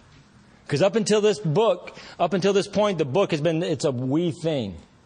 We're doing this. We think this. We think that, right? It's we. Page 89 points the finger right back at me. What am I doing? And it says, chapter 7, go into meetings. Oh, I was just seeing if y'all were on your toes. I love that. I learned that from Myers a long time ago. Bill's pretty precise in his writing, and he thought the meeting was the solution to all my problems. He would have said chapter 7, go into meetings, and they would have told us all about it. but it's not. It's chapter 7, working with others. And apparently they felt really, really strong about this, because if you look, I'm going to come back to that page, and I'm just going to hit the high points real quick. But if you look on Roman numeral 16, XVI, that's also the page with the first must in a big book. But at the bottom of Roman numeral 16, he says, this seems to prove that one alcoholic could affect another as no non-alcoholic could. It also indicated that strenuous work, one alcoholic with another, was vital. Vital means necessary for life, vital to permanent recovery. They felt that it was important. And you flip on, in Bill's story on page 14, they tell you the same thing. It's vital, right? It's necessary. I cannot keep what I don't give away. Peter Marinelli says it's addition through subtraction. The emptier I get, the fuller I get. Right? I got to give it away. I can't hug the treasure to myself. I got to give this away. And he says, practical experience shows that nothing will so much ensure immunity from drinking as intensive work with other alcoholics.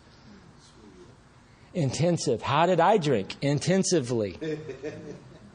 My sobriety is no different. It doesn't matter if the guy or the gal in the group doesn't have to do anything and they stay sober. More power to them.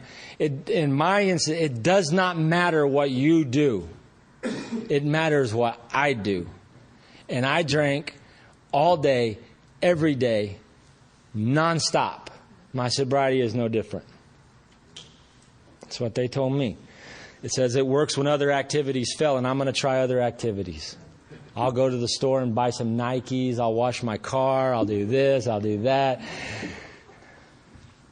I'll piss and moan in my cornflakes for a while. But when that doesn't work, what do? I say a prayer and I go help somebody, and it works. This is our 12th suggestion. Carry this message to other alcoholics. And the message they're talking about is the message that they wrote down in the book. Not my individual message, not a therapeutic message, not a cognitive development, not a Dr. Phil message. This message, the one they gave us the instructions for.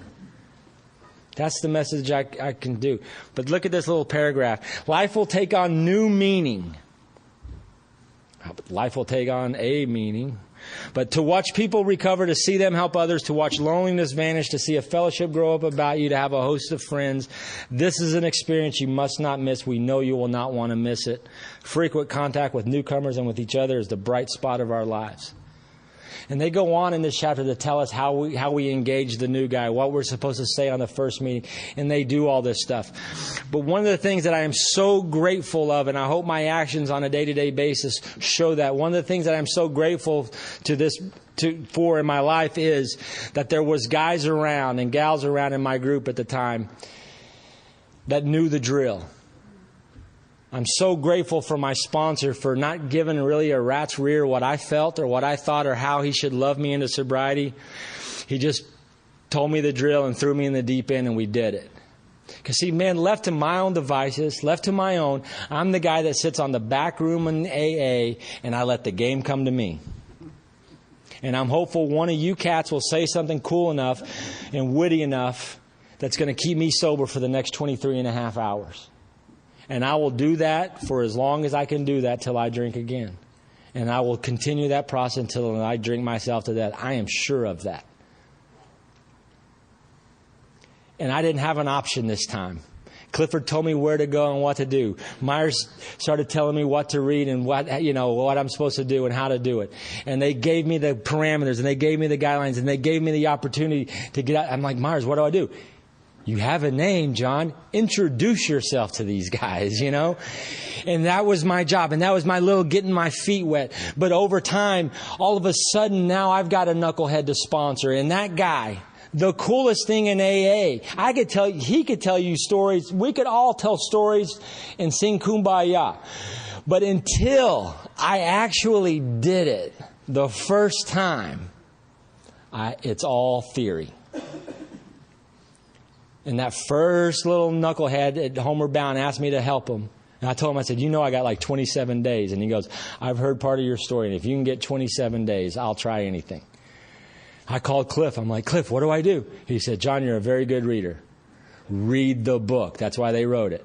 Tell him your story. And that's how I started with this guy. And we went through it word for word, line by line, right? And the next thing you know, I had another guy and another guy. Pretty soon I had a guy they had let out of prison. I don't know why they let him out of prison. Judge Baraka didn't know why they let him out of prison. And this guy was rough. He was kind of like Myers. He hated everyone. Everyone. And somehow he was attracted to me. Go figure. God, he was rough. And I mean, all this great stuff is happening in my life, and I start working with this guy. And this guy could read. He had a real problem with comprehension. So I had to go kind of slow with him and explain these concepts and explain page 30 and explain, and we started doing the deal. And he started to change.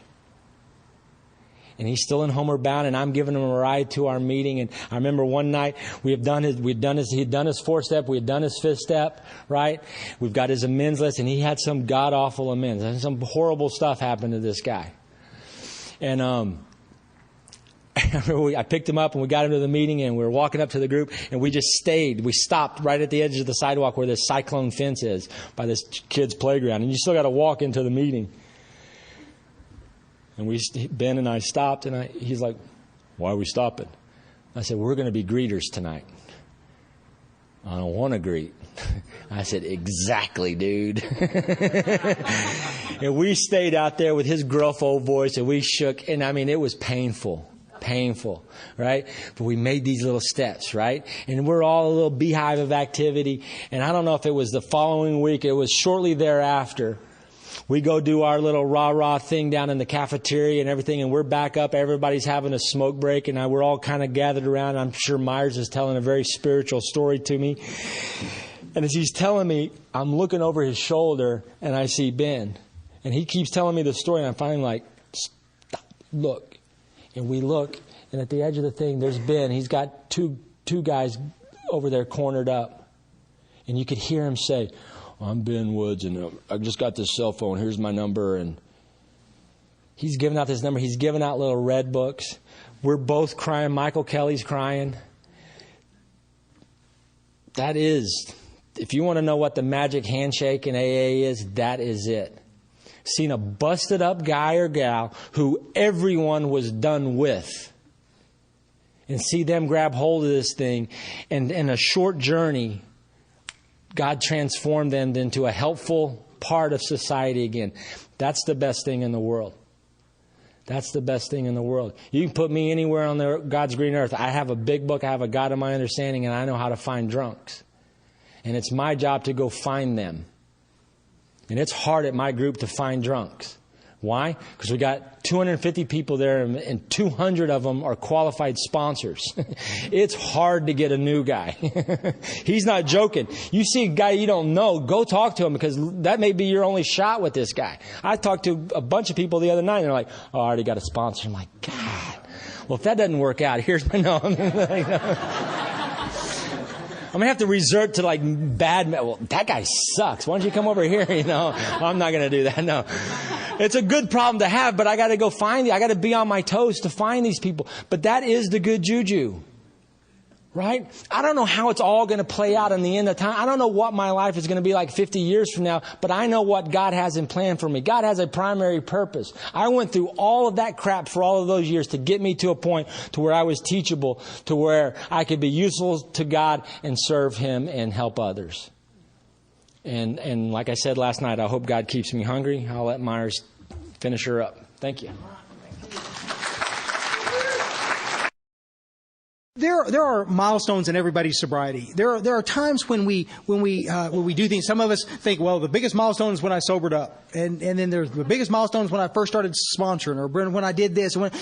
For a lot of us, we never get to the biggest milestone that we can get in AA, which is 12-step work. It's this idea that we would be of service to somebody else. We talk about it, we share about it a little bit. But it's a funny thing. It's like we don't really. There's so many of us out there that don't get involved with it. How do I know? Because it's the very first question I ask people that I sponsor. Brand new guys relapsing or brand new guys coming in that I don't know. That's the first question I ask them. Tell me what you were doing around sponsorship. like this. I mean, it's just kind of an uncomfortable deal like that. Sometimes they'll say, well, I sponsored a guy once, and you've been sober how long? 23 years now? Okay. So you got one guy in 23. Listen, I got this group of guys, this old group of guys that I sponsor right now. I'm not going to tell you what I call them, but they're all like me. And they collectively, they've got over 120 years of sobriety between them. Collectively, they've sponsored 5 guys. Collectively. And so one of them hadn't sponsored anybody in the whole time that he's been there. And I'm just going like, why? What do you it just doesn't make sense. It's like, but the thing about it's like one of those kind of things where within our fellowship, we've downplayed the idea that sponsorship is important. Depending, there's always somebody that can take care of it, and downplay this idea of 12-step work. Now, listen, guys, I held this whole idea at bay many years ago when I was at my original home group. I was early in sobriety. Somebody asked me to drive a bus. So some guy hadn't showed up, and they wanted me to drive a bus to a treatment center. So I took this van, and the little jitter guys got on the van, and I drove them to a meeting, and then they loaded them back up again like this, and I drove them back to the deal. And that was my 12-step experience, and I milked it forever. People go, well, do you do 12-step work? Yeah, I drove that bus that time. You know what I'm saying? It's like, what?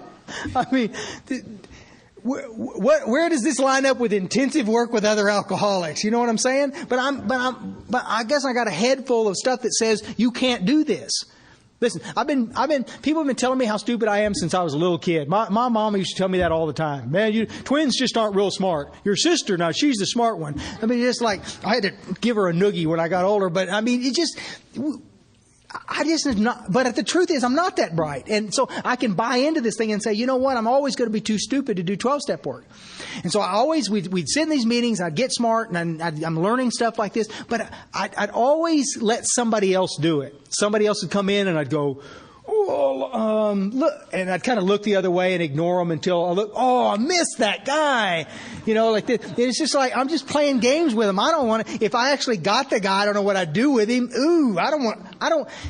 It's like, I know that I need to sponsor guys to stay sober, so I'm pulling with this hand, and I'm just as hard pushing with this hand to try to make sure that I don't get hooked up, you see?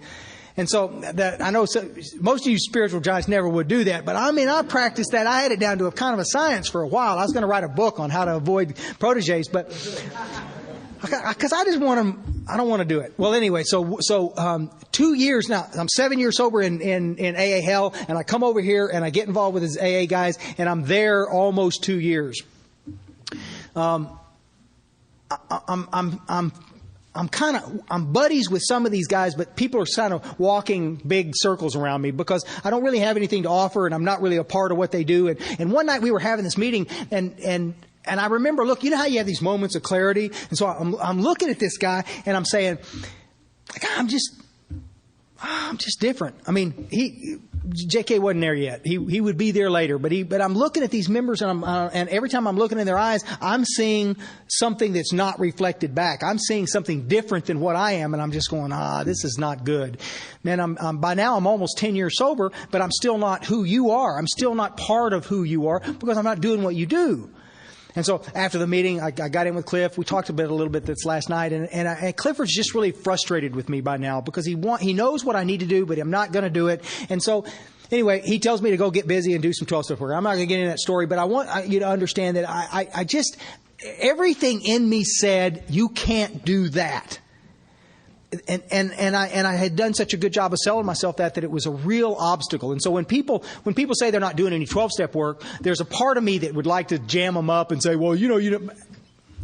The reality is I get it. I understand why some of us make excuses why we don't want to do 12-step work and why we gravitate to groups where 12-step work is not a big thing. Now there are some groups like our group, man. If you don't dig 12-step work, you don't buy. See ya.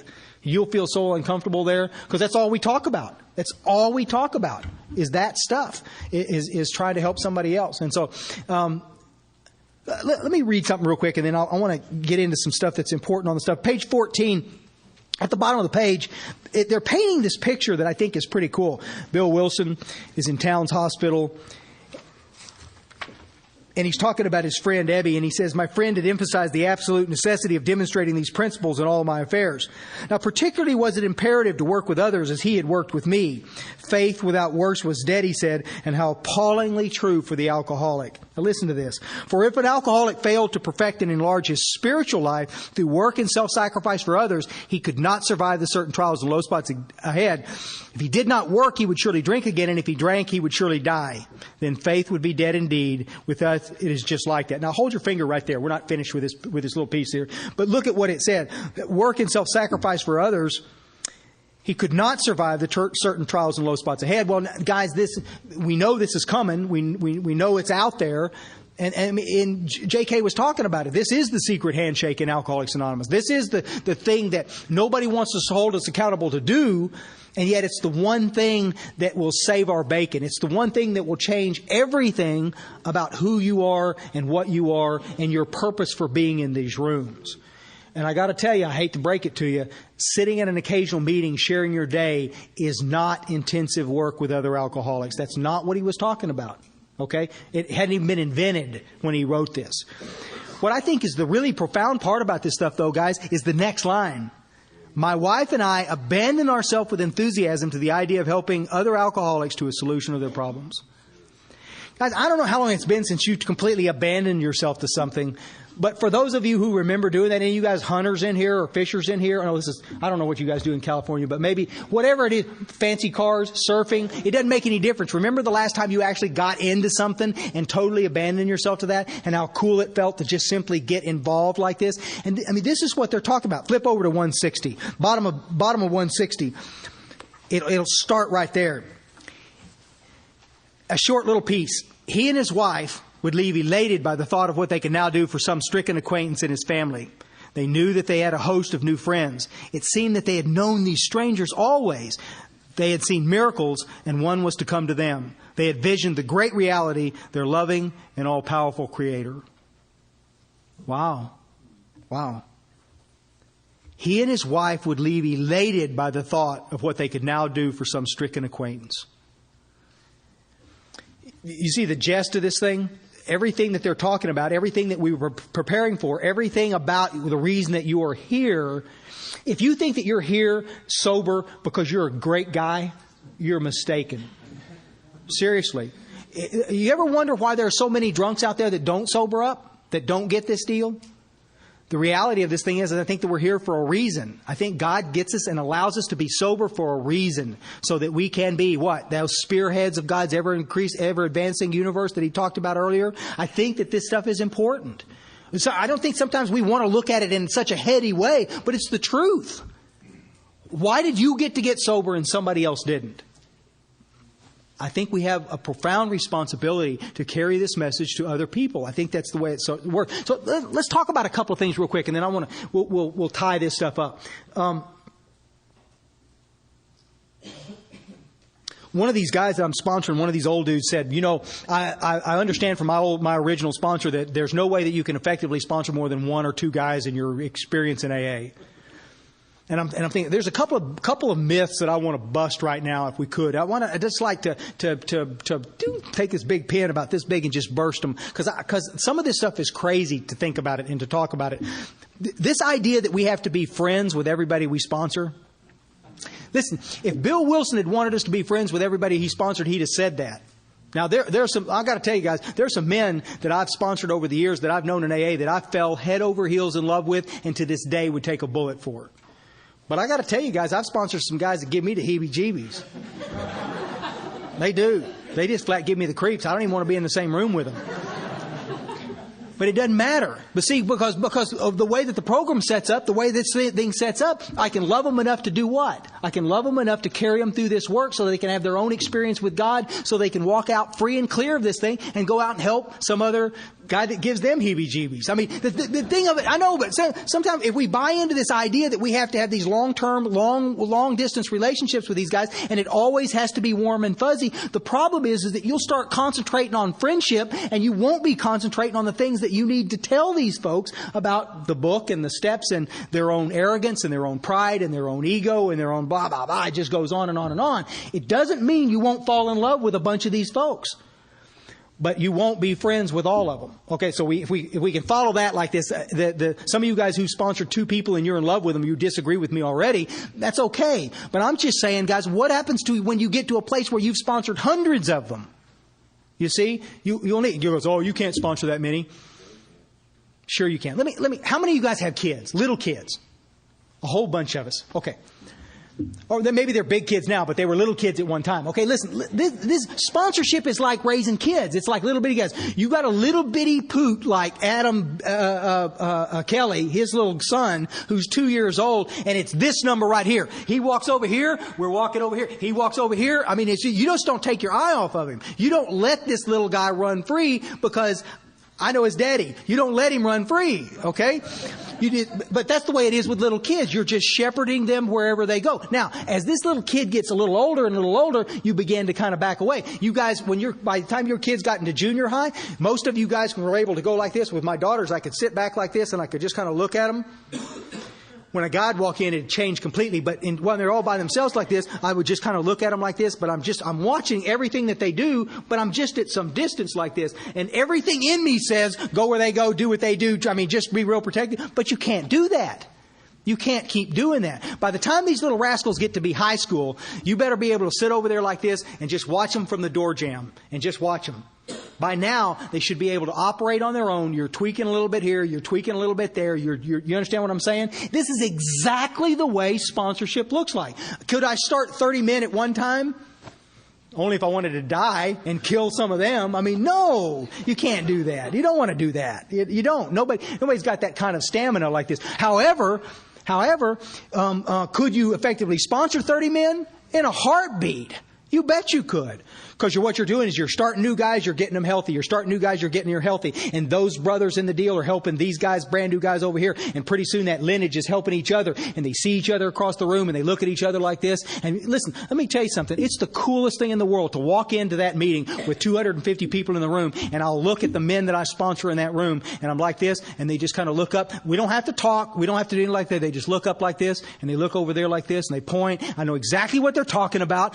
We don't have to be talking about this stuff. They don't have to have a bunch of goofy FaceTime.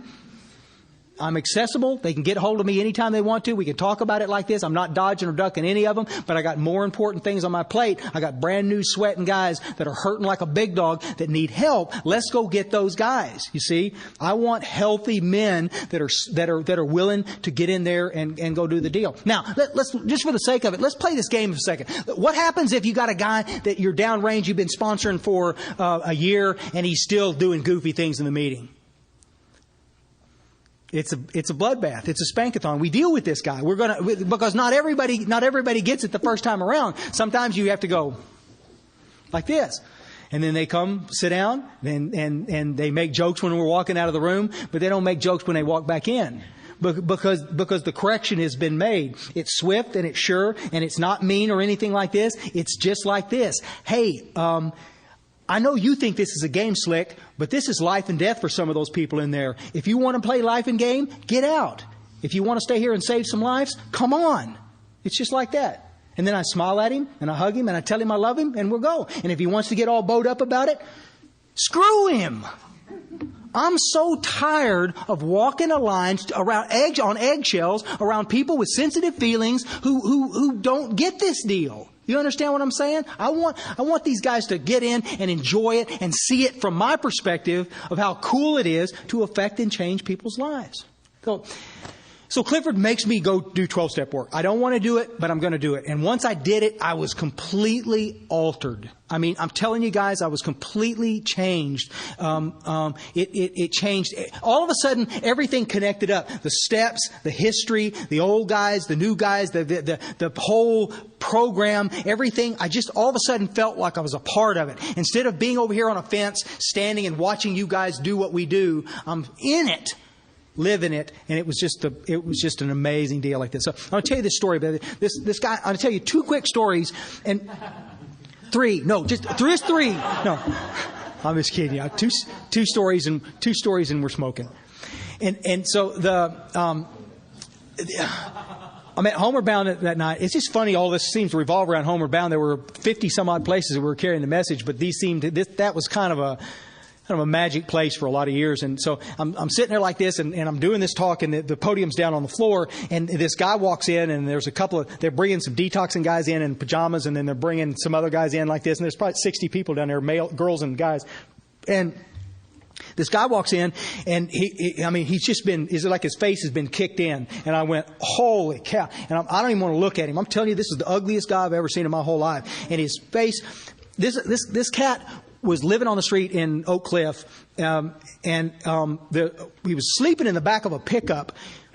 Oak Cliff is right on the edge of the Trinity River bottom, and it's full of mosquitoes as big as Coke cans. It's an ugly place to be. Okay, the area is pretty, but in the summer it can be brutal. And this cat was living in the back of a pickup truck. He was sleeping in the back of it in the middle of the summer, and the skeeters had eaten this poor guy alive. He was red hair, ugly face, and big skeeter bumps all over him like this. And so, he was sleeping in the back of this pickup truck. He's sleeping face down on his stomach, and some gang guys had come by down the street and saw him back there like this and decided to roll him, and they grabbed him by the ankles and pulled him out of that pickup by his ankles. But he was flipped over, and the first thing that hit the ground was his face. And buddy, let me tell you something. From pickup height, you wouldn't think it'd do that much damage, but it'd tell you it broke his nose, broke his teeth, broke his chin, pushed his teeth up through his gums, and then he's got this flaming red hair and skeeter bites all over it.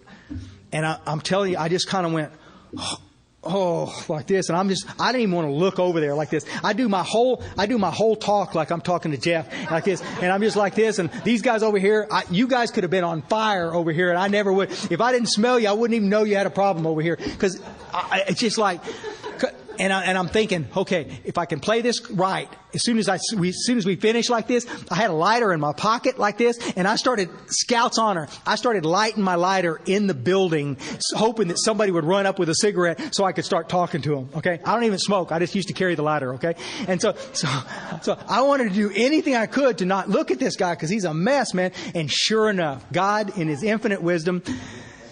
So I hear this thing go, and I went, huh? And I turned around and like this, and I looked, and Terry's standing right there, and a guy that's with him, that's his buddy who can talk better. I said, what did he say? And he said, he wants you to be his sponsor. And I went, of course he does. I was just like, golly, why me? God, I've been good. I'm down here every Friday, every Wednesday. I deserve better. But he didn't let me do that. So we start this deal. I won't go to all the details, but there's key things I want to tell you about this deal. We got through the work, and in 2 weeks he's doing his fifth step. There used to be a park out there right over by that, around the corner from this place, and I used to do most of my fifth steps with these guys out in that park because we could be the staff trusted me with them, and we could take them out there and smell a little fresh air, get next to God, and do this inventory like that, and it would be okay. So I'm still thinking. I got to tell you, I still can't look at this guy because he's just so offensive. He's just brutalized, and so we're doing his fifth step. It had been raining in Dallas for some reason or another for like 3 days. We hadn't even seen the sun. And it's like at 5 o'clock in the afternoon, and I'm facing east, he's facing west on this park bench, like this picnic table. He's looking over my shoulder right into where the sun would be if the sun was out.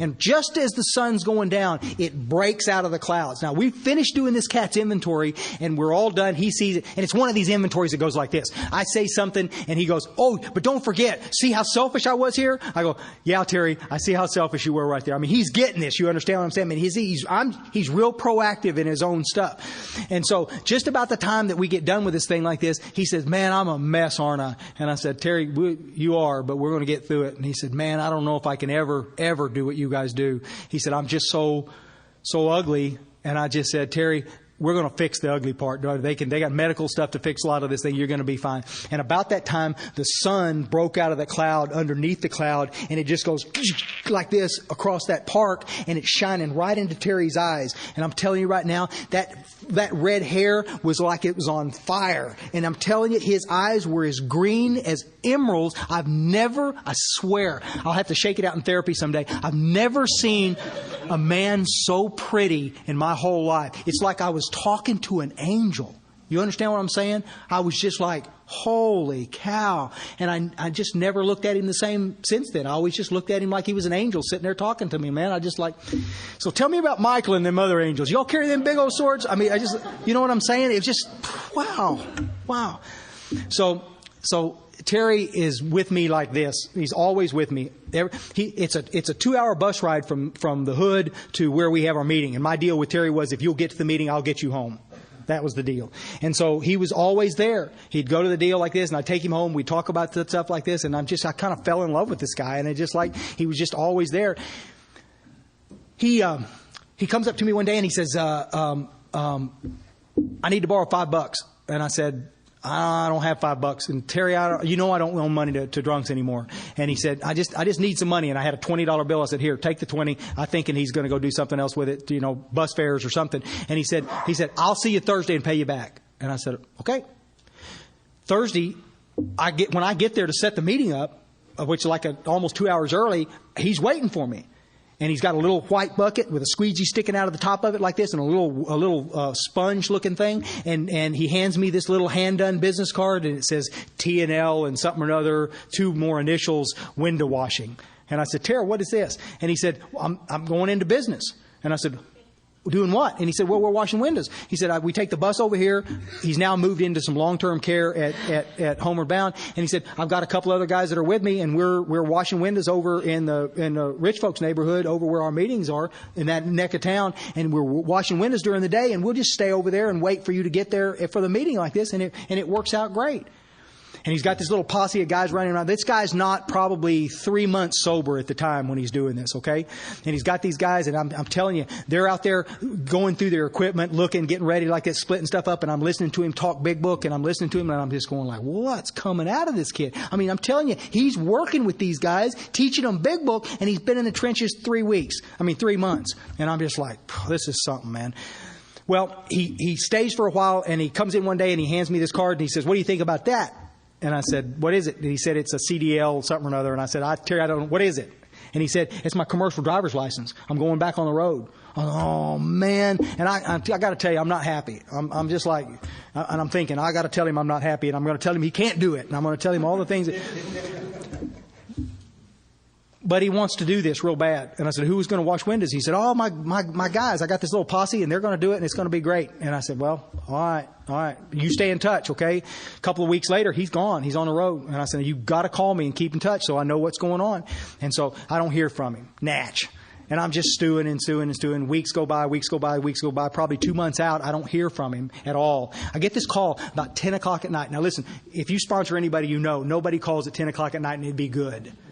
I mean, at least my guys. I mean, I tell them going in, if you call me at 10 o'clock, you better be dead.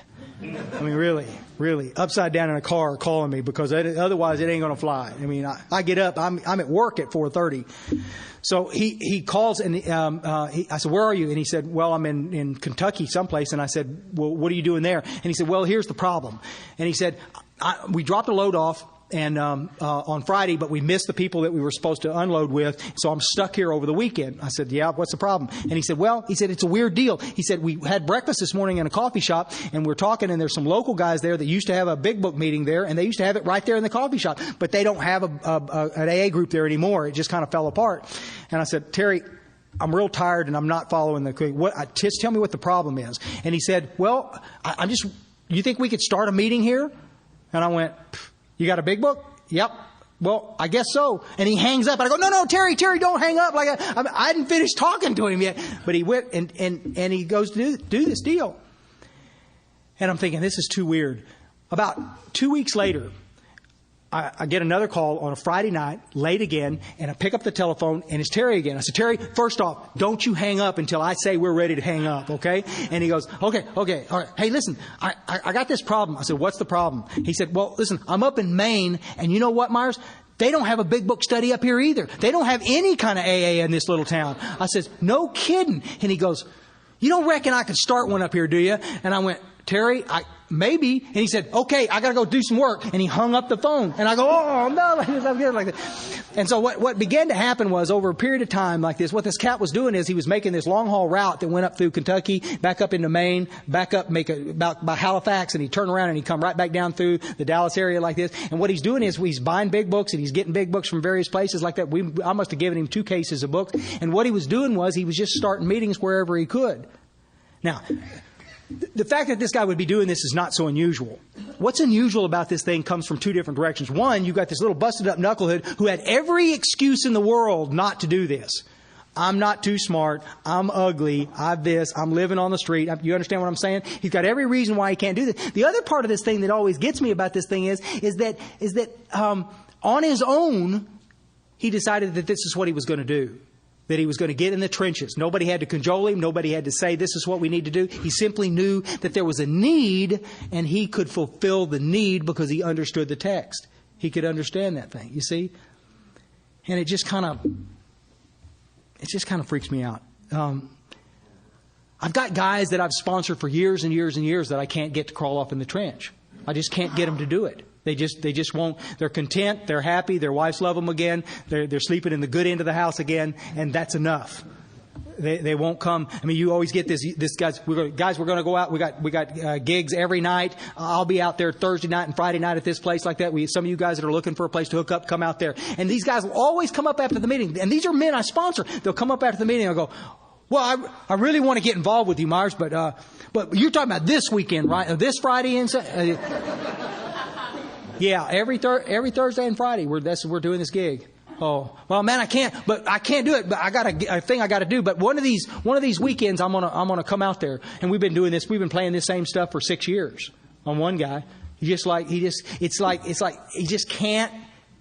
But it's the difference, like we talked about earlier. It's the difference between talking about sex and having sex. It's the difference between an experiential relationship and not having one. It's just crazy. One more little deal. There was a gal that used to go to our group, and this is, I want to tie this together here in a minute, and you'll see what I'm talking about, why I'm telling you both of these stories like this. This girl was a member of our group for a good bit of time. There's a lot of it I can't tell you because of the nature of the stuff that happened to her. Suffice to say that in the whole time I've been in AA, I've never run across anybody, male or female, that had been as abused as this girl was. I mean, we're talking ritual kind of abuse. It was pretty ugly, and ugly enough that when I found out about it, it just made me sick. And I just, a daddy can take just so much, man, and it was just killing me. And so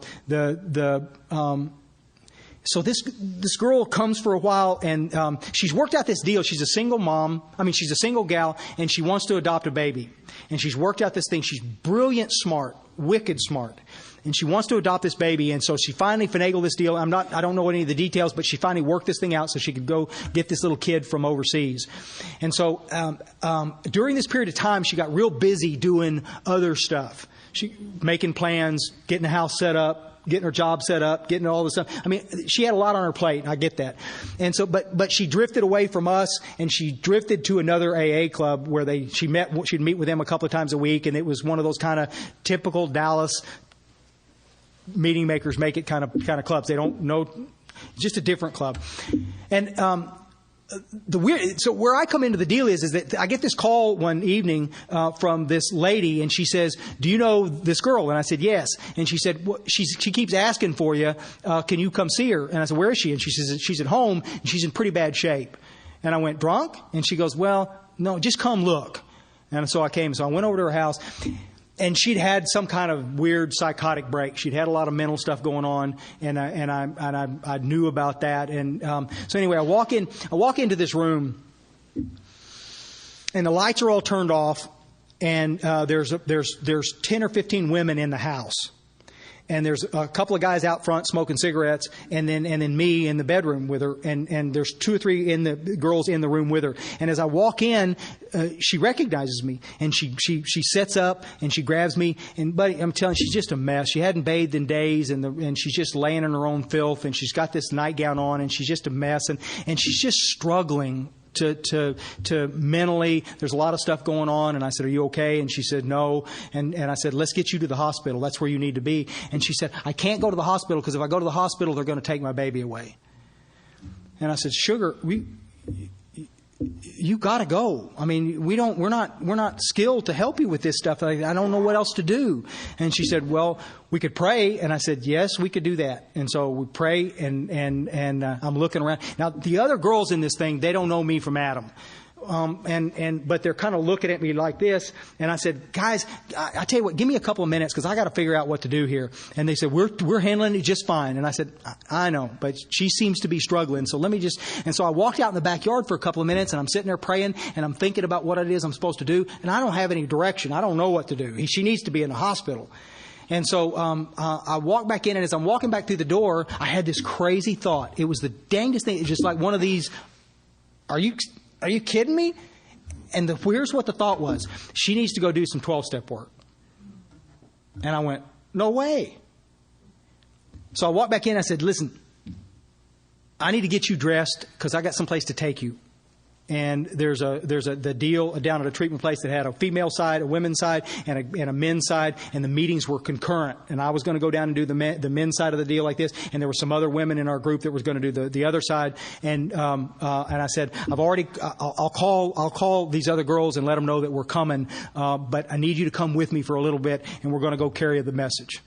And she looked at me, and her eyes got about this big around like this. Now, this little girl is psychotic laying there in bed. I said, you got to get cleaned up, and let's go do this. I think this is going to be important. She goes, okay. And I said, okay, I'm gonna walk outside for a minute. And gals, if y'all would get her cleaned up, and they're looking at me going, we ain't touching her. And I said, somebody's got to get her cleaned up, or I'll put her in the shower myself. No. We'll do it. We'll do it. And so they get her cleaned up, and she walks out, and she's just got sweat stuff on. And she walks out, and she gets in my car, and I drive her to Oak Cliff, and we get in the parking lot, and I introduce her to the other girls, or reintroduce her to these girls knew her.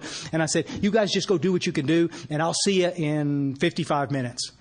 And so I can barely concentrate on what I'm doing, knowing what's going on like this. And I got to tell you guys, the tone of that house when I walked out with her was like they would have killed me if they could have got their hands on me. It didn't meet any kind of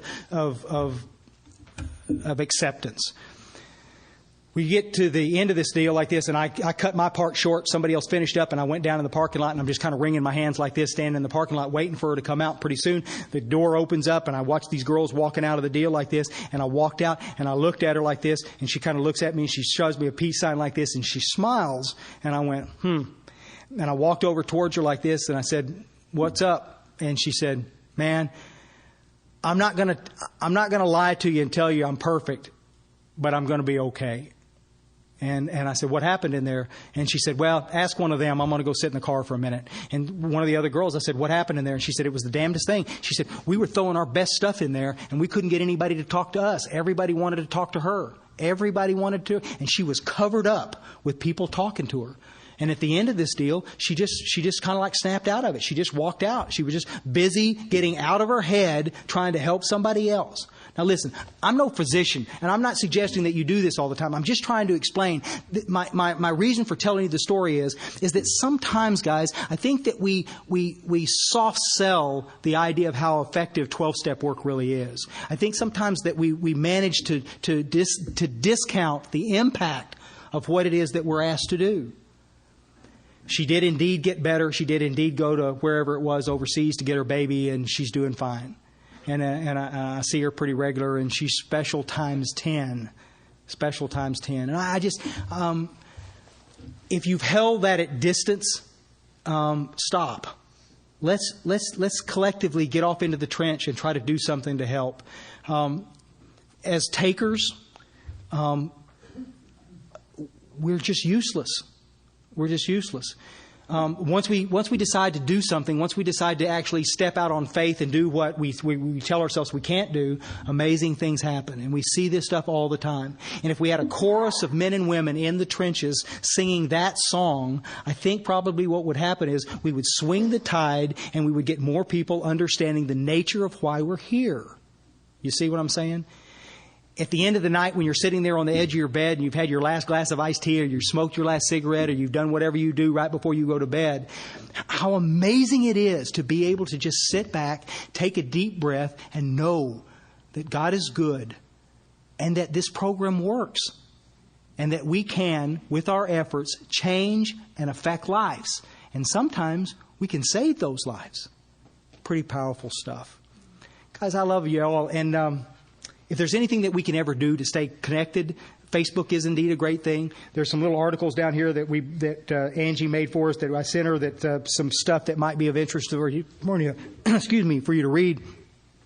What I ask more than anything is that whatever you do, if you get out there and take some heat, call me. I'll talk you through it. If you get out there and you're confused, call us. Let's try to stay connected on this deal. Let's try to stay. One of the greatest things about this whole program is getting to know people in other places. And I get on the telephone and somebody calls and says, I got a sister. She's in Orange County. You know anybody out there that can help? Oh yeah. You bet I do. You see what I'm saying? This is the way that we stay connected, and this is the way we change stuff. For you guys that I didn't get a chance to meet, I'm honored to know you. Honored to know you. And honored to be in the same room with you. And I'm so grateful. Thanks for letting us come. Thank you.